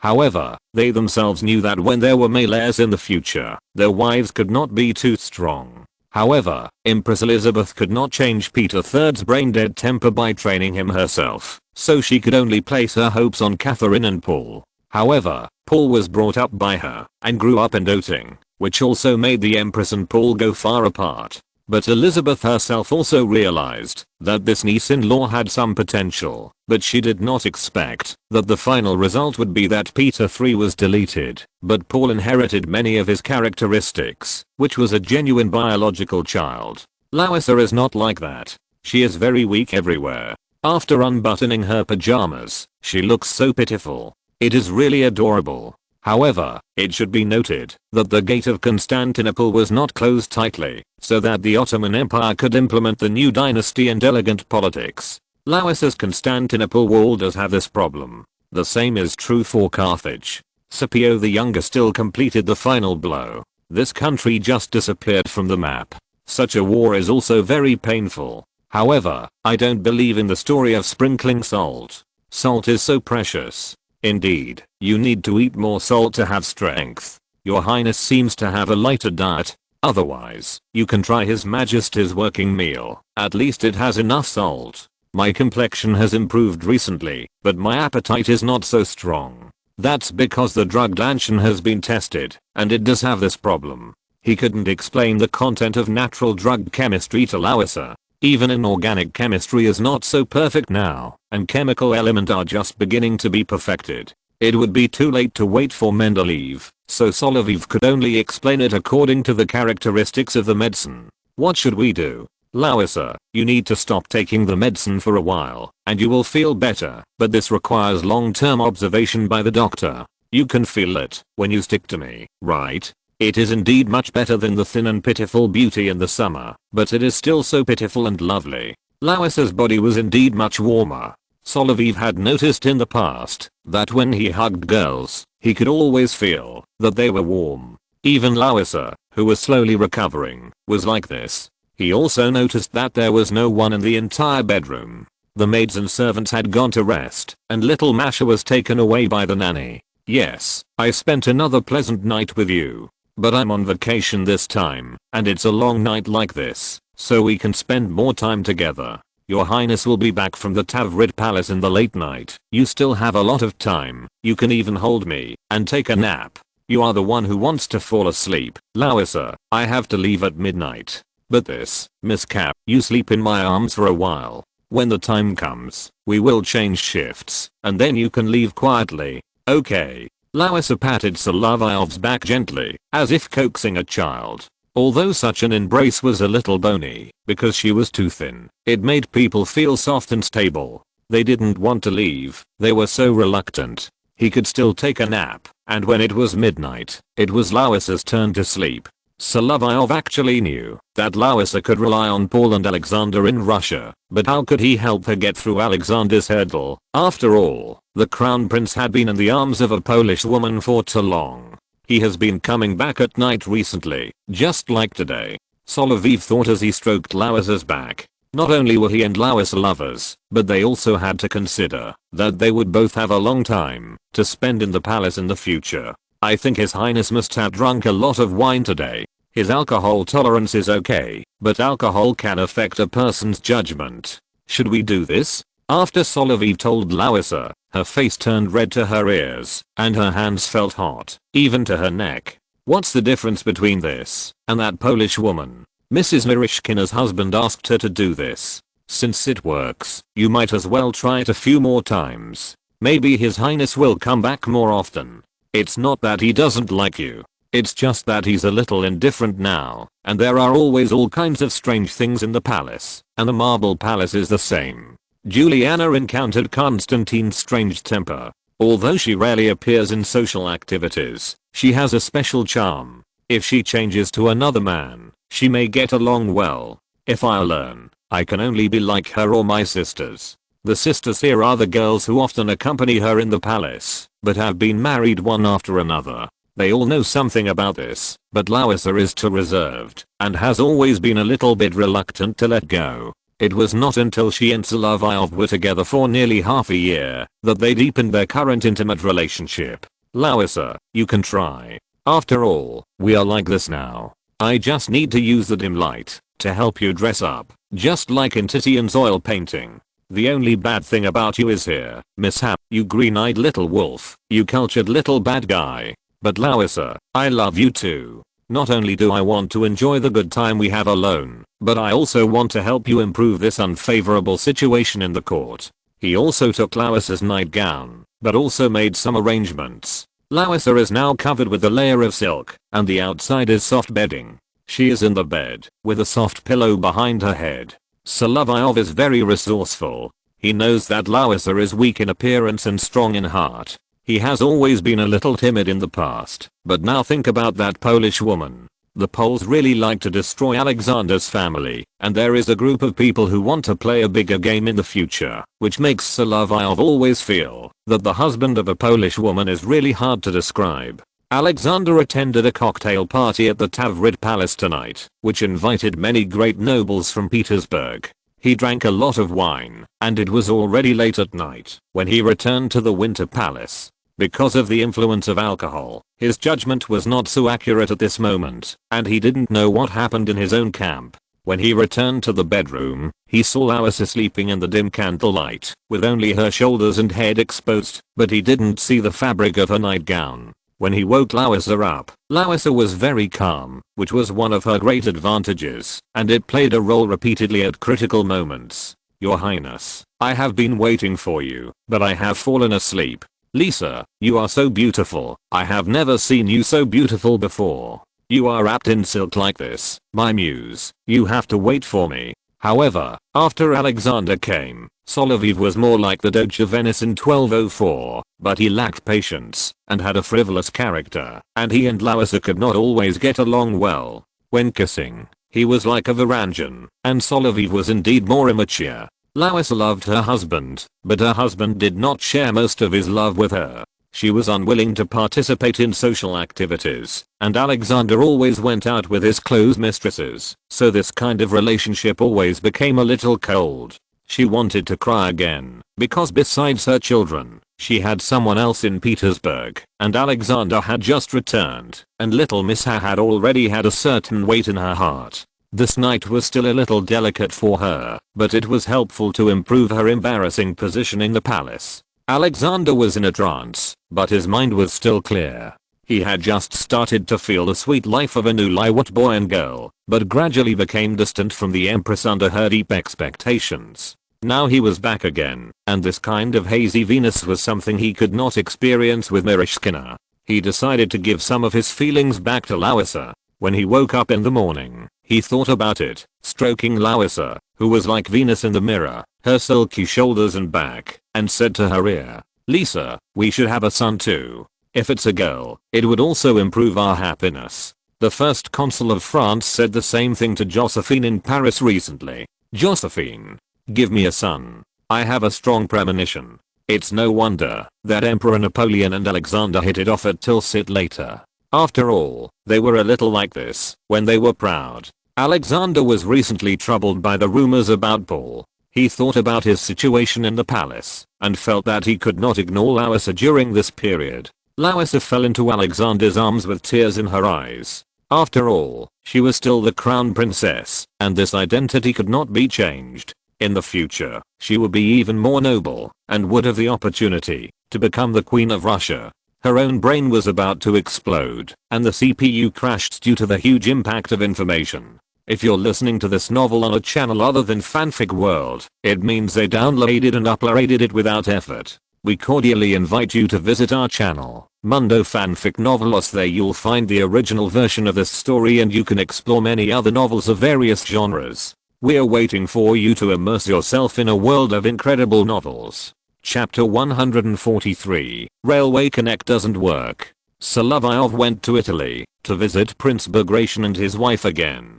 After entering the house, he saw that the couple had a very close relationship. Before they met, he heard the little fairy's happy laughter like a silver bell. This was a childlike innocent laughter. It turned out that the prince was holding her armpits with his arms and had been playing the lift high game there. Being petite has its advantages. At the age of 17, you can still be spoiled by your relatives like a child. He originally thought that this girl's married life would be more depressing. After all, this senior brother has a serious and resolute personality. He is a typical brave soldier, which is not in tune with the lively little fairy. Unexpectedly, the prince obeyed her in everything, and was willing to be her safe. It was not because of the ATM machine, but because the dowry brought by the little fairy was too rich. Paul also rewarded such a mansion to his confidant and beloved general. If Bagration had changed his gambling habit, he would have no worries about food and clothing just by relying on his own pension.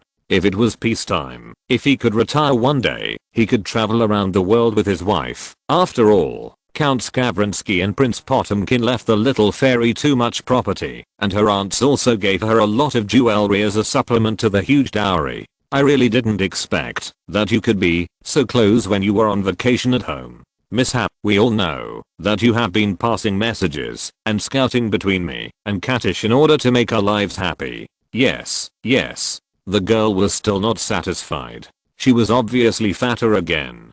Her bare feet were chubby, and it felt like something was really wrong. If her relatives and friends hadn't suggested that she control her diet, she might be even fatter now. Her little face with a little baby fat looked like a child. Bagration held her in his arms and pinched her face again. It seemed that her relatives liked her little face and everyone who saw it wanted to pinch it. Okay, Katish, Miss Ha and I have something to talk about. Well, I'll go take a shower first, and when Miss Ha leaves, dear, we'll play together. Bagration looked at the surprised mouth of this junior brother who could stuff a tomato and patted his shoulder. Katish is still a child. I think it's probably because my father-in-law died early and she needs fatherly love. She also needs a husband, Peter Ivanovich. You make her feel safe, but I didn't expect that after she married you, she was as happy as a child. I haven't been like this when I tease my sister at home. Ah, didn't your father always want to have another son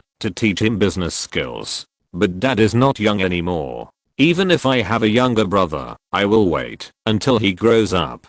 Poor Sergei Osipovich, he may not have the energy to teach his younger brother. The eldest son is I love inventions and likes to tinker with new things all day long. He is in the army, so he obviously won't devote too much energy to business. Solovyov had actually considered this issue. His father was worried that no one would inherit his business skills. However, relying on scientific inventions and accumulated technology, monopoly management is actually more powerful. His farm management skills and economic knowledge are only useful in some areas. But you have the ability to invent. I will help you with a memorial to the emperor. He came to Bagration's house to discuss the issue of rail transportation. It was not surprising that some wooden or iron tracks appeared. This has existed since ancient times. Even in the Middle Ages, many technologies had their prototypes, including breech-loading rifles and revolving weapons. If we want to build a railway connecting Petersburg to Gatchina, I think it will be very promising. In the end, we want to build a railway from Petersburg to Moscow, and then connect Minsk, Kyiv, Kharkov, Kazan. The plan is grand, but you are facing a difficult road. There will be many people who oppose it, including those nobles who operate horse-drawn carriages. The prince reminded him that at least around Tsar Paul, there were people who claimed that the railway was a waste of resources. Russia was a country lacking coal. The reason made sense, but Russia was so big, how much coal was there underground? In fact, these nobles were obstructing it for their own purposes. This was an absurd Greek drama. However, it was much more sufficient than the reason of destroying Fengshu. Paul had never been on the battlefield, but he had a set of training methods based on the Prussians, and he was also clear about the organization of logistics. The reason why he agreed that steam-powered ships and vehicles could be used for transportation was that he realized the great value in logistics transit. Russia's territory was too vast. Horses might be used in ordinary villages and small towns, but on the main roads, transportation efficiency always needed to be improved. Paul was paranoid, but he was not as stupid as his father, and what he said made sense. If he appeared in the era of radio and gave a speech to the people into the microphone, the serfs might think he was a good emperor. After all, William II asked for a salary increase in front of Krupp, and his salary increase for Russian soldiers was written in the edict. Paul himself is very supportive of this plan, but his reply also made it clear that such a large-scale project is not connected on the map. Mr. Sun may feel the critical hit. The 7th Corps was surrounded and annihilated in Nyantian because they forgot to build a pontoon bridge, which was not as good as the Austrians in 1799. The Tsar, at least, had a deep understanding of this plan, but he also supported the establishment of horse-drawn rail transportation in Pavlovsk, which was also a temporary measure before the emergence of steam locomotives. I'm flattered that your Majesty's edict can be approved. In this way, we can adopt the sausage slicing strategy. In terms of rail transportation and steam locomotives, I think many people will join in when they realize the benefits in the future. I remember that there is a monopoly right. Indeed. Wait until Katish comes out of the shower. I will tell her that she has always regarded you as a friend and brother who can open her heart. You have helped her so many times, and my husband and I may also have some return. Thank you, Peter Ivanovich. I will also seek help from other friends here. This point does require someone to invest. He should not disturb the couple's life at home, but to find helpers. This point is still somewhat guaranteed. The little fairy suggested that he go to Prince Yusupov. However, when it comes to business, Baron Sergei still has to do things as Count Bobulinski's manager. What he wanted to do was to build a railway between several Tsar's palaces. This railway line has a bend, so although the straight line distance is not very far, the overall route is still planned to be nearly 30 versts long. This has indeed exceeded the steam locomotives being prepared at the same time in terms of route length and operation scale. However, Solovyov still planned a lot of facilities in addition to the railway. His idea was still very comprehensive. He arranged the railway facilities very comprehensively and also designed complete facilities to make a wide gauge railway. After all, this is also a feature of Russia. It is really not easy to find a place with a wider railway. Moreover, in the plains, the use of wide gauge railways has higher transportation efficiency, and there is no standard gauge now. The tracks are all horse-drawn carriages. Solovyov even learned from what he saw in St. Petersburg that the progress of steam locomotives in the British was not smooth, because who improved the steam engine, used his patent to suppress young inventors. In English-speaking places, it is always those old dengs who hold patents that hinder scientific and technological progress. However, he had no way to invite these people, so he had to go back and start making miniature models. The entire landscape model was to be displayed in the Winter Palace. There were more than 300 rooms open to the public, and there were indeed quite a lot of places. The models of the planned routes were all to be placed here, and the content was quite intuitive. Your Majesty, this is the rail transportation route we planned. If the steam-powered vehicles can be completed on time, they can be used as transportation for this road. Solovyov, you can always come up with some new ideas, but there is another problem. From Pavlovsk to Tsarskoye Selo, and then to Gatchina, this 30-verst road, what if the developed vehicles cannot be completed on time? Then you can use rail carriages to operate. Your Majesty, we have fully demonstrated it. Solovyov only dared to do it on this flat ground. The terrain with a little slope was a bit difficult for the train. But what he said was still reasonable, and there was always a way to burn coal and steam power, and it could also be used in large quantities in mines. If we really want to complete the construction of this Royal Railway and equip it with steam-powered vehicles, how long will it take to complete it? Your Majesty, if we start construction next spring, it is expected to be completed in 1803. This involves the construction of a full set of lines and supporting facilities, not just 2 rails and a pile of sleepers. Paul is more likely to adopt this kind of scale. After all, the memorandum and plan have been prepared for him. When the time comes, I will personally take the first passenger train. Speaking of which, Solovyov himself thinks it is unlikely that it can be completed in 1803 because the efficiency of Russian bureaucrats has always been poor, so they can only make do with it. If Paul really encounters an accident, it depends on Alexander's interest in railways. At present, it seems that he only strongly supports steamships and is not enthusiastic about railway construction.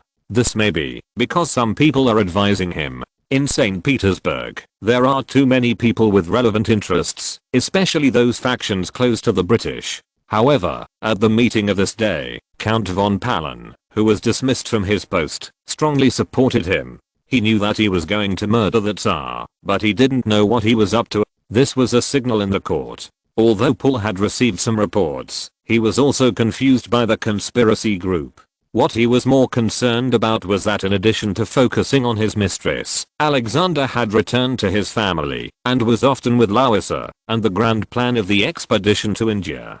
Time came to the last month of 1800, and some of the latest orders issued by the Russian government also involved the latest policies towards Britain. Paul himself hoped to expel Lord Whitworth of Britain. After all, such an unpleasant diplomatic incident had occurred. After the Lord's private letter was intercepted, the Tsar himself was very clear that the British ambassador himself opposed him and even called him crazy. With his petty mind, he would definitely want to do something small.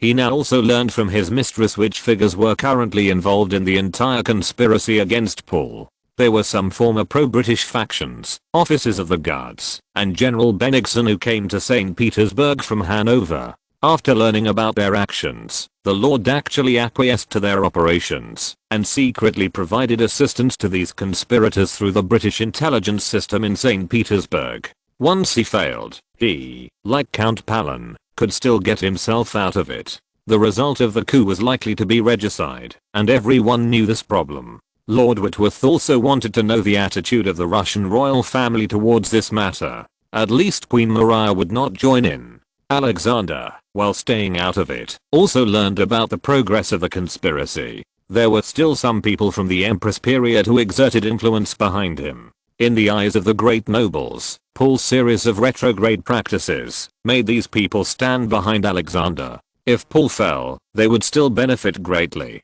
and the time for showdown is probably coming soon. After all, these opposition parties used various methods of sowing discord to cause some cracks among the people around Paul. As for the conspiracy group, they finally reached a consensus. Unlike in the past, ending Paul's rule cannot be done as they did with Peter III in the past. They have to depose him. When Alexander's attitude was still ambiguous, they believed that to deal with Paul, they had to completely eliminate him physically. Now there is a new arrangement. When 1801 comes, these people will begin to regain Paul's trust, and then some of them will be given some positions. The transfer of officers from the Guards is also within their plan. Solovyov could not have imagined that this group of people really took great pains to transfer him away. After all, when he was an officer on duty here, not only was the security strict, but also rapid and effective alarm measures were established, especially in the Winter Palace and the Summer Palace.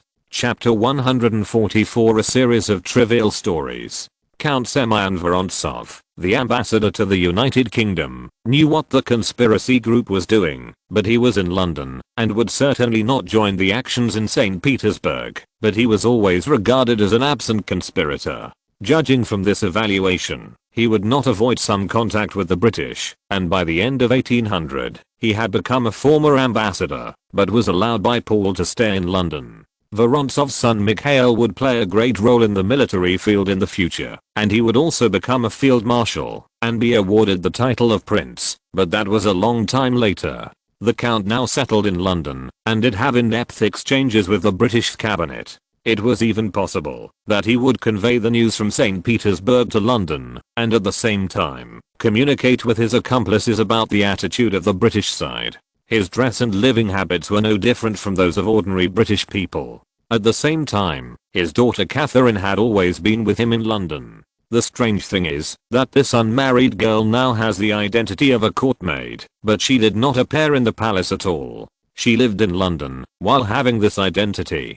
Count Vorontsov once claimed that, if it was during the Empress time, he would never let his daughter accept this title. After all, there were Potemkin's notorious nieces before him. The kind of life they led, his daughter would actually be compared with them. Of course he would not accept it. However, when he said this, he was a typical Russian chameleon. Paul generally would not be gracious enough to provide this status to noble girls who were not in St. Petersburg and were absent. The two sisters at 7 Million Street were an exception. If Queen Maria had not mentioned Vorontsov's contribution to Paul, she might not have approved it. Now the count is dictating a letter to his daughter to explain the progress of recruiting engineers in the UK.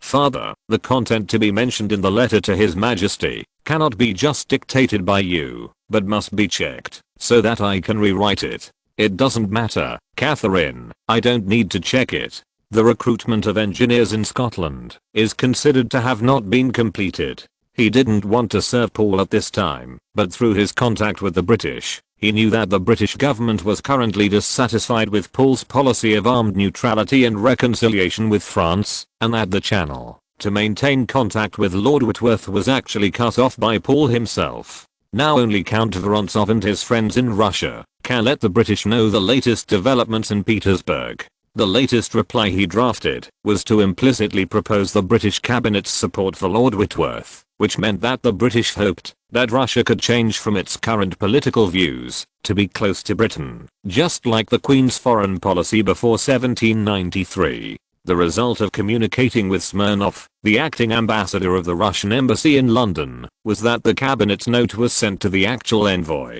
That's it. The Count's letter has explained the British attitude. We can take further action. However, what they have to do is also quite funny. After the new year, they have to make personnel changes to the guards. Since personnel appointments are in the hands of the regiment leader, Solovyov escaped. The right to appoint the guards is in the hands of Tsar Paul, the Crown Prince and Grand Duke Constantine.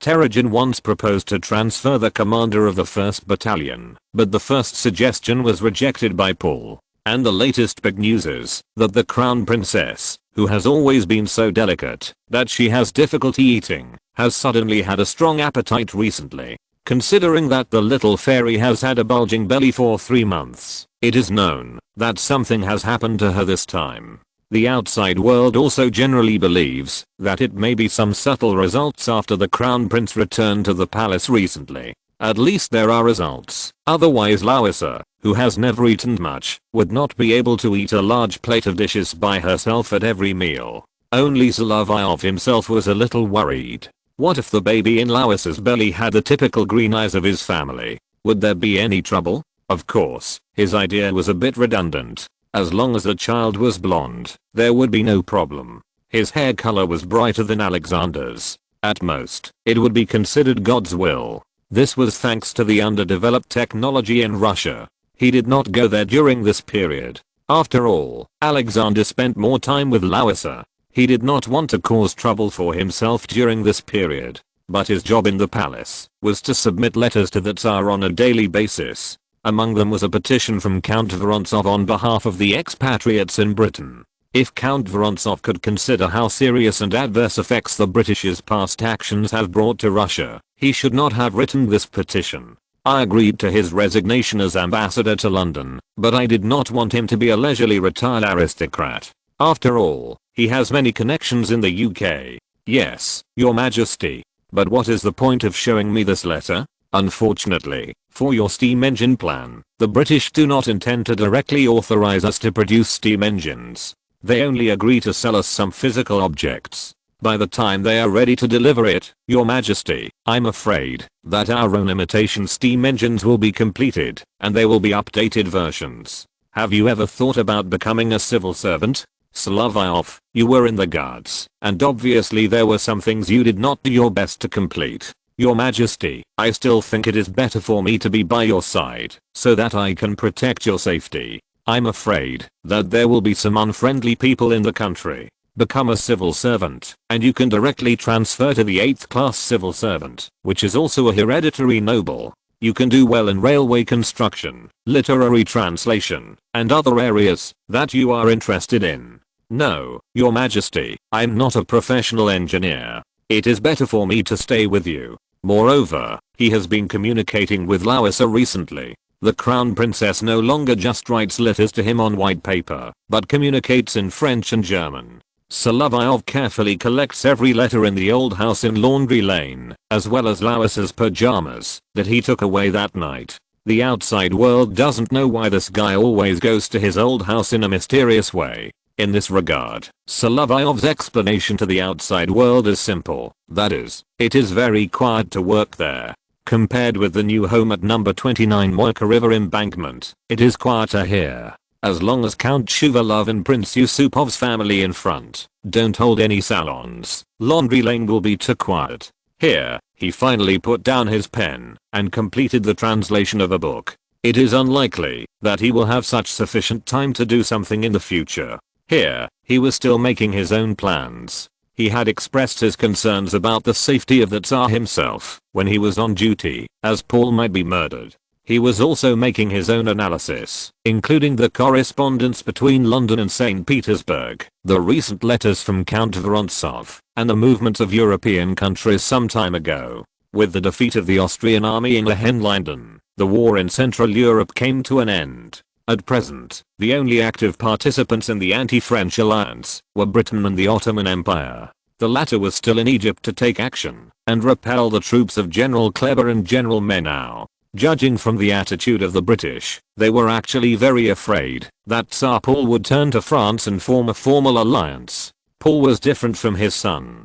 He really came up with a plan and even revealed this grand plan to the first consul of France. It was also suggested that France and Russia each sent troops to march to Afghanistan and India through the road explored by the Cossacks in Central Asia. The method of action would refer to the method used by the first consul to expedition to Egypt in the past. In addition to soldiers, there were also scholars. The commander of this French army would be General Massena. Apart from other things, General Massena's ability to make money would definitely come into play if he went to India. If this old soldier could win the battle, he would probably plunder all the princes and Brahmins in India. He himself was favored by Tsar Paul because he defeated the Russian army in Zurich.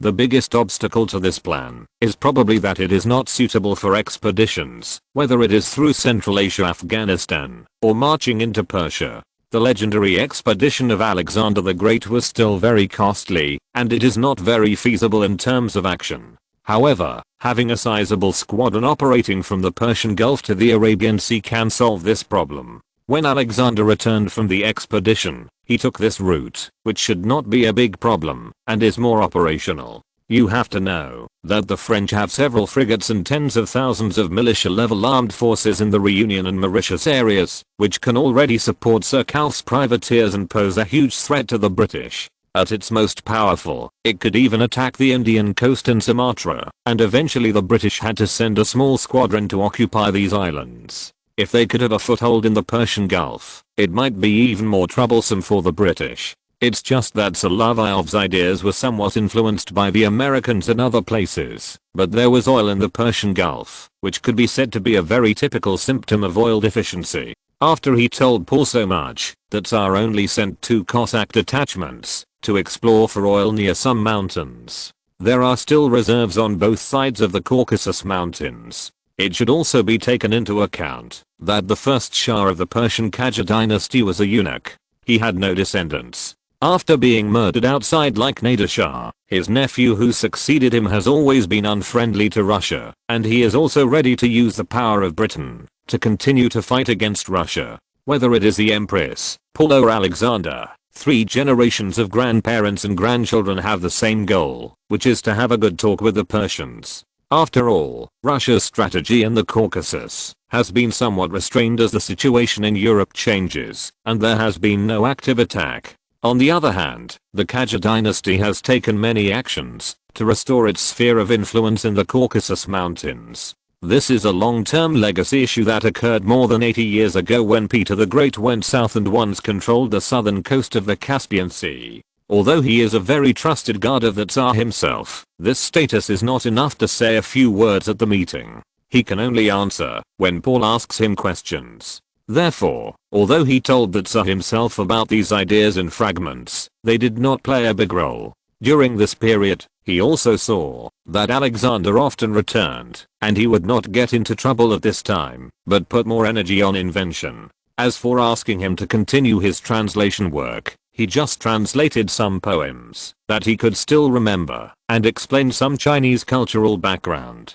In fact, publishing books in this regard can also improve one's status, especially in cultural salons. There are a lot of girls in that kind of place. Lowesser also reminded him when they kissed each other, especially when he started to publish the translations. He had signed his name on the cover. Many young girls knew this great translator. Even the little fairy claimed that if she had not just got married and was enjoying her happy married life, she would have organized a literary salon and invited him to go. This girl is still interesting, even if she becomes a little wife. She has already been nicknamed Little White Cat. She gets up from the bedroom lazily all day and then starts a boring life as a lady. Solovyov doesn't like literary salons, and he hopes to quickly transform the technical aspects. He has to get closer to Alexander and Constantine and show active performance in front of them. Alexander actually has a good impression of him. After all, if he hadn't sold donkey skins to the palace, Larissa's restless fetus, when she gave birth to her first child, would have been very dangerous. He is also very loyal in the palace and reliable in doing things. He had previously chased the intruder in Peterhof Palace and shot him dead. In addition, he was a close friend of several of his confidants. If you round it up, he was still close to Paul and Alexander. It was just that when he was loyal to Paul, he also had to be loyal to Alexander and his wife. However, if he knew that Solovyov's intimate relationship with his wife had developed into his bedroom, he might have a different attitude. Chapter 145. Some gossip in the palace. Maria's body recovered a little, and she began to worry about Catherine. Although her sister was young, she had her own ideas about love. However, these Russian princesses were not like those in Austria, where Maria II could let her favorite daughter Maria Christina fall in love freely. In Russia, Catherine could choose to marry in the country, which meant that the Dolgorukov family was the most suitable. So she decided to take her sister, to relax in the palace, and go to her sister-in-law.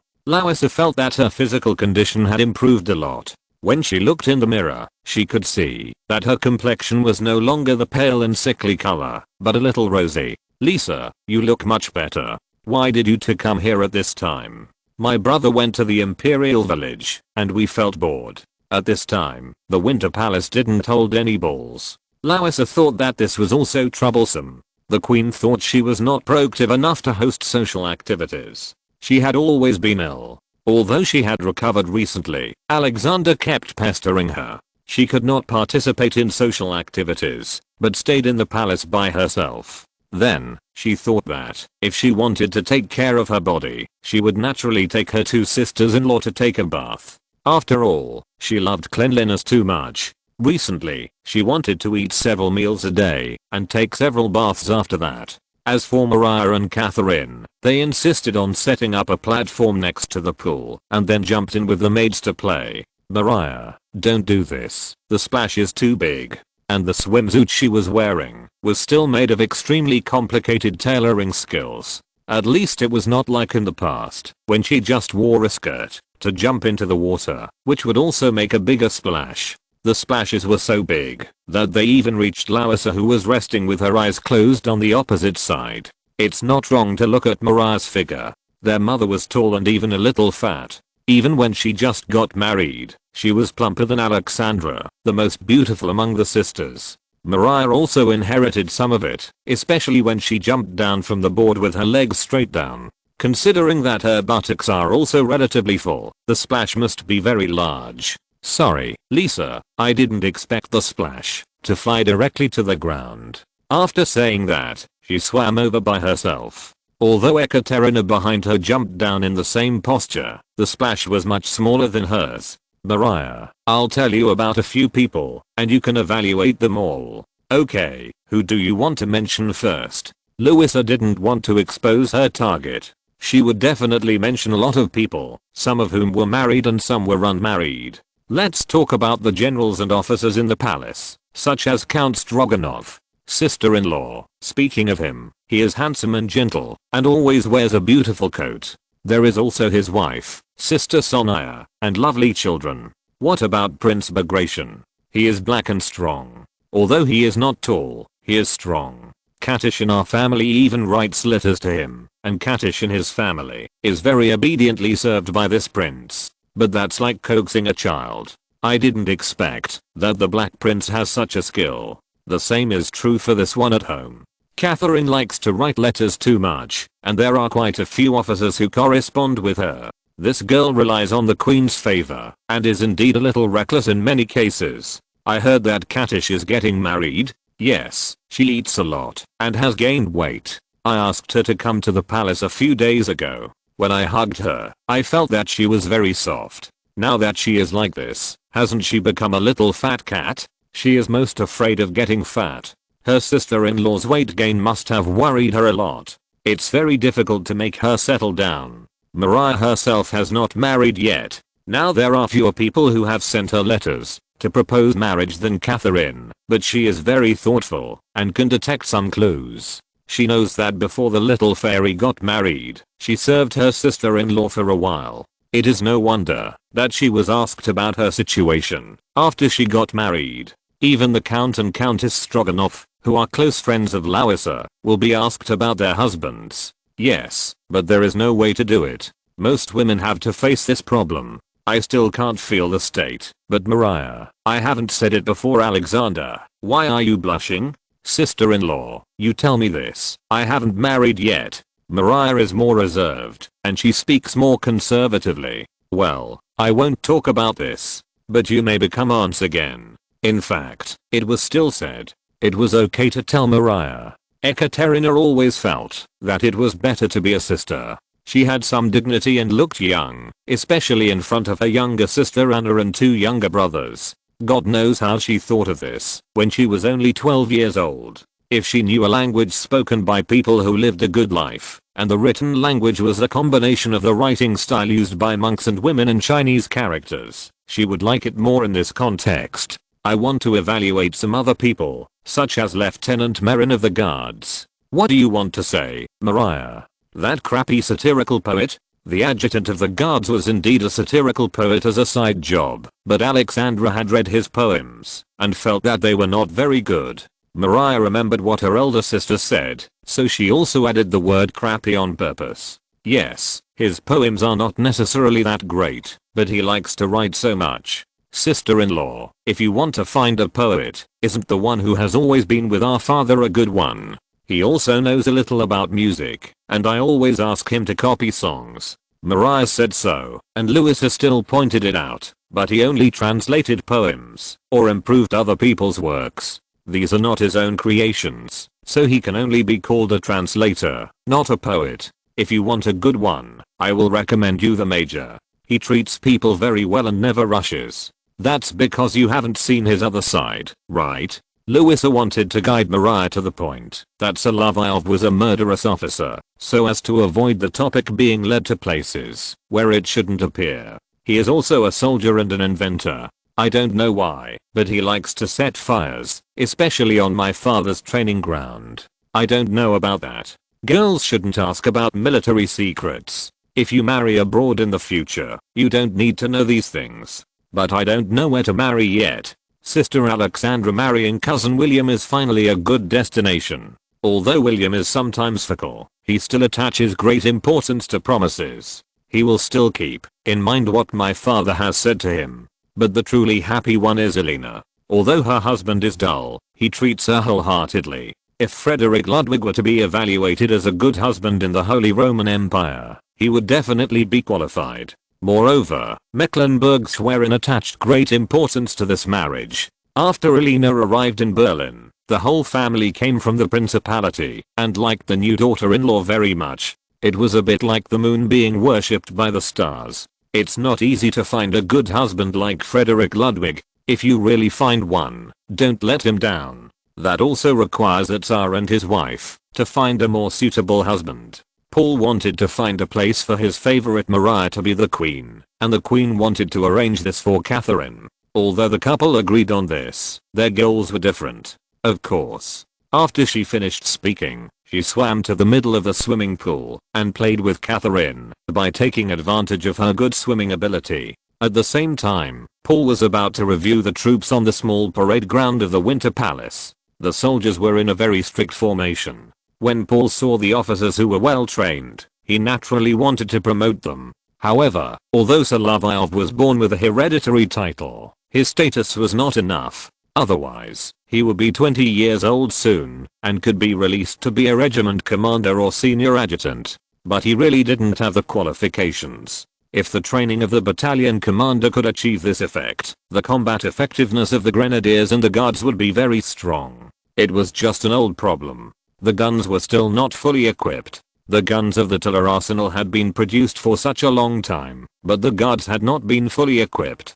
The production and processing progress was not fast, and the increase in the subsequent ammunition supply also brought many problems. Your Majesty, we are still using paper shell bullets now. If we really use copper shell bullets in the future. Terezin, your regiment has good supplies. I think it's good. The guard should use new equipment. At the same time, we must also consider the losses during training and combat, and replenish them quickly. In a few years, the Russian army will become a modern army with the best equipment. He actually wanted to replace Terezin, but considering that he was the first officer of the guards to come out and swear allegiance when he was in the palace, he did not move this person out of his past loyalty. However, this was also quite fatal. After all, he held the daily command of the Putin regiment, appointed officers and assigned them to various troops. All the new officers who were added were executed by this lieutenant general of the guards. Paul couldn't manage all the details of the army himself. As the leader of the Russian army, he couldn't go to the battlefield, so he could only supervise on the training ground. In addition, there were political issues, so he couldn't focus all his attention on the guards. Therefore, it was relatively easy to insert personnel, but it was easy to transfer in, but it was always difficult to transfer out. Terezin had always been helpless with Solovyov. This kid only took a vacation in the winter, and he couldn't find any handle on him at other times. Although some things can always be known by careful investigation. But Solovyov took advantage of the defense loopholes he designed, and was able to jump back and forth in the palace several times. That is, during the time he was away, he was close to Lauisa. If he had been a normal quality inspector, he might have caused a lot of trouble. Anyway, the position of regiment commander was almost gone, and there was a vacancy for the head of the guards. But Solovyov himself didn't think about it, and he would be exposed if he said it out. He is not a greedy fool like Terezin, and he is on duty today, so he has to accompany Paul to the horse race. Although Paul's personal martial arts is really not good, he is just an accurate shooter, but his short stature is a disadvantage, but he has still practiced riding. Yes, that's it. If you gallop on the battlefield, you guys are all good, but here you have to practice dressage and the details of controlling war horses. You are far behind me. In this regard, Paul himself insists on training every day to control the horse, which is not bad. He brought some unmarried guards today, and there were some maids at the side of the horse field to comment on the boys, which was indeed quite strange. Are you here to hold a blind date meeting in a different way today? Solovyov himself thought that he looked better than these people, but these noble ladies didn't seem to like his Frankenstein plus great translator setting. It might be that Russian girls were different from those in Western Europe.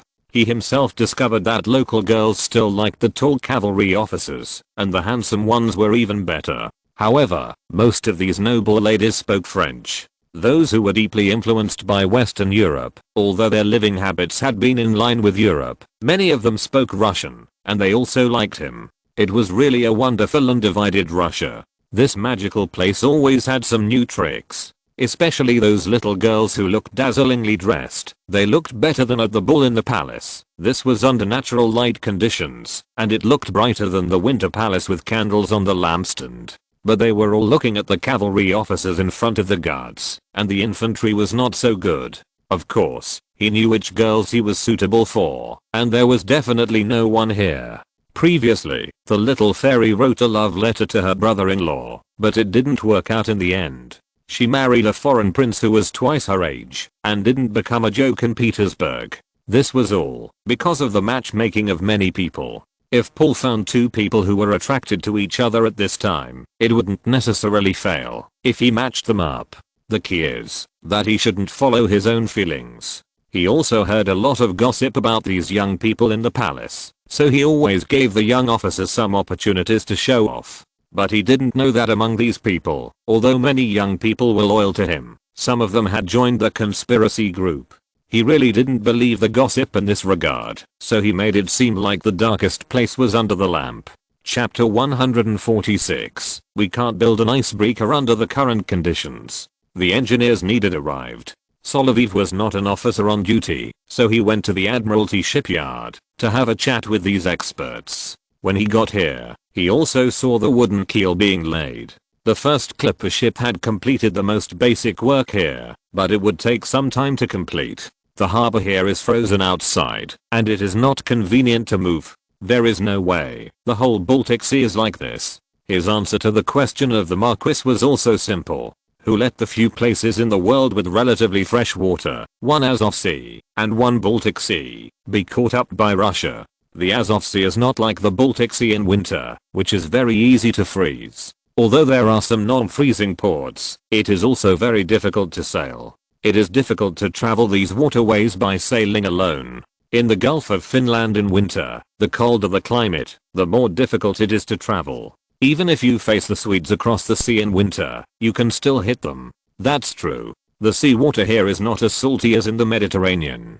When I was serving in the provinces, I went to Toulon and Saint-Tropez. The climate in the south of France should be very good, right? Indeed, Major. If you have a chance in the future, you can go and have a look. Solovyov had some impression of Saint-Tropez, mainly because he had watched many comedies, such as the Police series, which was actually a gendarmerie series, starring the conductor. It was interesting to take his daughter to a police station to take office. This place was also a resort, and it was adjacent to several important ports in southern France, but the military use was not so strong. Toulon was already an important base for the French Mediterranean and Levantine fleet. I'm looking forward to going to Saint-Tropez, but I have to finish the work at hand now. What are you going to do? I have already submitted the steamship model you made to the Emperor. Now we have to complete the construction of a new ship, which will take some time. It will be good if the structure can be completed by summer. The steam engine we use here is not powerful enough, and it can't go too fast on the water. I understand. You want this kind of steamship to be practical, not just to show it to your majesty. Indeed, Russia's territory is much larger than France, and it has such a dense network of rivers. Shipping work should be started on several major rivers. It is also more convenient, and road construction is not that easy. He did not intend to tell the Frenchman how terrible the muddy roads in Russia are, especially in the thawing season, when carriages often get stuck in the mud, making travel very inconvenient. Going in all directions, as long as it is in the navigable season, steamships are still needed. In the absence of wind, they are also very useful as ferries and navigable ships on rivers such as the Volga River. That's it. According to the ship we built at that time, we will make some modifications to make the steam engine more powerful and make the ship bigger. You mean, Marquis, to enlarge this ship? That's right, but we also need to reinforce the parts. As for the safety valve you considered, you can try several materials first, and you also need to use one with better thermal conductivity. At the same time, we must also consider that lead plugs must be used. If it is tin, it will be too brittle under low temperature conditions and useless at high temperatures. This must be put aside. You know, tin buttons, like tin soldiers, are not very suitable in Russia. The first Russian version of the paddle steamer did not adopt the appearance of a small inland transport ship, but was based on the previous design of the French. The enlargement of the hull also required precise calculations. In this regard, the engineers of the Navy Department can give full play to their advantages. After all, they are professional and must be very good at copying technology from abroad. The construction progress is relatively stable. The sea at the gate of Petersburg is indeed not as good as those around the North Atlantic warm current. It is relatively convenient to come up. The temperature and salinity are not enough, so you can only freeze. There is a way to make an icebreaker, but the technology is not mature and cannot be used now. Even the first icebreaker with practical value will not be delivered until 1864. It is still early, and the demand in the Baltic direction is not so great now. As long as the steamship is made first, it will be fine. In the Admiralty shipyard, many things can be done, which is indeed reassuring. The new news from the palace now is that Count von Palen seems to be coming back, and he will still be in charge of the postal business that Paul is more concerned about. However, this is also news released in Petersburg.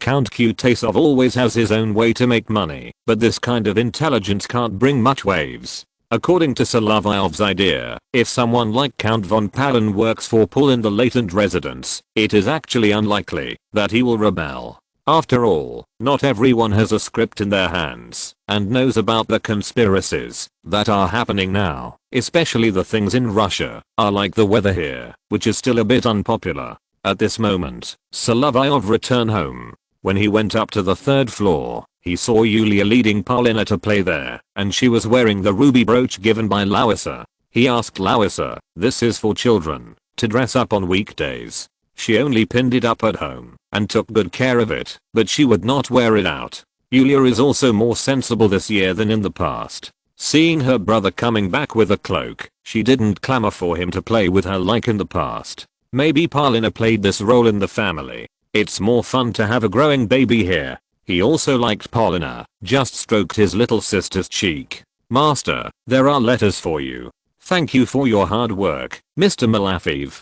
He took a few letters from the butler and saw the envelopes and knew that they were from several different places. The first letter was from Sylvia, who hadn't written for a long time. The girl mentioned that she had moved to Rome and was staying at Prince Borghese's palace. Her father had gone to Rome from his relatives in Spain. The letter only told the story from Milan to Florence and Rome, and what changes had taken place there after the French took control of northern Italy. "Mitchell, I know you will be very busy. We also saw a set of hardcover picture books here, which seem to be adapted from your translated manuscripts. These picture books are very beautiful and the stories are very vivid. It's just a pity that the texts with pictures are all in Russian. I don't understand Russian. I was very happy just to see your signature." He didn't expect that his book had been brought to Italy without a language barrier. The speed of cultural dissemination was not slow, but that was only the content of the first volume that had been sold recently. But he didn't understand what "Dear Mitchell, I will give you a surprise if we meet again" meant. What on earth is this kind of surprise? He would mutter to himself. He even analyzed the result, but if this happened, he would definitely explain it in the letter. Although he always knew that Sylvia liked to surprise people, he didn't expect that he would surprise people on this issue. At the same time, he didn't notice that Sylvia went to Prince Borghese's house, which was where his favorite famous sculptures were located. The second letter came from Prince Peter. He met Prince Vasily Dolgorukov, who was abroad in Dresden. After all, they were relatives of the same clan. He also met the unfortunate cake princess. She lived well in Dresden and had correspondence with the two princes who spent the winter in Berlin. It was also a public matter that the exiled French princess went to Dresden, but Prince Peter didn't know that this prince had written a letter to Archduke Karol some time ago. It is only known that the poor prince lived happily with Prince Dolgorukov's family. He played with the two girls all day long and invited Gothenshilla to Dresden, or she went to Weimar accompanied by servants. This might be a good result for her parents, who lost their heads. Her brothers and sisters died of illness, and she was left alone. She did not need to marry her cousin, but she gained freedom. However, the princess still could not let go. The letter she wrote to Archduke Karol also showed that the two had some emotional entanglements. Peter did not write it clearly, but only stated in the letter to Alexander that Mary thus would give the greatest support to those who supported the Bourbon. However, considering her poor situation and even her life relying on the always kind-hearted Prince Vasily Dolgorukov, even if she did not know the specific content of this reward, she could guess what it was. However, the great cause brought about by the capture of the Bastille was not wrong in itself. The princess represented the past Bourbon, not the current first consul, and Napoleon himself could be called great. He had no grudges against the princess, and even believed that the Swiss Guard should use artillery, but he represented the current consulate in Paris, so the hatred was transferred. As for what he didn't know, Archduke Karol sympathized with his cousin. Recently, when Tashento was ill, and away from the intrigues in Vienna, he had the opportunity to ride to Dresden. After Emperor Franz knew about it, he did not interfere with his third brother's private life. He just lamented that his aunt Maria Christina adopted his third brother. When she was there, she pursued her own love and married the uncle of lower status, and was even unanimously envied by his brothers and sisters. Only his father Leopold had a good relationship with this aunt, so he went to his third brother for adoption. Unexpectedly, in the past few years, Karol actually learned to love freely. Of course, only the parties involved, and Franz himself knew about this. Compared with his political stupidity and his stupid military command, Franz was very tolerant in personal matters. He believed that Carol could pursue his own happiness. He was still a good brother. Even this potential marriage would not bring any benefits, and might even bring trouble to Austria. If it were a historical story, Archduke Karol met a young Protestant noble girl in Mainz, and married her according to his personal wishes. Unfortunately, his wife died early due to scarlet fever. At this time, Franz considered the young brother and sister who had never converted to Christianity, and buried them in the Habsburg crypt from the perspective of family members. After all, they were all family members. Moreover, Karol himself rarely received marriage applications. I don't know why. It may be that he always made people feel boring when they met. As for the third letter, it was written by Prince Vasily in Dresden. He said that there were many craftsmen in the German principalities. Considering the current dangerous situation in Central Europe, some talents could be introduced from Russia. This is because he still has business dealings with Baron Sergei, but he is worried that the old Baron himself is not sensitive to technology and is only good at operations, so he leaves the technical issues to Solovyov to communicate. In addition, he also mentioned that Europe is already at peace, and he plans to send his 2 sons to study in France. Now going to the university in Strasbourg is also a good choice. Solovyov still respects this prince very much. He is a kind-hearted man who is generous and kind. He is also a retired lieutenant general and privy councillor. He is also very kind to his servants. In fact, his old father's former boss is the son-in-law of the deceased old prince of this family, so naturally they have a close relationship. He also mentioned in his heart that his eldest daughter Ekaterina missed her playmate Yulia, whom she met in St. Petersburg, but he also said clearly in his heart that the Baron's family should also hire a professional French teacher.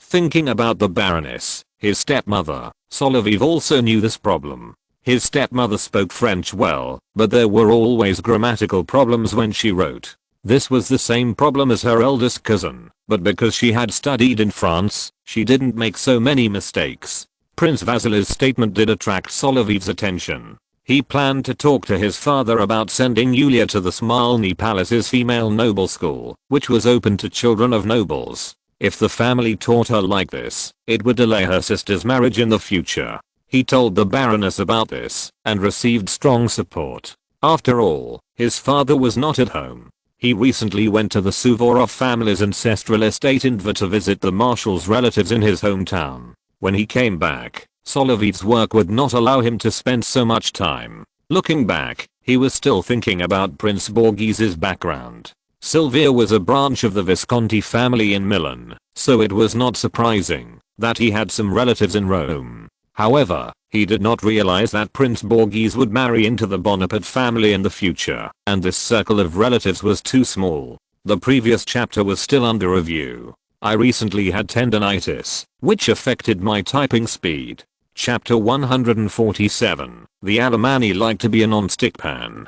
Count von Palen still held meetings of the conspirators in his home, and sometimes such meetings were held in Count Platon Zubov's home. This shows that the nature of their conspiracy has changed. This time, the conspiracy group was held at Count von Palen, and it also gathered many heavyweights. After all, the Tsar's edict in January had already stated that he would move to the Mikhailovsky engineer fortress and adjust the defense of the guards. Look, the tyrant has walked into his own trap this time. He has issued an edict to move into the new palace and to replace the guards from the Winter Palace. Peter Alexeyevich, you have to know that we have to seize this opportunity. The tyrant himself will make some personnel changes in February and promote a group of young officers. We should take advantage of this time to continue to arrange our people in, including some inexperienced novices. Count Zubov, what do you mean? Seeing that Paul's clothes minister was pretending to be confused, he had nothing to say and could only reveal his cards. This is simple.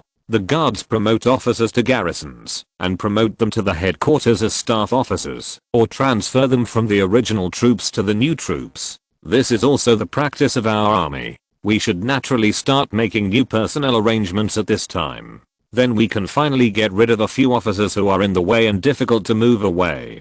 Terezin added this sentence, which was directed at several battalion commanders under him. Let's not talk about Solovyov. The other 3 old guys are all colonels of the guards, and their qualifications are there. Even if he is a lieutenant general, it is not easy to use them. What arrangements are there for these people? They are transferred to the Kexholm Musket Regiment. The current commander and commander there are not our people, but there is a shortage of senior officers. We will transfer a few guards officers to make up for the vacancies, and the tyrant himself will not say anything. There are also some officers of the Semenovsky regiment. Send them all to fill a few vacant grenadiers. This is also planned before. But Solovyov, I still haven't thought of where to send him.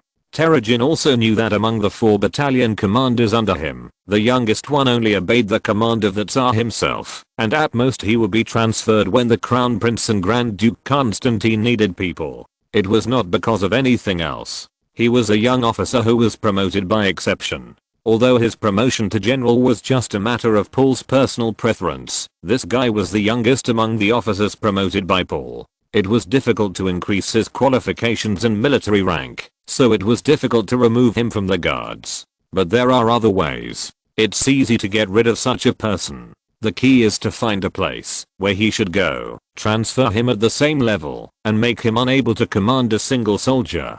This will remove the last lock of the tyrant's door. Solovyov didn't like Count Panin, but he never mentioned it in front of outsiders. He was a poisonous snake in the diplomatic academy, because this guy often stared at him before he was dismissed, which made him very uncomfortable. He was not present, and he didn't know that he had become the target of the conspiracy group. It was not because of anything else. As long as he was on duty in the palace with the 1st Battalion, under strict precautions, even the tricks that Terezin and his adjutants came up with could not be used directly. How about asking him to be the aide-de-camp to His Highness? I think this promotion can also move him away from the tyrant. Terezin proposed this, and all the rebels agreed. This is a good idea. We all know that this man is very motivated. He will work hard wherever he goes. As long as he is moved to a place where he can't harm our actions, it will be fine. If the person involved knew about it, he would have to thank them. After all, such a genius trick of sending a mouse into a rice jar was indeed unexpected by others. Solovyov knew about this good job, and he had to thank them. After all, there are not many things that Alexander can do around him now, and the position of the aide-de-camp may be exceeded in the establishment. Their current stupid plan is actually useful. After all, Paul really wants to let a group of young officers rotate more positions. I will propose this suggestion to the tyrant. He should not find any reason to resist. This kid is still a smart person, and will not disobey the orders under the imperial power. This is not a problem. Count Zubov began to consider more practical operations. As for the best time for us to act, it is when the guards regiment is transferred to the tyrant's new palace, preferably. Which of the 4 battalion commanders of the guards regiment does not need to be transferred out? If there is one available, it is still the 4th battalion. Colonel Zapolsky, the commander of the 4th battalion, is the only one among the 4 battalion commanders who can listen to their command, but his attitude is still unclear. It is best to act during the transfer, but it also depends on the time. Terezin also has a certain ability to make suggestions in this regard, and he also picked a time when the 4th battalion was in charge of the night guard. Should we arrange these battalion commanders and company commanders out? Of course, some of them are qualified for promotion. I'm afraid that they are wronged in the guards. It is just right to form some new corps. They can all be promoted to battalion commanders and regiment commanders. Those with enough qualifications can be promoted to generals and regiment commanders. Paul really ticked the appointments of these people, but Solovyov did not move. If he has something to do, he must report it to me day and night, and it will take at least until next month. If he goes to the Crown Prince, don't be so anxious. It's just to maintain the social interaction. Although he will, the work at hand is more important. Terezin said that he had some secrets that he didn't know yet. After all, when the palace was demonstrated, the guards of the Winter Palace were all soldiers selected from the 1st Battalion, and everything they saw had to be kept secret. Except for the royal family members and some important ministers, they only heard the names of many new inventions, and as for more detailed plans, they knew even less. Although he saw a sand table map, Terezin, as the Lieutenant General of the Guards, was actually responsible for the command of the Guards, and he didn't know many confidential matters. In particular, Paul was also dissatisfied with her, but because he was the leader when the Guards swore allegiance, so he stayed by her side. In addition to being eager for quick success and narrow-minded, Paul was still very nostalgic for those who were loyal to him. He didn't know that the commanders of 2 infantry regiments and 2 cavalry regiments in the Guards had been instigated by Count von Palen. Although he knew the danger, he had no idea who was going to launch the coup. There are too many things to do. I will arrange the personnel appointments and dismissals you submitted, including those who should be promoted, those who should be transferred horizontally, and those who should be transferred in and out. However, Terezin also knew that Solovyov had been assigned to another position because he was trusted by Paul. At another conspiracy meeting, held at Count Zubov's house, Count von Palen did not show up this time, but Count Zubov himself presided over it. I never thought that the tyrant would transfer all his trusted officers out. This is a godsend opportunity, but we have to wait and see. It's too early to act now. The security of the Winter Palace itself is very thorough. Even if there have been some negligence in the past, there are large numbers of soldiers in the main bedrooms and halls, as well as the gates and corridors. It is not appropriate to take action at this time, and this response mechanism is already very mature. If we want to take action, Your Excellency the Count, do you mean to wait until we get to the new palace? That's right, we'll take action in the tyrant's new palace. Although the defenses there seem to be very thorough, there are 2 main alarm measures. As long as we can make the alarm ring, we can attract the attention of the Guards, and this must be done at the time of the shift change. We must calculate the time and take action when the 4th Battalion takes up their posts, and we must act quickly. We have to enter the palace in this way. That's right, Major General Kutuzov. I think we will need the adjutants to calm the soldiers, and you go to the Guards Hussar Regiment to control Lieutenant General Kologrevov. He is usually in the duty room, which is more difficult to deal with, and we can't transfer a Lieutenant General Regiment commander. Leave it to me. It is not difficult to control that reckless man. I just need a few more people to go with me. That's good. Now the problems of the officers on duty and the Guard soldiers have been solved. We need to explain the pros and cons to the tyrant, and make him sign the abdication edict, which is legal.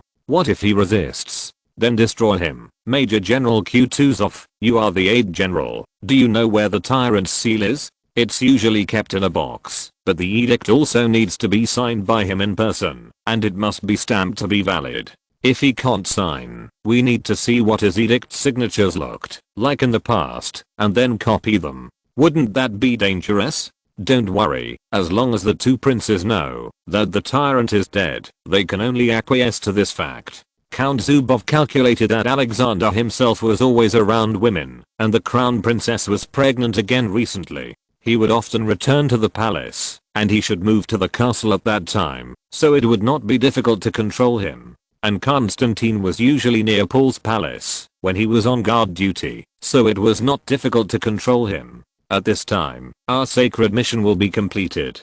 Zubov had a bad relationship with Paul, and he had no psychological burden about regicide. However, in Russian history, a coup d'état that blatantly murdered the reigning monarch was unheard of. In the past, when Ivan VI and Peter III were deposed, they were not immediately executed. Ivan VI was killed because he was involved in a prison break, and only Peter III was killed by the generals guarding him. With such a conspiracy, it is no wonder that the 3 of the 4 Zubov brothers who had the least conflict with Paul did not agree. Nicholas and Valerian were not involved that deeply. Only the Count wanted to kill Paul for both public and private interests, including the interests of the great aristocratic groups and the pro-British faction. After the new king ascends the throne, there are still many things to plan. We must control the situation at that time. What about Her Royal Highness the Queen? She is the woman of the tyrant, and will cause us a lot of trouble. That doesn't matter. As long as we control His Royal Highness the Crown Prince and His Royal Highness Constantine, she will be helpless.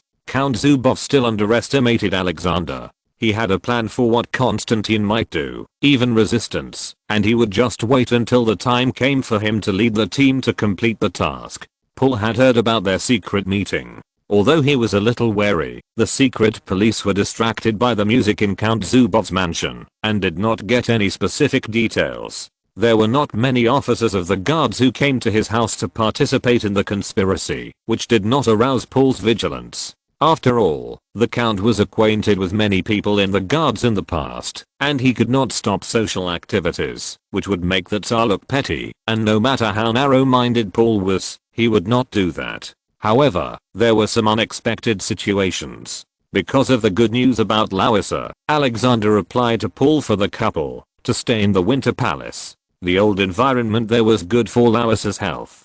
After all, although the new house was heated by fire, some of the bedrooms were still a little cold, which was not very suitable for the crown princess who was often sick and needed to recuperate. Paul himself agreed to his son and daughter-in-law's request. It doesn't matter if it's a girl. You are still very young, and it's still warm here in the Winter Palace. If you need anything, you can go directly to the pharmacy on Million Street to get medicine. Go to the Admiralty Hospital or summon the Imperial Physician. It's very convenient. Thank you, Father. Then we will stay in the Winter Palace for a while and move here in spring.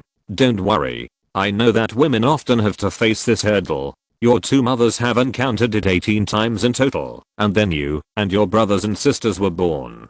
Lisa, this is your third time. Alexander is very worried about you. As a father-in-law, he is still quite caring towards his daughter-in-law. Although they were all girls before, being young always has its advantages. That is, they still have a long way to go in life and there will always be opportunities. By the way, you should go to your aunt and ask for more new glue made from donkey skin. I heard that the process was improved last year and the batch that came into the palace is quite good. Put it in an iron pot and blanch it with clam powder and it will become a ball. I just don't know what this does. We don't have a complete Chinese medical book here, so we can't use it based on hearsay. He was in charge of a lot of things, but this also created a strange phenomenon. The Winter Palace's own guards regiment would become the Sheik regiment commanded by Alexander himself. Paul would take the Putin regiment to the new palace, and there was also a garrison barracks of the Pavlovsk Grenadiers on Million Street. Chapter 148 Sending my sister to the girls' school at Smolny Palace. Solovyov didn't know about the personnel transfer yet, but he always felt uneasy when he saw the actions of some senior officers of the guards in the palace. But he didn't have the heart to care about this now. Today he had to complete one thing, sending Yulia to the Smolny Palace Noble Girls' School. The name of this girls' school during the Empress period was the Imperial Noble Girls Education Association. The Smolny Palace Girls' School is now under the jurisdiction of Queen Maria and mainly provides closed education for aristocratic girls and bourgeois girls. There may be more girls sent to school by their parents, but it is not common to be sent by their brothers. The dean, Mrs. Elizabeth Alexandrovna Parmanbach, received them in the office. After seeing the brother and sister, the lady also found it a little funny. Major, you look very young, and you are wearing the uniform of the guards. Yes, madam, I'm here to send my sister Yulia to school. Why do you want to enroll at this time? Well, a letter from my father's friend suggested that we send all the girls in our family to the girls' school. The lady looked at the brother and sister. The major himself had 2 medals on his chest. He was very young, but he had made meritorious deeds on the battlefield, or he was particularly favored by the nobles in the palace. He had both. Although the dean herself was not a snobbish person, she always wanted to know the family background of the girls who enrolled. This was a rule that had been set during the time of the old dean, Madame de Lafont, who had passed away many years ago. It was a normal process, and the snobbishness of the Russian aristocracy was still relatively rare among these educators, but another type called Bilikov was more common, but that was in the boys' school. All girls' schools in Petersburg under the rule of Queen Maria were boarding schools, and their purpose was still to educate women. The Smolny Academy enrolled students at public expense and self-funded students, while the Order of Catherine Academy mainly enrolled noble girls without personal property, including some girls from poor families. The former has its own plot of land, but the plot of land of the Smolny Palace also needs to be rebuilt, while the latter is currently still opposite the Tauride Palace. Mr. Major, I think you also need to introduce yourself and state your hometown. I'm the dean, and I have to fulfill my responsibilities for the new students. I think as a brother, you should also know about Yulia's education. There is no problem with this background check, madam. You can start asking questions. Okay, Mr. Major.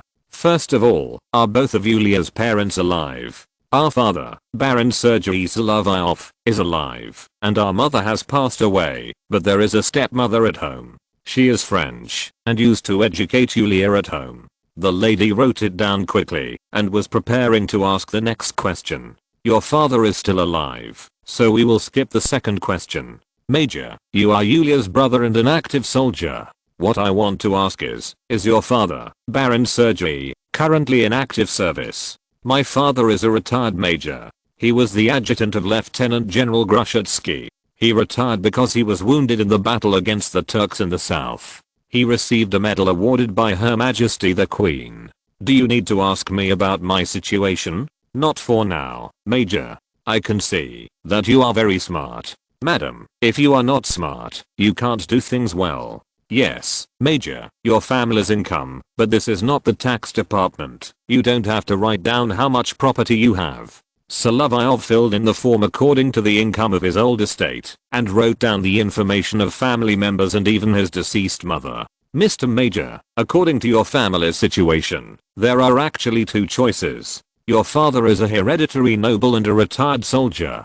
According to this standard, Miss Yulia should be enrolled as a self-funded student. But since you are an active soldier and a member of the Guards, you should be enrolled as a public-funded student. Of course, this tuition fee is not high. Our school is different from the Order of Catherine Academy run by Her Majesty the Queen, which is completely publicly funded.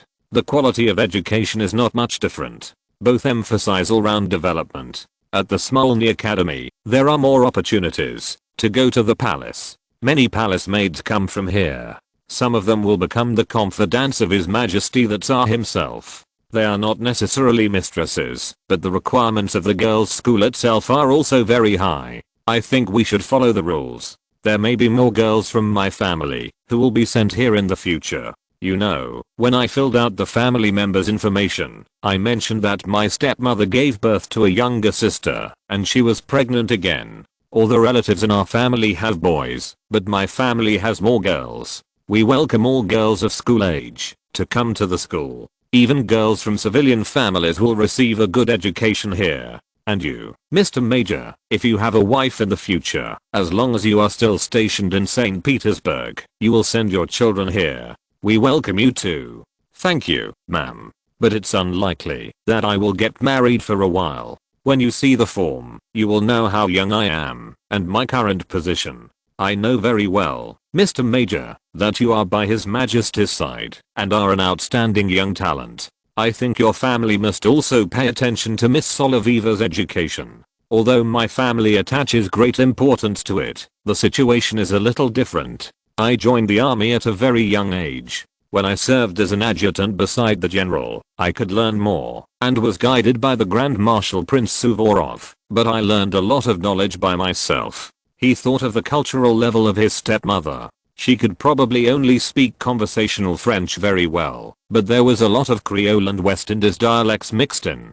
Her spelling mistakes were much less than those of her cousin, but not very good either. She just let the smart and lively Julia master the communication skills, but the content of her writing was, well, even for siblings, sometimes there can be a big difference in their educational levels. Even our old dean had discovered this when she was educating her daughter. Mrs. Parmanbach had to sigh that the great translator's sister made quite a few grammatical and spelling mistakes, but she spoke fluently with a Nance accent and always spoke in dialect. What's going on? The current Baroness, our stepmother, Amy Solovyova, has her native place clearly written as the West Indies. Her relatives are all from there, in Martinique and Guadeloupe, so it's not surprising that she speaks with a dialect. She was educated in Nantes and was once kidnapped by Barbary pirates. She's a little poor in her studies, but you can understand what she says. That's about it. Actually, it's good this way. At least it won't be so difficult to make up for the missed courses. At least it's much better than some girls from noble families who have to start from scratch, but they also have to get rid of some bad habits. At the same time, ma'am, you don't need to worry about Yulia's music, dance, and gymnastics courses. She is very talented in these areas. I can see that Miss Solovyov is very energetic. Such lively girls are actually our favorite type. As long as they are not like the troublemakers I taught before. Solovyov didn't know that when this lady came to help in the palace, the curriculum of the Smolny Palace Girls' School was still divided into 4 stages. In the first stage of the course, she was commissioned by Madame de Lafont to go to the palace to teach the 4 princesses. This is a bad memory. After all, it is difficult to find a girl as lively and naughty as Princess Catherine. She put a lot of effort to correct the bad habits of the princess. In other words, the lively and active princess that Solovyov saw was at least no longer a troublemaker. The next test was that the lady took Yulia inside to check the body of the girls who were enrolled, and they also had to change clothes and undergo a physical examination. When they came out, Mrs. Parmenbach brought Yulia out in a dark blue girls' school uniform. Mr. Major, your sister has passed all the entrance tests and has become a student of the Smolny Academy for Noble Girls. You can rest assured that we will educate her strictly. Family members can come to visit, and they can take her home if necessary. Holiday notices will also be sent to the family. If you have any questions, you can contact me at any time. Thank you, ma'am. Hello Miss Solovyov, you can say goodbye to your brother. I will take you to meet your homeroom teacher, as well as your classmates and sisters. Yulia's personality is very similar to her brother's. She is more profound and quite strong. The girl is about to start a 9-year study, but she needs to make up for some of the courses she missed before. Brother, I will work hard and not lose to Katasha. She did not forget to kiss her brother on the cheek, while Solovyov would give his sister a hug. If you miss home, you can ask the ladies in charge of teaching, and we will come to see you. Goodbye, brother. Yulia was taken to the school and met dozens of girls in the same grade. If she can grow up healthily and complete her studies on time, she should graduate in 1809, and her good sister and pen pal Princess Ekaterina Dolgorukova will also come back at that time. After she introduced herself, the 92 girls in the whole grade were curious about the transfer student. After all, Yulia was different from her brother. She always looked a little taller than girls of the same age, and she walked fast, was healthy, and had a ruddy complexion. We also welcome Miss Solovyov. As classmates and sisters, you should help each other. As for which girl to live with, there was also an arrangement. Yulia, you have to live with the Komnenos sisters and Miss Lazareva. You must help each other and learn to share your common happiness. In addition, do not violate discipline. The matron's management is very strict. The lively Yulia did not know how terrible the matron's fighting power was. For a grade, the teachers and administrators include the inspector, the matron, 2 teachers and the head teacher. Generally, these students will be divided into multiple classes. The teaching content includes Russian literature, geography, arithmetic, history, music, dance, painting, social etiquette and various housekeeping training, as well as foreign languages, but generally no English. At the same time, moral education is also emphasized. It was the first time for Yulia to leave home, and she still felt strange, but she soon became good friends with the 3 little girls. Yulia, how did you get to school? My brother sent me here. He is a major in the guards. Come and see. This is his portrait. What a handsome big brother, the older of the 2 sisters exclaimed. Then, she also stretched out her little hand. I'm Anna Komnina, and this is my sister Ekaterina. The one who is fiddling with the ship model over there is Vera Lazareva. Her 2 brothers are students at the Naval Academy. Hello, Yulia, I think we can get to know each other. Vera also put down the sailboat model in her hand. It seemed to be a souvenir given to her by her brothers. She heard that Yulia was also sent by her brother. She thought of herself coming to the girls' school with her 13-year-old eldest brother Andrei and 12-year-old second brother Mikhail, because of her father's death. The scene moved her, and she began to cry. After the four girls got to know each other, they learned that the father of the Komnenos sisters was a descendant of the Dalmatian branch of the Komnenos dynasty who came to Russia from Austria to serve, and their mother was a local noble in Moldavia. Lazareva's father was a senator when he was alive, and her family sent the children to the Naval Academy and the girls' school respectively according to her father's will. However, her second brother would become an admiral in the future, and would have a long and successful career as an admiral, which was not something the girls could know from their chatter. What about your family? Dad is a retired major. He does business in St. Petersburg. We are from Rouen. Amy's mother is French. My mother passed away a long time ago. And you all have seen my brother. He is an inventor and translator, and also a brave soldier. If I were a boy, I would be like him. Unfortunately, I'm a girl, so I can only go to a girls' school. Yulia, I can't believe that you are the same age as me, but you have grown so tall. But my brother was not tall. When I saw him leading his soldiers on Million Street, he was much shorter than the soldiers under his command.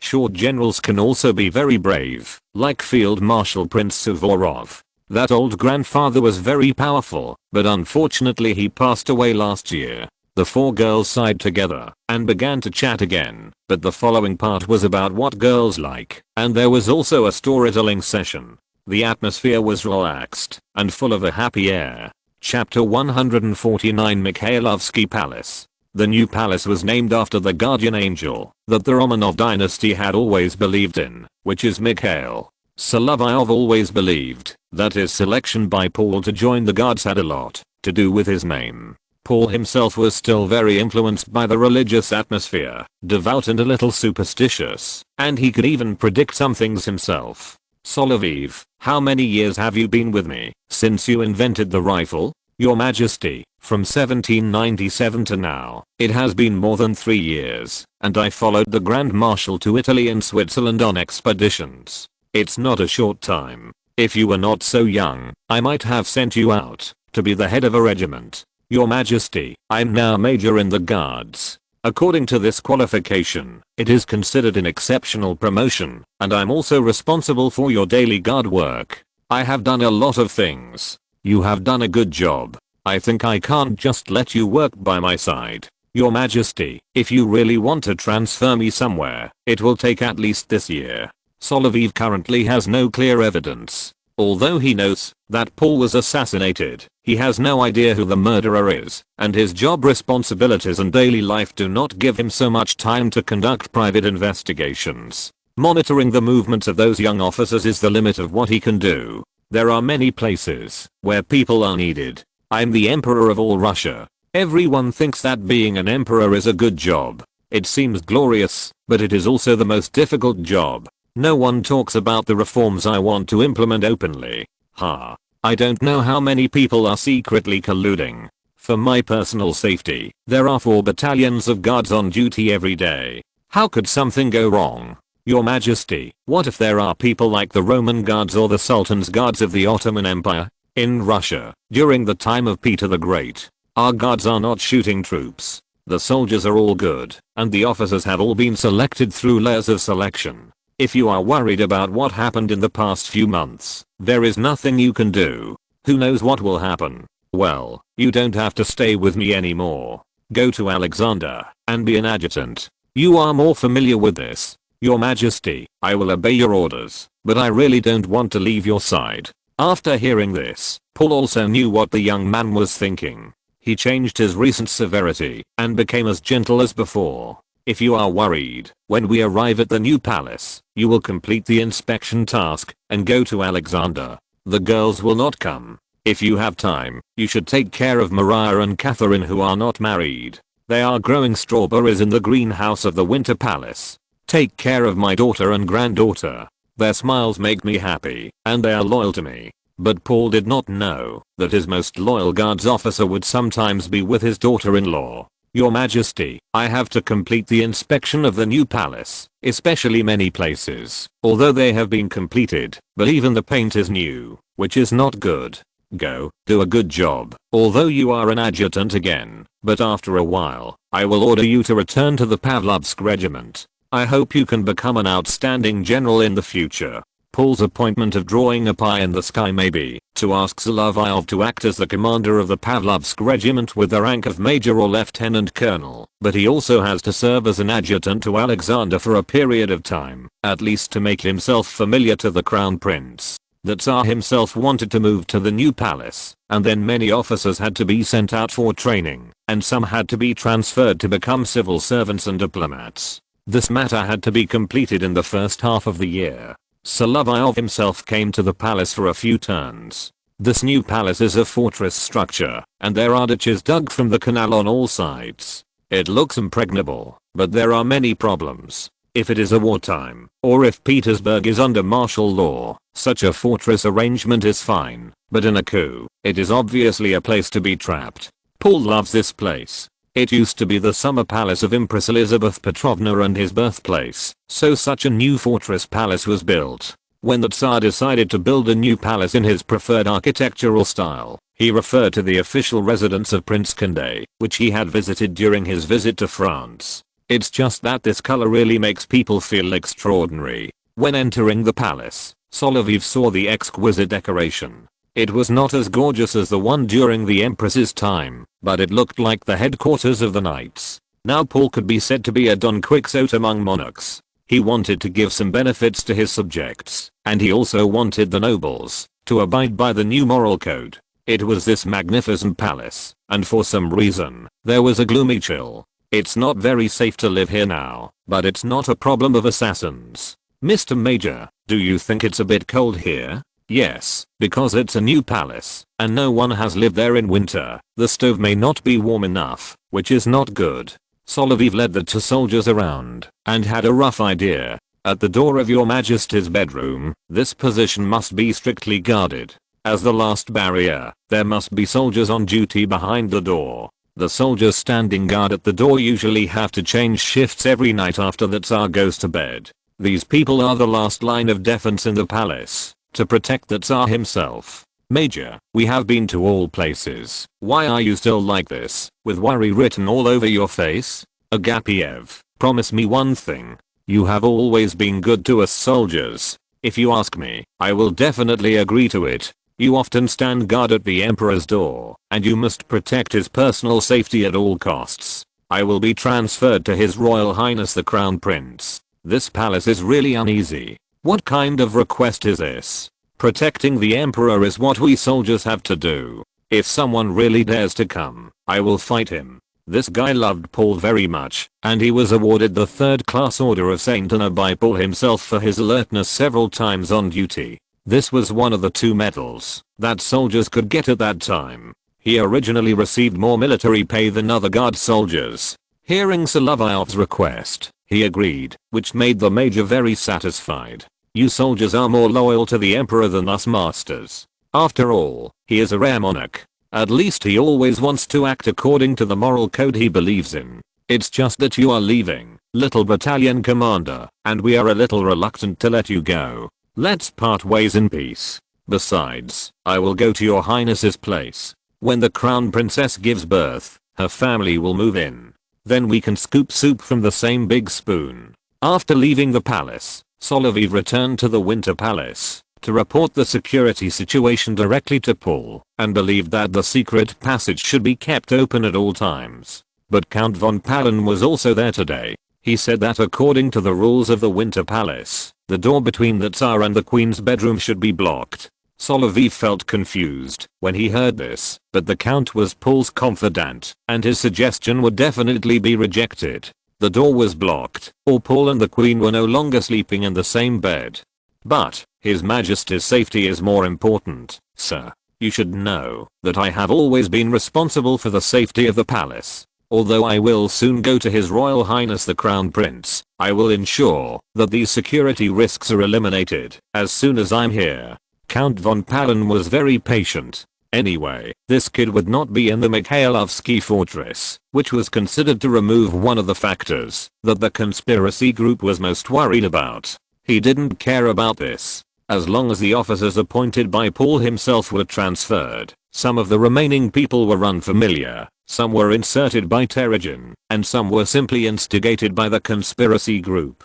Among the core team of the conspiracy, only Count Panon's attitude changed a little. He believed that a constitution should be completed, requiring Paul to abdicate instead of regicide, and Alexander's thoughts were more open-minded and could accept the new constitution. But others didn't think so, especially after Paul's increasing suppression of the great nobles in the pro-British faction. They felt that their interests were damaged, and Panon's past incitement was very useful. But after Zubov joined, what he still cares about is that when the Empress was dying, Paul took the Empress's will in his hand. He took the initiative to hand over the will, but he quickly stepped aside afterwards. The purpose of these people is to kill the king. Solovyov also had to accompany Paul to the Mikhailovsky palace. Before the masked ball began, he finished his task and came to Alexander. "It's great that the Emperor transferred you to me. You are very good at doing things, and I also need your help with some problems. Your Highness." "What are they?"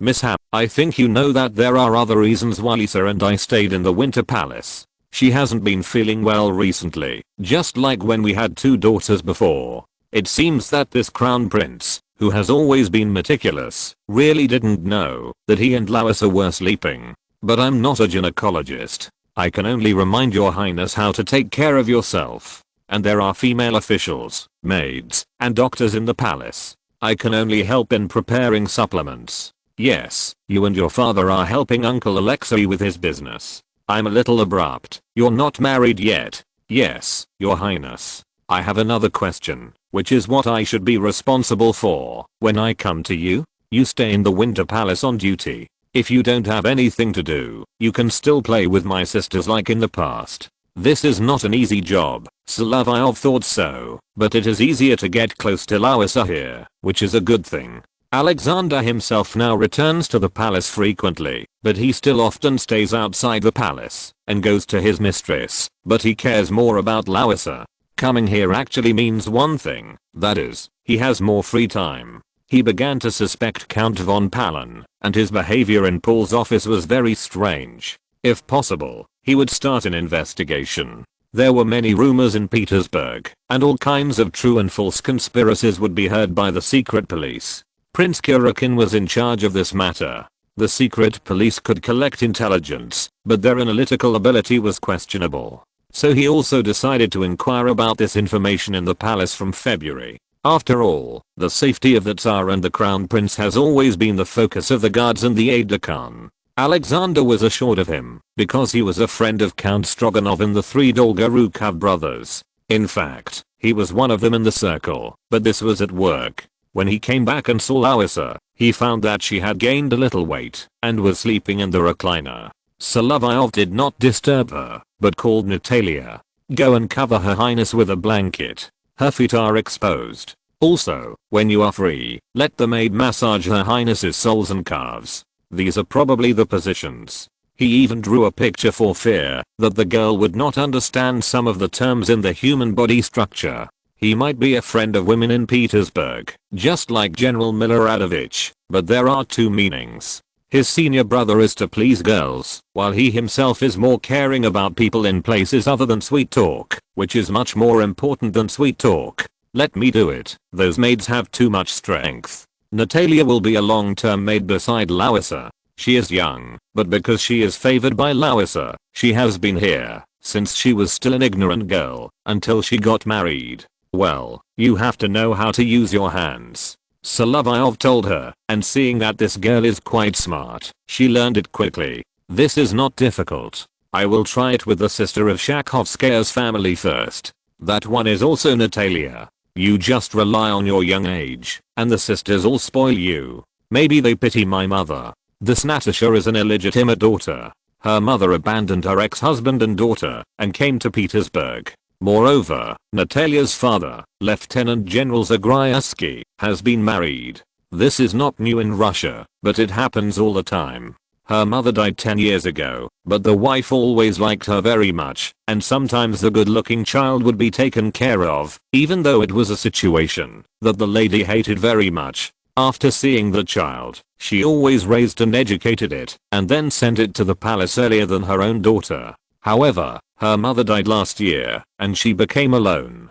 Her brother and 3 sisters all lived with her aunt, and she was arranged to come to the palace. Because of her experience with her 2 mothers, Larissa always brought her with her. It was also because this girl was growing up, and she always fell asleep first in a daze. After she fell asleep, Larissa had more free time. Chapter 150. Solovyov is going to do analysis again. Alexander knew the doctor's diagnosis. Since Larissa was like this again, he would stay with his wife during the day except for official duties, and kiss her goodbye before going to various activities at night. This always made Larissa feel better. After all, her husband would come back to her side, stroke her back and belly, and listen to her reading newspapers and books. Sometimes, Miss Shakhovskaya and Miss Zagryevskaya, the 2 Natalias, would read the newspapers. Natasha, you spelled the word wrong just now. Yes, Your Highness. But I want to tell you one thing, that is, Major Solovyov,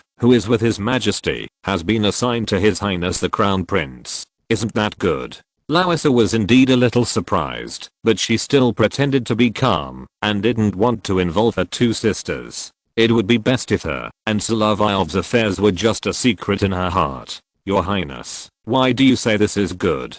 That major is very young. His Majesty often asks him to be a personal guard. If he comes to us, he will still be responsible for your safety. That's right, Your Highness. You should move more, and don't catch a cold. Miss Shakhovskaya was older and more reliable. She first took the blanket, and called little Natalia over. I'll go check the tea. You stay here to take care of Your Highness. They did this, because Larissa's court was always monotonous. There were few large-scale activities, and the pomp in the palace was always simple. As a result, sometimes a few maids would call the servants to do things. Your Highness, I learned a method from someone that can improve sleep.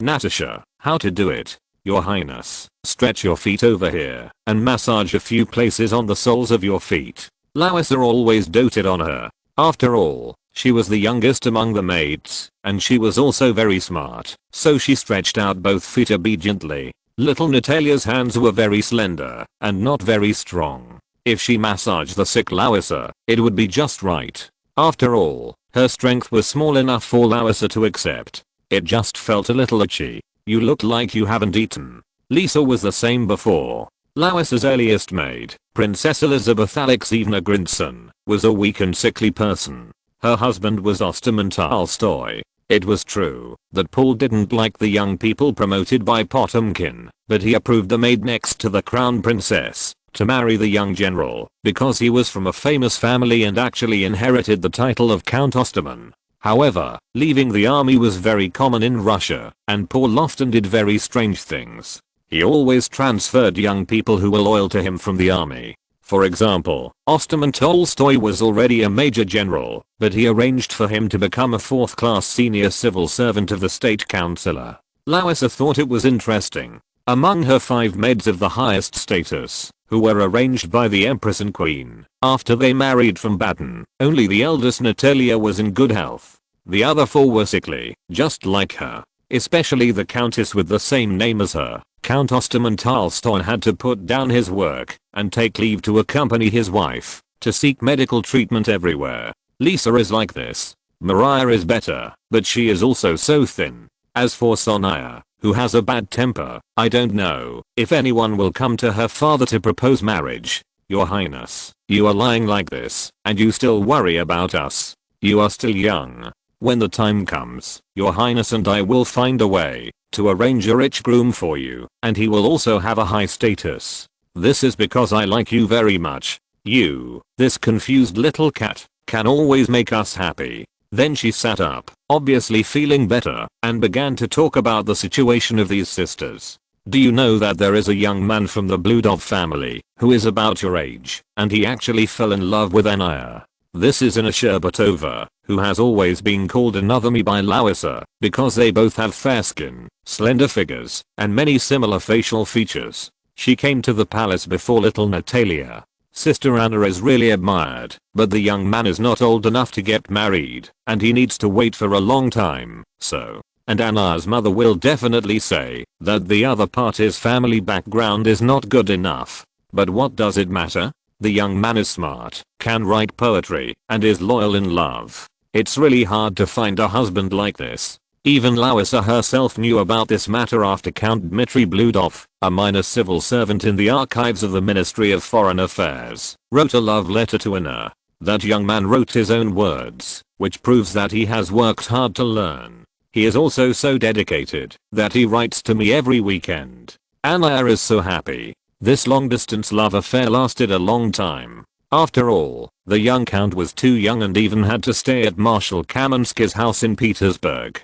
In between, there was also an arrogant princess. Larissa was optimistic about him because this child was taken care of by Alexander Turgenev, Kavandwijal at the age of 16. He had just started working, and a group of good brothers who appreciated his literary talent came to recommend him. I believe his level must not be low. Sister Anna has many suitors. Why would she care for a little count who is about my age? He is just a small civil servant in the Ministry of Foreign Affairs. We have many single young talents. When Anna comes back one day, you will know. Among us, she is the only one with good health. She seems to never get sick. This is strange. Among these maids of Larissa, only two Natalia and Princess Anna are in good health. The rest often take sick leave, which is in sharp contrast with the maids around Elena who like to skip work before she got married. What makes Larissa even more troubled is that Shakovskaya has a fanatical admirer recently, Prince Alexander Golitsyn, known as Little Prince Golitsyn. He got the word little because of his short stature, not because of the conflict between the names of family members. This smart and capable young prince is Alexander's follower. Solovyov came here because he was expelled from the court by Paul because he was not pleasing to the eye. It was said that he was the one who acted as a mouthpiece for Count Kutaytsov and Madame Chevalier. This Sasha, like my Sasha, is very good at talking, but he is better at doing things. What Larissa thought in her heart was that little Prince Golitsyn himself combined the advantages of his highness and Miss K into one, and he was also very dedicated to pursuing his favorite Natalia. Among the young male nobles, there were really few such people. Her maid had already met two. She hoped that his highness would not always look for Polish women, but Larissa was always weak, so she could not do anything about it. As for Miss K being transferred to his highness, she was a little worried. After all, anything could happen. And Solovyov was in the Winter Palace. He was very responsible, checked all the vacant palaces and halls, and did things in an orderly manner. Your Majesty has moved to the new palace, and many of the rooms for the attendants here have been vacated, but they still have to be cleaned and patrolled on time. I used to do this, and I still do this now. I don't have any soldiers under my command, which is worse than working for nothing. In fact, what Solovyov has always been worried about is that someone will use the mobilization of the guards to launch a mutiny. The two queens who have achieved results did so, but they all received unanimous support from the officers and soldiers of the guards, which is different from the situation today. In Paul's case, the soldiers have always supported him, and most of the officials are neutral or supportive of him, but a small group of pro-British and those whose interests have been damaged are more destructive. Normally, nothing would happen, but Count von Pollen's method of action was to use the little force they could control and go all in, which was something that could not be easily imagined. Alexander had also heard rumors, but he was just watching the situation. He was the crown prince, and didn't want to get involved. Otherwise, he would be unlucky, after being the crown prince for only a few years. It was also unfair, and did not meet the expectations of the queen. After all, according to the queen's will, it was rumored that Alexander would directly succeed to the throne. However, he was easily controlled by the nobles in the court at that time, so Paul took the throne, which was relatively stable. He also did a lot of things that actually had to be done to cure Russia's chronic diseases, which was Paul's new policies. Alexander himself felt that he did not have the courage to learn from his father and go against a large group of nobles. When Alexander was chatting with his confidants, Solovyov also heard the crown prince's attitude towards the new policy. He wanted to do it, but the actor attribute he had cultivated since childhood made him unwilling to pay too much price, and he was even a little afraid of the consequences. Count Stroganov once said, when His Highness does something, he is always full of enthusiasm at first, thinking that it is his sacred mission. Then, after encountering setbacks and his enthusiasm dissipating, he is no longer that interested. Even with this attitude towards women, Solovyov felt that it was a miracle that Alexander could maintain his interest in Mrs. Myrishkina for a long time. This Polish woman must be irreplaceable in some way. The only thing that has not changed about His Highness is that he is an actor. He is not only a Northern Sphinx, but also a 19th century Octavian, which is somewhat elusive. Solovyov even felt that it would be better if he was transferred to the straightforward Constantine. After all, he had saved His Highness and rolled out of the sword and gun, so the relationship was deeper. However, Paul's personnel arrangements were very destructive, and he had to obey orders. Now, he was sitting in an empty attendant's lounge in the Winter Palace, analyzing possible situations, and felt that he should report to the Crown Prince himself when the time was right. But the relationship between Alexander and him was not like that between Paul, Constantine, and those young ladies. There was really a layer of separation. Moreover, Solovyov had no idea what this person was thinking. It would be better to talk to Larissa than to talk to him. Solovyov even deduced a possible fact, that is, in all the Russian coups the next monarch participated in, or knew the content of the coup, Alexander might have tacitly agreed to overthrow Paul's regime, or he was ambiguous and did not make any decision. In the former case, as Paul's extremely trusted personal guard, he might even lose his life. At that time, he would have to consider running away to France with his family after the danger. However, Solovyov was more inclined to the latter. Alexander's actor's characteristics made him always cautious when making decisions, especially in his youth, unless he thought he had a great advantage. However, when he thought the advantage was mine, he always behaved arrogantly during this period, and often made hasty decisions. Therefore, Solovyov could infer that Count von Palen had some unspeakable secrets in Paul's arrangement of the new palace. Alexander himself had not been won over by them yet, but he had no evidence to identify Count von Palen as participating in the conspiracy group. This person has always been less timid, although Alexander said that he welcomed his arrival. If he really wanted to say something, he would definitely not be as good as him. Among Alexander's friends, there is Count Stroganov. This count and his wife are Solovyov's sponsors and partners in cultural undertakings, and they are also the most talkative among Alexander's many confidants. If you go to him, maybe he can help. This family has always hated all kinds of political conspiracies, and they don't like the pro-British faction. Finding him to talk about this matter is actually a way. Among Alexander's confidants, although Czarist is ahead of the three giants of the civil service, he is a Pole, and he always brings the private goods of Poland's restoration in Russian diplomacy. In fact, the ones who really worked hard and diligently were Kochubey and Stroganov, the latter of whom later joined the army. In this situation, Solovyov also thought that he still needed to find Count Stroganov. He was the minister of the palace, and he could often see Paul and Alexander himself. Although his wife was pursued by Alexander, he was still a loyal supporter of his friend. It would definitely be right to find him. Solovyov quickly returned to his post as the adjutant on duty and passed by the prince's bedroom on the way back. With such a deadly thing, his attention was now on preventing conspiracies. End of this chapter. Thank you very much for reaching the end. Don't forget to like. Looking for more exclusive content and immediate access? Subscribe to our Patreon. Remember, every like, subscription, or donation encourages us to continue. Thanks to everyone. See you in the next video.